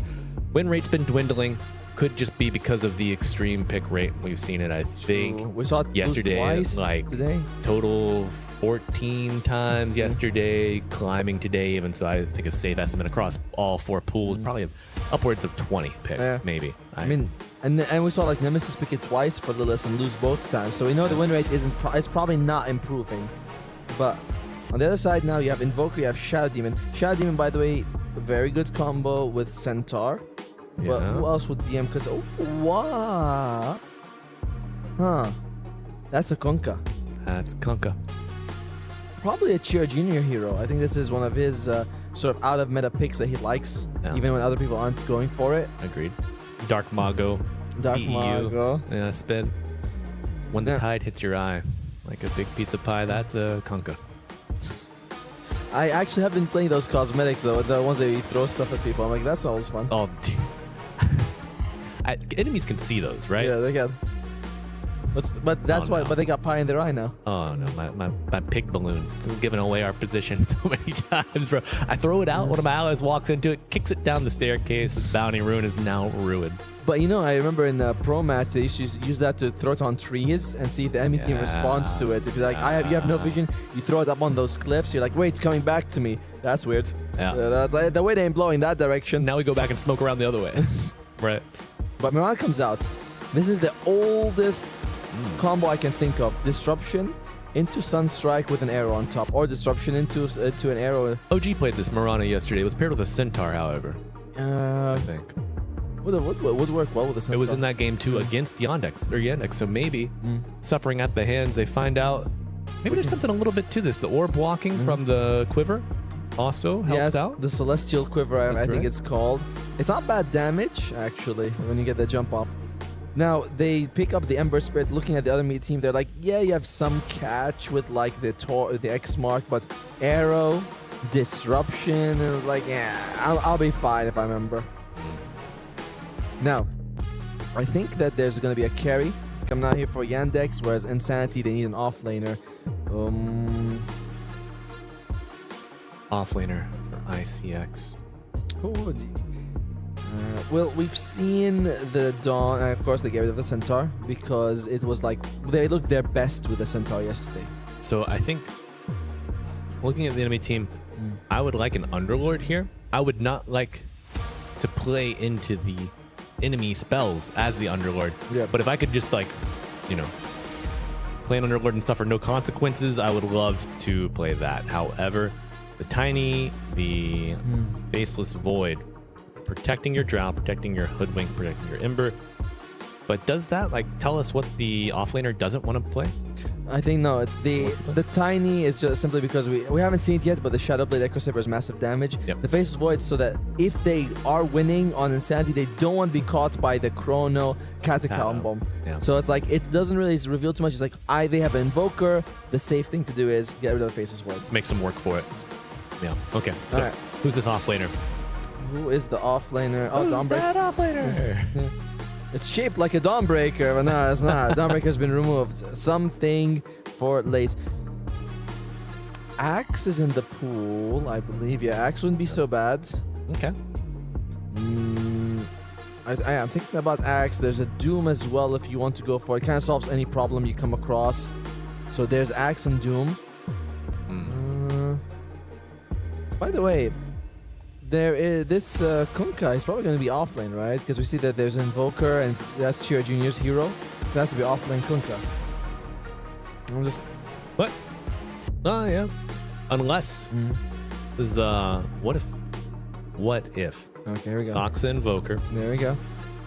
Carry Mirana. Yeah, Carry of for course. the... Well, you know, it's only appropriate since ICX have orb blocking from their safe laner. Yeah, You also get a little bit of orb blocking from your Mirana. Of course, the charges are finite. So, yeah, but then gives you another angle. You pair the Mirana with the Shadow Demon. Kind of cute. And then you get another... hey, there you go. Wow. Why? From the mouth of babes. Yeah, I was like, why do you guys need me here? I'm getting my cards. It's a big stage. See you later. It's a big stage. And I mean, you know... I mean, we can have people here for interview. Yeah, I guess we can. I'll stay. All right, but Underlord, well, I think one issue about this is that if Shadow Demon makes copies of him, you know, you do get that aura, but it's not the biggest problem. Like most of the time, disruptions used defensively rarely will be used that way, and they need a body like this. They absolutely need a tight Underlord type hero. Now on the other side, I'm seeing an open draft. I'm seeing an open draft. Are you seeing an open draft? I mean, as evidenced by my suggestion of a Mirana carry, yes. I'm seeing an open draft. A little bit of flexibility afforded. Mirana mid. Mirana, I mean, the most likely just in here. Most likely it's going to be Invoker mid and off Kunkka and something carry. What do we want here? Shadow Fiend has been sort of the nemesis of the Drow, but he's a rival. He's like Gary, you know, from the Pokemon. You always... Is Morphling? I know, no, the percentage-based damage is crazy, right? But Phantom Lancer into Underlord. And Drow Ranger. I think it's pretty good against the Drow, honestly. Like you haven't built Manta, you're also mobile. The moment she starts multi-shotting, you're like, surprise girl, I'm right behind you. Right. You know? Right. And he even has the new shard ability that's another escape mechanism. Yeah. Which, by the way, was one of his original abilities 20 years ago. Yeah. That was his old ability. You create a copy and you go invis for 8 seconds. Absolutely. And folks, you know, we didn't get to have any fun with our swapping of positions. Everybody right at their proper seat at the table. It will be Malady on the position 5 Mirana. Nice. Curious as to what his itemization path will be. We know that constant Moonlight Shadow free smoke on like a 70, 80, 90 second cooldown. Yeah, I think it starts at 9. I feel like it starts at 19, goes down to 17. I mean, or and there's a talent for it that reduces by like 20 seconds as well, or something like that. It's not a very long cooldown for sure. No, not at all. But the board is set. Atomo, who has a stronger draft? I mean, it's very hard to ask that question because you already have there's a bias internally that Yandex is a stronger team. So remove the teams from it. It's very hard to do that because I mean, I like the PL against the Drown matchup. Yeah. I'm not sure how I feel about the Konka, to be honest. We haven't seen this here for a while, so it's a bit, that's the iffy one in the draft. Even Shadow Demon coming out, Miranda 5, like those are a bit more out of there. So Yandex is a bit of an unusual draft, but okay, maybe draft-wise, it could go the other side because they have Drow and they have strong lanes, but Yandex is gonna take it. Okay. Possibly, likely, maybe. Possibly, yeah. I mean, I certainly favor Yandex for reasons aforementioned. And also, Watson PL. Yeah. Let me doing tricks on it. And Malady Mirana, man. I don't know if I've seen him play this before. Have you? No, when I think of Mirana position 5, I only think of snaking. You know, yeah, absolutely. That's exactly like the direct line. That's the only one who really does it that way. In general, Mirana is, you know, it's not really the meta that she used to be. I remember back in the old days when Sing Sing was like, I'm a sniper and I can land from, and everyone was like, wow, it's amazing. Right. But you'll miss some arrows, basically, right? And she's also very awkward because you don't know, am I supposed to be close to use start strong or should I be in a range to stay safe? So that makes her a very hard hero to balance, like very complicated to play because distancing to the enemy as a support Mirana is not easy. As I think we might be having a slight tech issue right there, you know. DM is like, fix my mic. And I gotta talk to everyone here. They have to hear my beautiful voice. Can you imagine they're like, all right, could you swap seats with DM? I think the microphone's right. DM goes to the other side, is there, and then that would be awesome. It would be a wonderful exercise here in Dota 2. Imagine you have to swap seats every other. That would be cool. Yeah. But, you know, Tomo, something that EWC obviously means a lot. It's a massive event. There are so many games active at the highest level here. Been learning about some other esports titles and how the competition and like the standard of what is accepted, you know, is different. You know, you think back to the origin of the BM, the competitive BM, the tipping, the voice lines. OG developed this, they perfected it.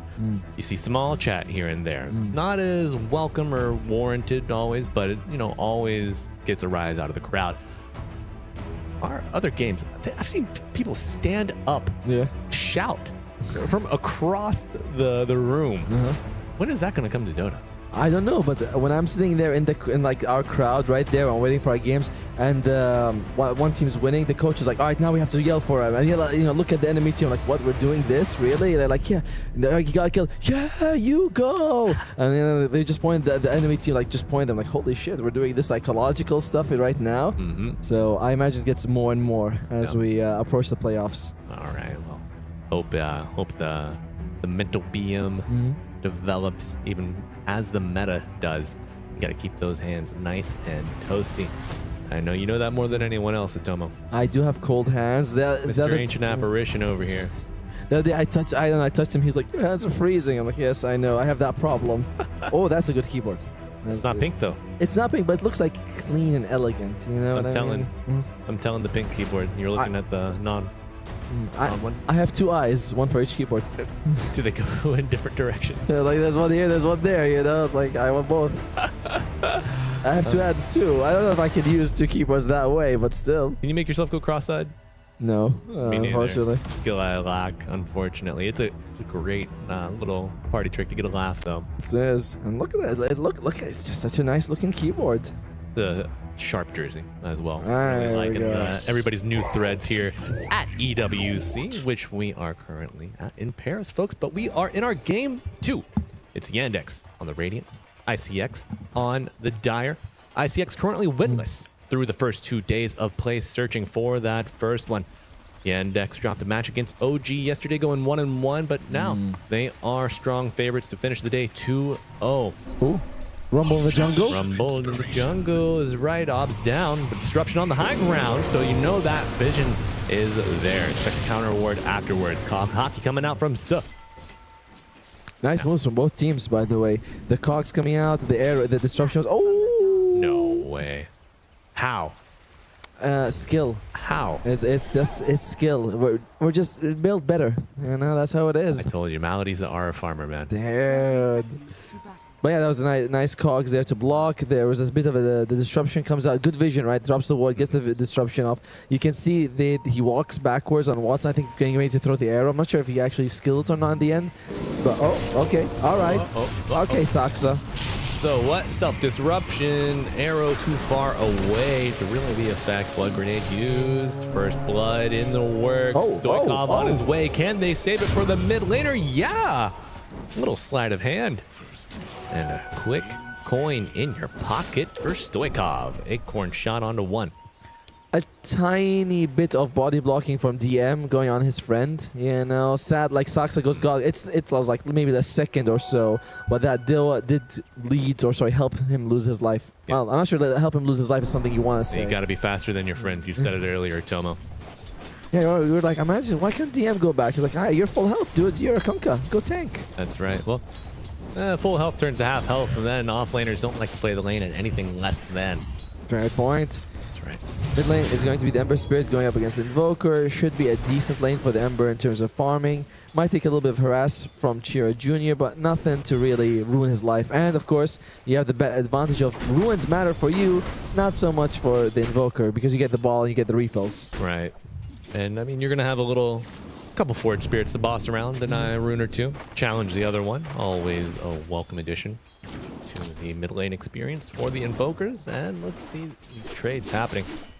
Bomb lane. Good animations from both supports here, but Mirana probably going to outdamage the solo Hoodwink. And it's also a lot of times when you're a support, you kind of like get together, throw 2 hits, and then you're like, I'll see you in like 10 seconds, right? That's very good for the Mirage. He's like, awesome, I can refill my quiver. Let me just pull them out of your body. There's 1, there's 2. These are good Celestial Quivers. That's right. You got to close that gap and keep her engaged to prevent that damage from building up over time. But that just means Watson farming freely under his own tower.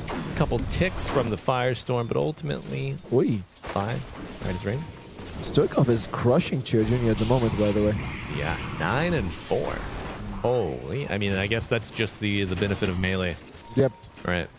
You are always, and especially like early levels with Invoker, your orbs are just so level, they're like not providing you with a whole bunch. As bar Malady. Right, action, bottom lane, maybe a second He's blood. Gone. One more? Coming now, one more. Tree line betraying Mirana. Double latch in the pit and a death. But while that's happening, I mean, you know, you're carrying Watson, of course, farming away. He is getting far. That's undisturbed in the lane, which is good. It's what I mean. You like that, but you are still giving away 2 kills for Inner Circle, and there, you know, that's nice. A bit of confidence boost, very useful for your team overall. So we'll see. And I like that he took Pit of Mouse level 2, not going for the passive instead. He's saying, "I think we get a kill, guys. I'm going for it." Yeah, I mean. Longer pit latch into bushwhack into second pit latch adds up quickly here.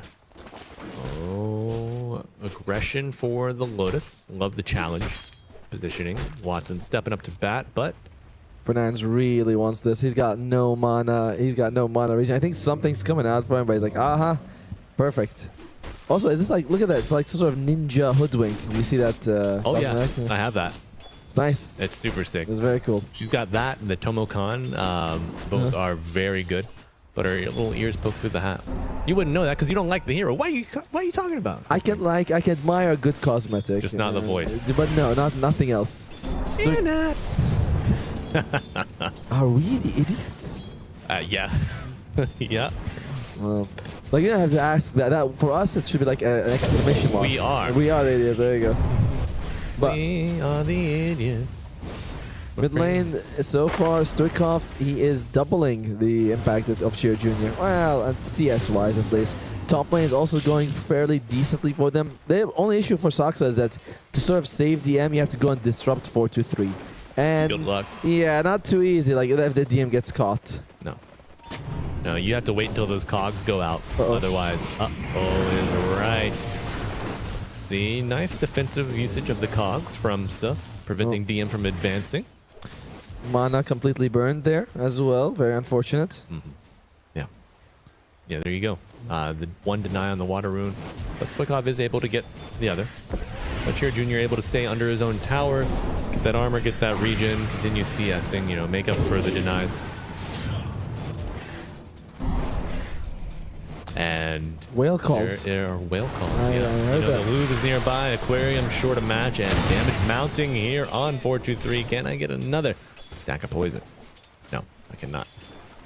So far, it's fairly even, but it is Insanity thanks to those 2 kills taking out 1,000 gold. Oh dear. Oh dear is buddy. right. DM with the dodges. Dodges 2, gets hit by 1, and the Centaur playing bodyguard for DM. The Sun Strike coming out, and it's devastation across the map. ICX lose 2. I see dead people. They're trying so hard to win this lane top because they're like, we have Drow, we have Clockwork, that's a recipe for success, yes, but Shadion just shuts that aggression cold. Smells like desperation. It does, and of course, even the Kunkka is significantly tankier than most offlaners thanks to that innate ability that he has, that rum. You know, alcohol. You know, it helps you with the Pocket pain. flask. Oh, bushwhack. Fernandez with a good rotation. Is it gonna be enough? Frost wall down. The damage mounting, burning. He's one. Yearning for a kill. They will get it. Goes to Fernandez and the disruption. Buying time, but no one else in route. Stoikov now level 6 with the experience from that kill. Bushwhack coming over. Soxa low. Little double bounce thanks to those illusions. Tons of damage, man. The Acorn shot. You always think like, it's gonna do this one. It's like, nope, it's very painful. Yeah. And Jira Jr. having a bad time against a very active Ember Spirit could be Exactly, that's right. Stoikov with the sidestep, the Bye, regen, Soxa. likely gonna get a kill unless Roshan and Soxa have a handshake agreement and a deny. Oh. No Sleight of Fist that he could use. This was on cooldown as well. He could have considered using the regen rune, throwing out a remnant, but he's like, if he's dead, he's dead. But bottom lane, Lace. Lace might be dead. There you go. Kills coming out across the map and re-aggression on the mid lane, and the frost wall coming down, but Stoikov slowed by the frost wall with the slowest remnant you ever did see. Forces him back, says, you know what, creeps are greater than the chase, and I have to agree. Yep. But yeah, you can see how it's so cute when you go through Ice Wall. You think it's just another slow. It's like, was it 30%? They're like, what is it, 80? Right. Like, am I gonna walk backwards? It's very annoying. And TP out of the damn ice wall. Almost. He's not gonna be getting that 8-minute Meteor Hammer. He's not. Sorry about that. That's all right. I didn't have anything riding on it. Laze gets the Shrine of Wisdom. Both teams get one. 3-3 is the score. It's fairly...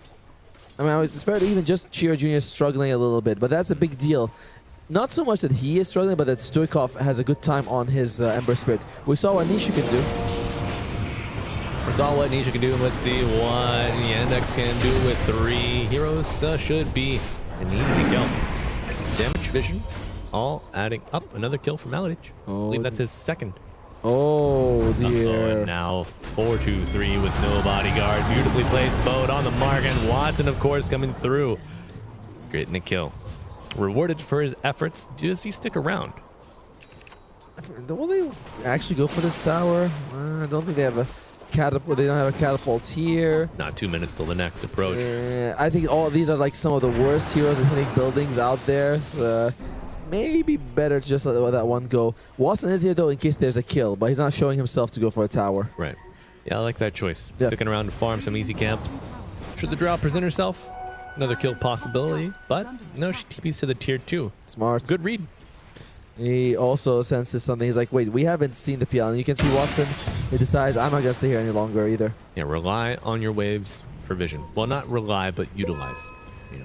And in general, it's like you can... Oh, wait, we still have a bunch of players stuck off. TP and the ultimate Beam Gate coming out from Underlord, but no, never get the pit until just now. The torrent.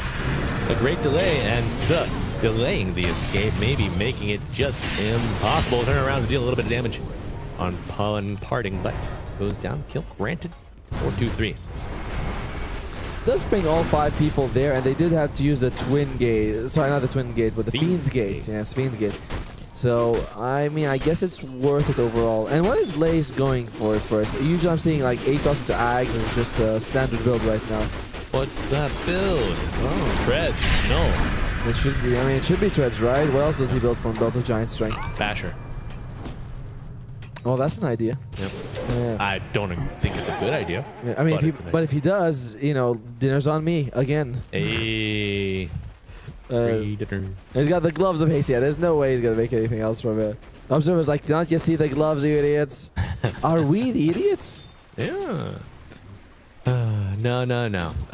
But I'd like to point to the Null Talisman in the Underlord's inventory. Minor point of discussion, but with the nerf to Soul Ring, yeah, a little bit more constant mana regen is necessary. Yes. Right. And he just, I guess he feels like he could really use a bit more Watson. He's here. More Watts. More Watts. Do we have more dots? Which one's the real one? The real one's right there. Oh my god. He's a master. Very well. And is he going to turn this around to kill? Dude, you know Watson. He's going to come out with the gold at the end of the day. My boy Watson laying it down. Ember disappeared, but they even get a kill off camp. Going to be falling again. I think Chira Jr. is recovering. He just, like, they gets gagged by two people. One of them you think is pretty decent at it as a, you know, early Ember Spirit against the PL with all that AoE damage, and he turns around and gets a kill for himself. Yeah. Watson is out of his mind. Like how good does he have to be to convincingly move both of those illusions in ways to trick ICX? And Bushwhack coming out. Oh, Watson arriving. Trap is snared, and you find a squirrel. I didn't. Ash Legion shield as well. It means that a lot of the damage was just nullified from the Acorn shot at the end. Yep. And they have another Ash Legion shield coming out from DM. This item gets much strong. Well, not much strong, but gets twice as strong if you have two of them. Triple as strong if you have three. But you cannot stack them. You have to rotate them. You have to wait for the guy who's getting either. He was like, all right, this guy uses his shield, then now you can use it again. And that's right. That's the third Ash Legion shield. Yeah, but folks, so if you use your Ash Legion shield with your buddies at home, make sure you group up for Sphin Cleave. That way, when you reapply the next one, it's all gone. Yeah. That's right. We all benefit. But you might get hurt more than you benefit, you know? Yeah. I need that Shattered Sword so bad, man. I've been re-rolling my Candy Works, hoping, wishing for that treasure. Haven't gotten one yet. I was shocked when they were like, there's Arcanas here. I'm like, there are Arcanas here? Alright, I suddenly have interest in this event. Alright, Ember Spirit going for, interesting enough, a Spirit Vessel. Is he going to be alright? He should be. No way. Stoikov with a slight dodge on the X. However, he is walking into dangerous waters. He's fine. They don't really have the good catch for him. And he was lucky that there was such a big stack, so he spent a lot of time slighting them. Yeah, absolutely. But it is a bit of a tough one, right, for IC right now. They have global potential. And it was 83%. I mean, I know it's 3,000 global. How is it 83%? Yeah. Gaben. Big stack. Okay, there you go. You got your Meteor Hammer. Not bad. Looking for the ATOS. They need as much root as they can against the Ember Spirit. Yeah, I don't know how I feel about the Spirit Vessel, because it's not to do anything against the PL. He already has a Dispel built in, and he builds a Manta. Yes. And there's loads of coming out from the Kunkka sets. Well, him and everyone else basically has this spell. You can, yeah, that as well as eventually you'll get Demonic Purge. You know, which he's queued up.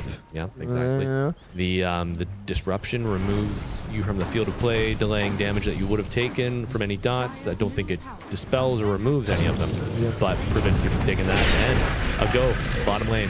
Watson, the target. Yeah, he's gonna dodge that every time. The doppelganger, the double walker. But can he walk his way out of the continued efforts of ICX? And the answer is no. But Stoikov low, no return effort of revenge from Yandex. I'm surprised Fernandez was holding on to his sharpshooter for so long, and maybe could have thrown it a bit earlier, get the kill on Watson, but they get in the end. Oh, here's a shot. They're going to throw the stuff on the Mirana. Nice cog into the guts. Beautiful play. Coordination mounting from ICX. And a Fiend's Gate. It's not over yet, baby. The other members of ICX have cut off the assault. Any reason for that, Atomo? I'm surprised he didn't go through it all the way. I guess he felt like it just wasn't worth it. By the way, he's going straight up Aghanim Scepter. No need for the ATOS. No need for any of that. Just, I want the Aghanim Scepter. Can get the ATOS after. Wow. That's wild. Okay, purge the Flame Guard. Now you're a little more vulnerable, especially with Chira Jr. showing up. Reads it, but not quite. It will be Soxa taking credit for the kill. With an AD rune on top. No wonder I was like... Rune on top, yeah. That menace with the AD. Oh my, and there you go. Great timing.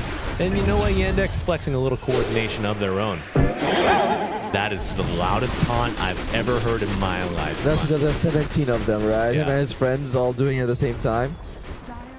Alright, Soxa, will he consider going for the shard or the blink dagger first? I feel like you can get, both of them are fine. Whatever one you feel like was better for you. But overall, I see Insanity. Their Drow is still doing well, and an Agon Scepter on the Underlord does change things quite a bit. Global Root is very powerful. It is. It is. But can you get it before it's irrelevant? It's never really It's irrelevant. never relevant. Never irrelevant. But can you get it before it's mitigated? Oh, yeah, that's going to be a dead Soxa. I mean, you can always just wait for the enemy team to use one of their spells, then throw it right after. Like, I think it's a bit... I don't even say it's greedy. I feel like this is the way you want to play, honestly. Yeah. It's like Heart on Centaur, you get first item, some people will be like, well, isn't that a bit too, like, you know, like, greedy? It's like, no, this is how it should be. Like a first item Hex on Phoenix? Support or core? Support. We saw Yeah, that's that. normal. No. Getting a little staction of their own. Mr. Lays, no more cleave on Underlord, right? No, that was gone, sadly. That was a facet. Well, half battle fury. Oh, darn. Uh-oh. Uh-oh. Fiend's Gate on top of the ex-Kunkka. Oh, my. Nice Lotus Orb, but will it be enough? Stuns coming out. The damage from the Sharpshooter. And unfortunately for DM, there are 2 Sharpshooters. Drow as well. Look at the kill. Oh, well, hey. Yeah, welcome they back. know you're coming back to your little hidey hole, big dog. And your little squirrel friend, too. I guess you're, I mean, you get a kill on DM, but it ends up being not really worth it because losing your Underlord, that is going to be a huge part of your playmaking coming later in the game. Stoikov has also fallen off after a pretty decent laning phase. Unfortunately, I feel like it comes down to a little bit of the item build. I just don't understand what the Spirit Vessel is giving you so, like, you just absolutely must have it this game. Right. When there's already built-in dispels. Yeah, I mean, not again. Oh my. I understand the, you know, the earn pickup. Yeah. Good Earn's stats, a little bit of damage here, not too much of a Commitment. financial investment, commitment. I think, I don't know, man. Maybe instead of like the vessel, do you think Essence Distiller is a move? A little cheaper, a little bit of vision. You can play with your slide on top of that. Oh, okay. Well done. Well done. I actually would have preferred the Mage Slayer. You know, that would have been another one. You're up against a decent amount of magic damage. Could help kill some of those PL illusions as well. But nah, he went all in for the Spirit Vessel. But maybe it's going to be a huge like thing that wins the game. Okay. Well, yet to be seen, but maybe it's in the works. 85% in favor of the Radiant. Yeah, Dex. 86. Yeah, and maybe... So a lot of the scenarios where the vessel is kind of nullified is when the team is together. Yep. Applying dispels to each other. Of course, you can isolate that with the demon, with the PL. Maybe they don't want to fight multiple people at once. That's a fair point. Pickoffs could be the go-to for them. I mean, if he's able to... There you go. Yeah. Oh my. Not a bad timing. No, it's fine. It's very solid. And he's also going for an Agon shot right after. Now, the Agon shot gives you, I think, the 3 more Firestorms or 2 more Firestorms, and they come at twice the speed. So I actually like it a lot, but usually it's not picked. Oh, and you can cast on you or I think an ally. It falls on them. So very good if you put on Stoikov. Oh, Stoikov. Oh, no. Big damage coming out. Following up. Chain stun to damnation. Big kill. You know, earlier we were saying, like, are you Ember, are you scared about Shadow Demon and Miran? Probably not, but the Atos out of nowhere, that usually catches you off guard. The Atos, that comes from you getting many disruption arrow kills. Now, in the meantime, they're not going to be, I don't know if they're going to be making a move on the dire side until the Ember Spirit's coming up. Probably want to wait for him. Lays revealed. Tanky boy going in deep, though. Oh, okay. Looking for him. No arrow combo here with the pick coming out afterwards, but lays very low. Watson will dodge for now. Oh, here we go. Uh-oh. Right, another ult coming out. And thanks for that Ags. It's a limited escape, and it will not be an escape at all for Watson. Wait. Chase. We got both. There you go. Oh, beautiful hook shot through the chaos. And setting up the continued success. And a bit of a rebuttal here for ICX. 4-2-3 going to pick that one up. About a minute till Tormentor. Oh, but Roshan's right there, but it seems like unlikely that they're going to go for it. I really like what Lace did. He put Watson in a tough spot. He moved far away to use the Fiend's Gate. I already had a bit of mouse in the place. Right. Watson was like, well, if I go further, he's going to Fiend's Gate me. And if I stay here, I'm going to be dead anyway. Classic. Should I stay or should I go? I'd like to live, but all options lead to death. Taking another look at that succession. Beautiful. What a great steering chase, followed by the hook shot onto, well, just Maladies with a good catch coming out on Soxa as well. Good Dota, back and forth. That's what we want, you know. Is it so much to ask for us to have back and forth games? Right? It's so much to ask for I don't know, 4 of the top, I don't know, 6 teams to lose. Yes, it is, unfortunately. It's selfish of us at Toma. We should know better. They worked hard to get there. I mean, sometimes you have to have a few stomps, but this is not one of them. It's 13-12. It's a little bit of an advantage for Yandex, but you have a farmed Drow Ranger who's got Aghanim Scepter. Interesting. Okay. For the hypothermia, I guess. Maybe pop. And of course, you also have an Aghanim Scepter on the Underworld with his global presence. Did he finish his shard? Oh. And he's going to go for the Axe. I believe this is when every time you run for every 500, you create another illusion. Yeah, let's take a look at that. This is going to be the shard. There you go. 3 extra K. Oh, it's 25%. I thought it was twice as fast, but it's only 25% faster. Or whatever. Sure. There you go. Aghanim Scepter on the PL. So there you get so much bonus illusions out of it. But we'll do fine. Self-disruption to buy time. Normally it's Malady taking that one. And it's going to be Soxa for now. Oh, but look at this move, dude. Everything. Every time. Yeah.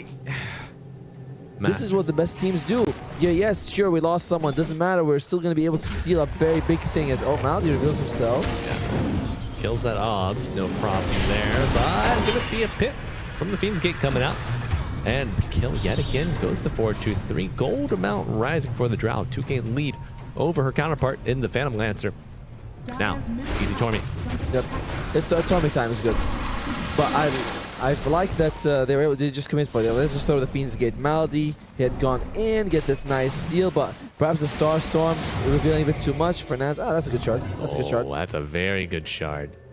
Think about that with the combined shard for the Firestorm. That's very true. Percentage based. Yeah, percentage based. Ramps up quite quickly. Might get a look at it right now, unless he doesn't get the chance to cast a damn thing. Oh my. Unfortunate, just TP's in there and loses his life.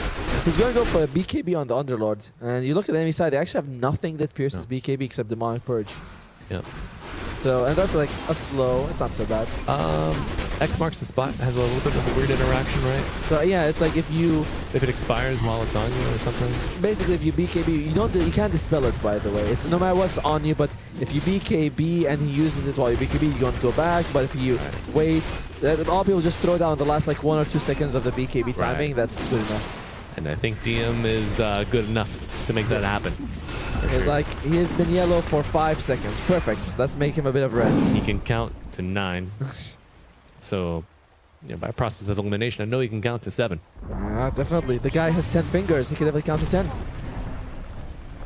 10. Double digits get a little dicey. Well, that's when you take off your shoes. And you're like, I got toes. Now, in the meantime, wasn't Voka working towards going for the shot a bit later than usual. We often see the Ghost Walk picked up a lot earlier, but he's like, I got the BKB first. BKB, very useful for both teams. I'd say slightly more for the Dire, just because hook shot's there. Yeah. But for the Radiant side, it's like, Pit of Malice is nothing, Bushwhack is nothing. Do you just have to have BKB to play the game at this point? Yeah, entering this point, yeah. I hate that. I don't like how much. Makes sense, but I hate it. It bugs me how much of the game's balanced around BKB as well. It's like this one item in the entire game. Yeah. And it was actually buffed. It used to be 6 seconds minimum, now 7 seconds. Oh, you can't refresh it anymore. That's sure, but still 7 seconds. But that change came before the refresher was removed from it. But like almost the same time, right? Something like that. As Stoikov. Ooh. intimidating. Watson. We should have BKB go down to 3 seconds. As Watson is. That's called what is the horn? Horn? Yeah, the tier 5. Oh yeah, Minotaur horn. That's called Minotaur horn. That's what we need. No more than that. He's going for the Sky next on the PL.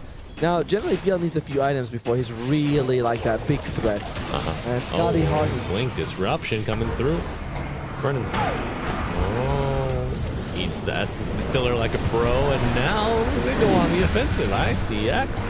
Hoping he sees some dead people, but split aggression across the map. You look at the corner of your screen, you will see Clockwork Mr. S taking on Chira Jr. A bit of a cursed matchup, but he will be okay for now. I think that Sunstrike already been used. Disruption near middle. Perfect. Beautiful coordination. Running forward. Watson even charging in. Gonna be Stocks to pick up another. And I mean, yes, getting a disruption off on... Oh, well, that's significantly easier when you rush the Blink Dagger. He had that shoot after the shot, but he's like, I could use this. This is really good for me. When you know you can go on the aggressive, it's the right move. I really like this Mirana as well. Malajic has been landing almost every arrow that the disruption has. 1 he missed, but you get a freebie. Right. 2 you get a report. Sure. What's the itemization path been like for this Mirana? Essence Distiller into what? Force Staff. Force Staff? Yeah, he's been trying to make sure that he's able to get some distance out of the Pit of Mouse. When you're playing up against Clockwork and Underworld, each one merits a Force Staff. You're right. So you're like, they're both on together, that merits 2 Force Staffs. Not bad. Good, clear path for Malady moving forward here. And was it a Pike queued up afterwards? For the Mirana? It's pretty good against the Underlord, actually. A little bit surprising, though. I often used to see more Guardian Greaves. I know we don't see that very often, but Guardian Greaves was the sort of more go-to pickup if you want something defensive and helpful for your team rather than That was Pike. I'm sorry for missing all of my arrows. I wanted to play Mirana. Here's my consolation. No. It's Hurricane Pike. He has Hurricane Pike queued up on Mirana now. Everyone's a right clicker. Everyone's right clicking these days. Sunstrike on the pit. They will see the absence of Roshan. Bit curious. But recalculating. There goes the arrow. No one's there. Nope. Knock. What do we have on the Dire side? What's Drow Ranger working towards? Now, one nice thing about Drow is that Butterfly is amazing this game. Has the BKB, doesn't have the Butterfly just yet, but it's one of the items that PL just never wants to build. You always want to go for heavy stats. He's got like, I'm seeing here the Scotty, the Ags, the Manta. He's going to probably go for maybe a Heart after. He does not want to build an MKB. No, he certainly doesn't. Bloodthorn comes to mind if you're looking to fight through the evasion. Fair point. Right? Bloodthorn's not bad. Also of note, Stoikov doubling back for the Mage Slayer you mentioned earlier. Good. I feel like that's so much more useful in a game like this than the Spirit Vessel. This is a better game than the previous one. You know, it was over at this point. Yandex getting their money's worth. Did you see his next items of choice? The Sylvage? No, on the Ember. So sorry. BKB into Radiance. Oh, yeah, but the Radiance used to be better against the PL because he had like multipliers or something like those twice or triple damage on illusions. Yeah. But that's not really working anymore, so it's not as valuable. Same reason you're not seeing like the core Phoenixes pick up that Radiance. Yeah, it's fine, but I don't know how I feel about it. I guess there's not much else you really want. Shiva's Guard used to be much better on Ember when it was like it provide amplification for your magic damage. Now that's gone to Bloodstone, so you're in a tough spot itemization-wise with this Ember. Yeah, you are. Scotty finished. Phantom Lancer getting a little more corporeal, building up that body, ready to go. Look at that body. All right, what's the next move? No, Tormy. Roshan's up. Yeah. And you can see Yandex, they are around it. They want to see if they can catch. All right, here's what you go. Smoke plus Moonlight. Very good. Covering your tracks. And big disruption to start things off. Who's it going to be? Tornado coming through. Stoikov under attack. Watson going for the Drow. TB out with the BKB. What will happen? Sharpshooter finding the mark on the Phantom Lancer. A lot of damage taken here, but they are going forward on Stoikov. No fear. And he dodges once, dodges twice, dodges three times, going up to the high ground. Zoxo misses with the poison, then the torrent even. Stoikov with the twinkle toes and his dancing shoes combined. Let's hope he doesn't twist an ankle. Going around. No. Oh, There's no, way, come on. No way. Scouting with a slight. That's so disrespectful. A split shot coming through from the trow. And a hook shot in. Still going in for the separation. But a BKB will prevent the bounce back going for the TP. Out. Is there anything to pierce through other than damage? No. They want to go, keep going. They feel like they have the advantage on the dire sides. Good. Misses. Oh, force staff. Very good. How did that not land? Okay, pit. Let's see if anybody gets bit. Soxa here. It's the purge on the Ember. Will go down. Unable to jump. Cold snap continually stunning perhaps. And going forward with that lance. The Lancer is climbing the hill. Will find 2 kills in total. I think that the bushwhack was a bit off the mark actually, or a bit late, like it wasn't quite picture perfect, which is why Maldi was able to run away and survive. And this is going to lead to Roshan. Despite Stukov's kind of amazing performance of escaping that situation, being so much out, still loses his life in the end. Yeah, it's that bushwhack is a little finicky. Sometimes like the AoE of the spell can be overlapping a tree. Yeah. But if it's not highlighted, it will not latch. It's the bush gives and the bush takes away as well. The bush whacks and the bush wanes. I'm gonna say bush smacks. I don't know about this. Smacks you though. Yeah, it's like when you're walking through the woods, your friend pulls a branch to get out of the way, but then he releases it as you're walking through it. Yeah. He's like, thank you. You're like, thank you for giving it momentum now. Arrow. Potential energy realized into kinetic energy as another kill comes to fruition here, and they might go forward looking for DM and Soxa split, but 4-2-3 going to rely on that gust to open up a little bit of space. The damage is adding up. Cheeky Shadow Demon pick, forcing 4-2-3 to retreat. Okay, well that happened. A little bit. I feel like Stukov could consider going for BKB over anything else, if you ask me. A good thing he had it queued up earlier. Yeah, because when I was looking at the Radiance, I'm like Radiance, but the BKB actually would be very useful for him to be as disruptive as possible. Yeah. Oh, speaking of disruptive, I think we're going to see the Ember's plans disrupted quite nicely here. Remnant out. No way. It's that Tira Jr., you madman. Alacrity active, so chasing after him, looking for another right click or two, but will not find it. Stoikov, the dancer, the dodger. And the guy who's buying the BKB. He's making a lot of space for his team, but you also notice that he's like lowest net worth among the cores. He's 6,000 by Tira Jr. Tira Jr. is level 21. He's like 17. Definitely, whatever advantage he had in the lane phase, completely gone long time ago. And it will be the Bloodthorn coming out for the PL. There you go. Yeah, you notice what's the 200 IQ play? You just don't buy Butterfly anymore. You're like, he's already counted me. True. Double back, going to something else. Look at the damage arriving from those illusions. The Ags won't even be able to deal the damage quickly enough to save the clockwork. Double catapult waves coming to play. It's feeling like you're up in the creek without a paddle, as they say, if you're in a circle right now. You ever been canoeing? Yes, I actually did. Okay, well, let's see if this Underlord knows how to swim as he goes overboard. Dead for 70 seconds. Stoikov trying to rip it back. It does have buyback. Can they bait him? Can they entice them into an opportunity? No. Clockwork buys back, but you lose 2 cores on top of it all.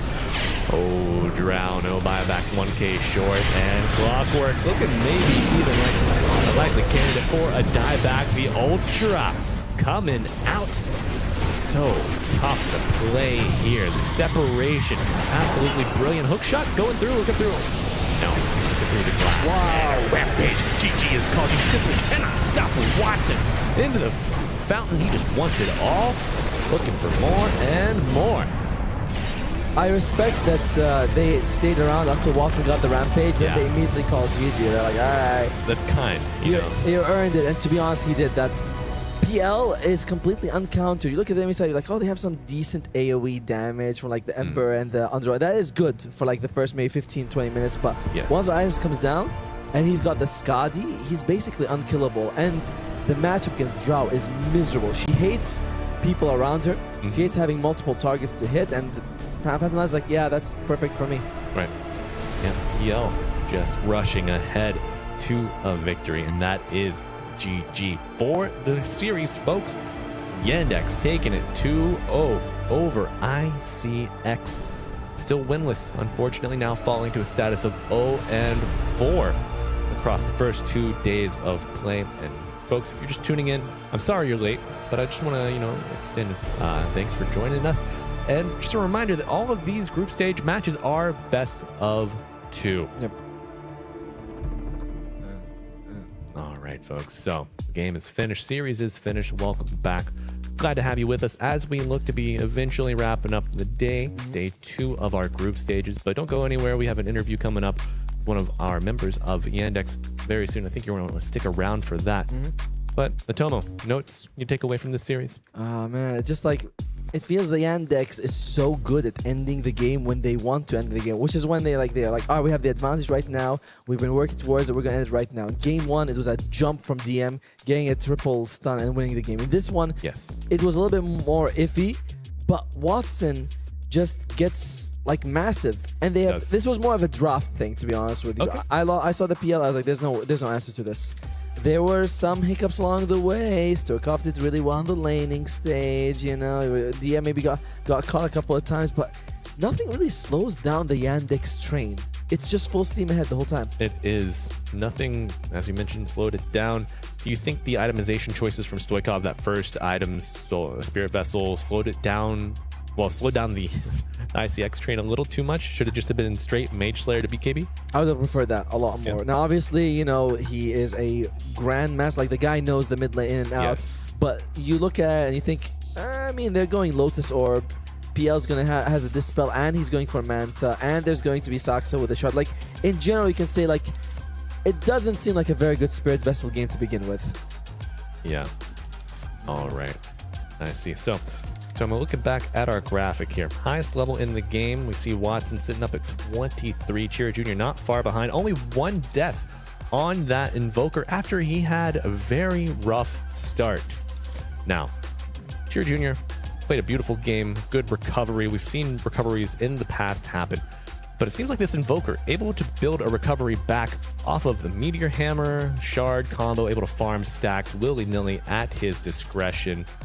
Do you think this Invoker is ban-worthy moving forward? I think that there's someone else we can ask who will actually have an answer for us that's much better than mine. I agree. And well, let's look here into our new friend. How are you doing today, Saksa? Good. A bit warm, but otherwise good. Saksa, would you mind just going back a bit so that we don't look so small? Yep. That would be. This fine? No, more like over here. Yeah. Just your chin over the wall. I'm not sure I can jump up. Where's the chair? They said I'd get a chair for this one, but congratulations on your victory here. We actually we talked to your coach before this game, and he said you guys aren't really familiar with ICX. You don't play against them. You basically don't know them. Is that how you feel? Do you know these players from like pubs, or like it's just another bump in the road for us? I mean, I know Stoikov. I know some of the other guys from pubs, but we haven't played any scrims, any officials against them, so this was kind of our first. Yep.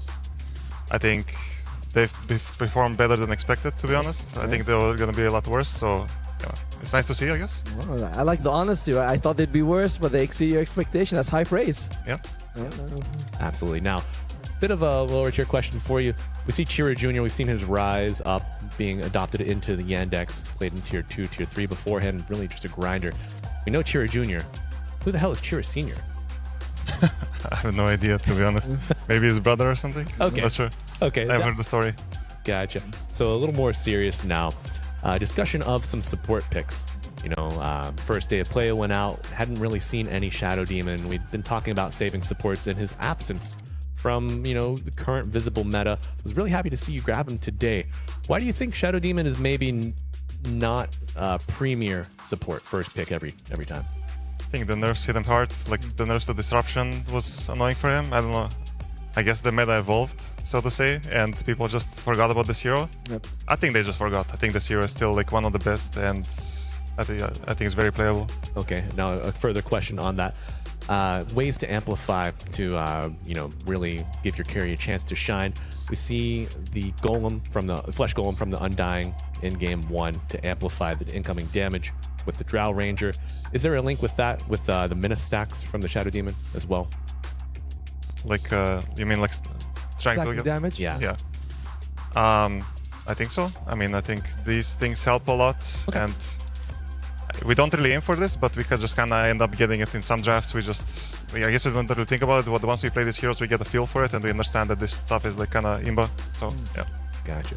I want to ask you, by the way, you guys are entering this tournament as one of the favorites, right? Like, I mean, that's how everyone else is seeing it. You might not know it. We might not know it, but we all think you're very good.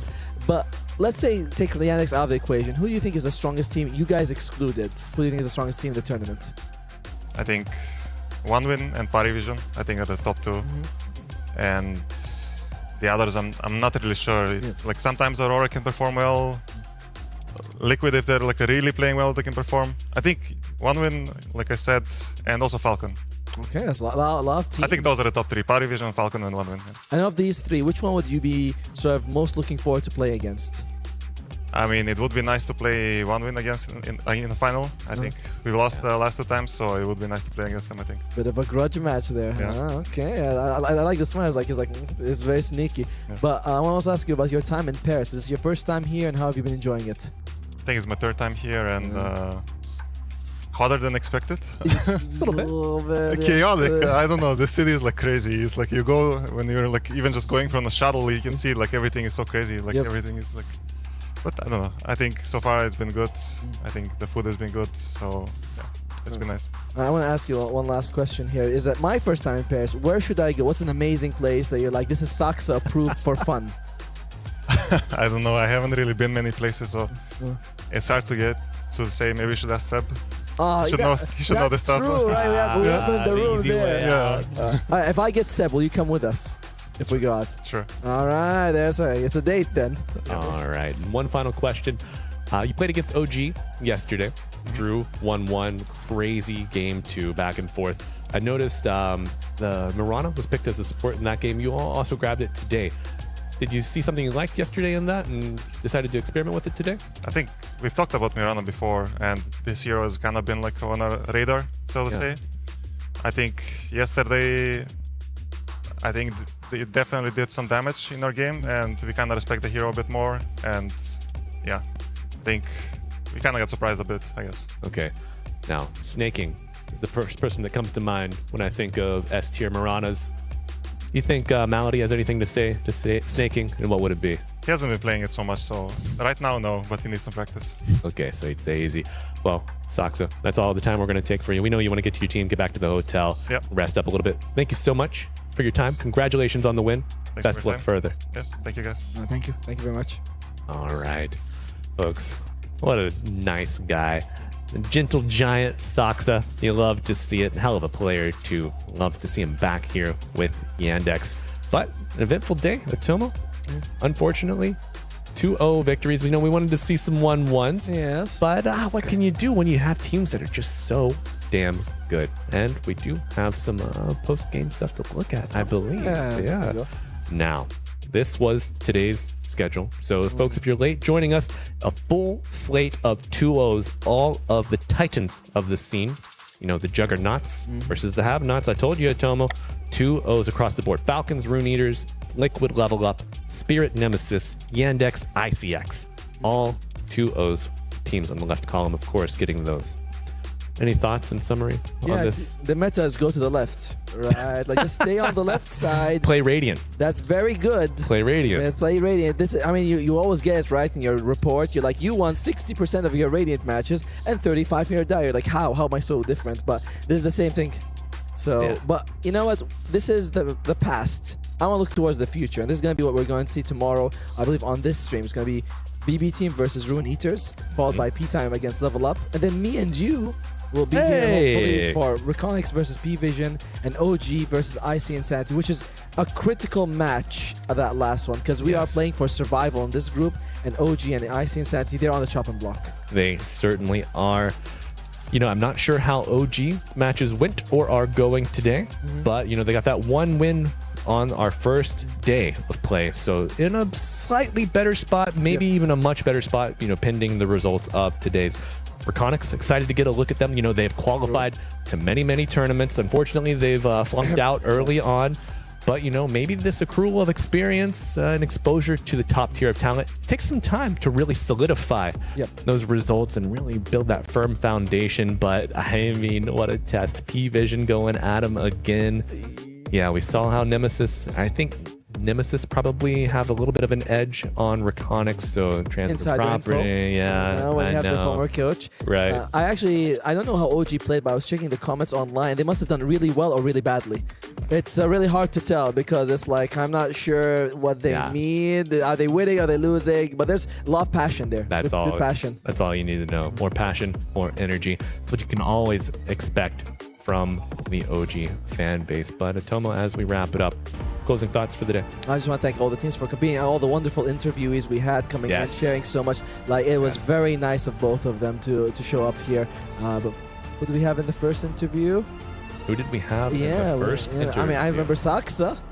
For this, we had Maposhka. How could you forget that? Team Spirit, it's just the GOAT? Yeah, exactly, right? He was a player before, but he's a GOAT forever. That's basically. right. So yeah, it was very nice of Maposhka as well as Saksa to come here and give us some very detailed answers for the teams to come out. If you win or lose, you get some experience here, and they give your fans something to root for. And of course, I want to thank you for being here all the time with me. How could I not? This is the place to be. It's Paris, France. It's EWC. But for today, that's all. So folks, tune back in tomorrow. Same EWC time, same EWC place. We'll be here on Stream C for the 3rd and 4th series. But for now, good night and goodbye.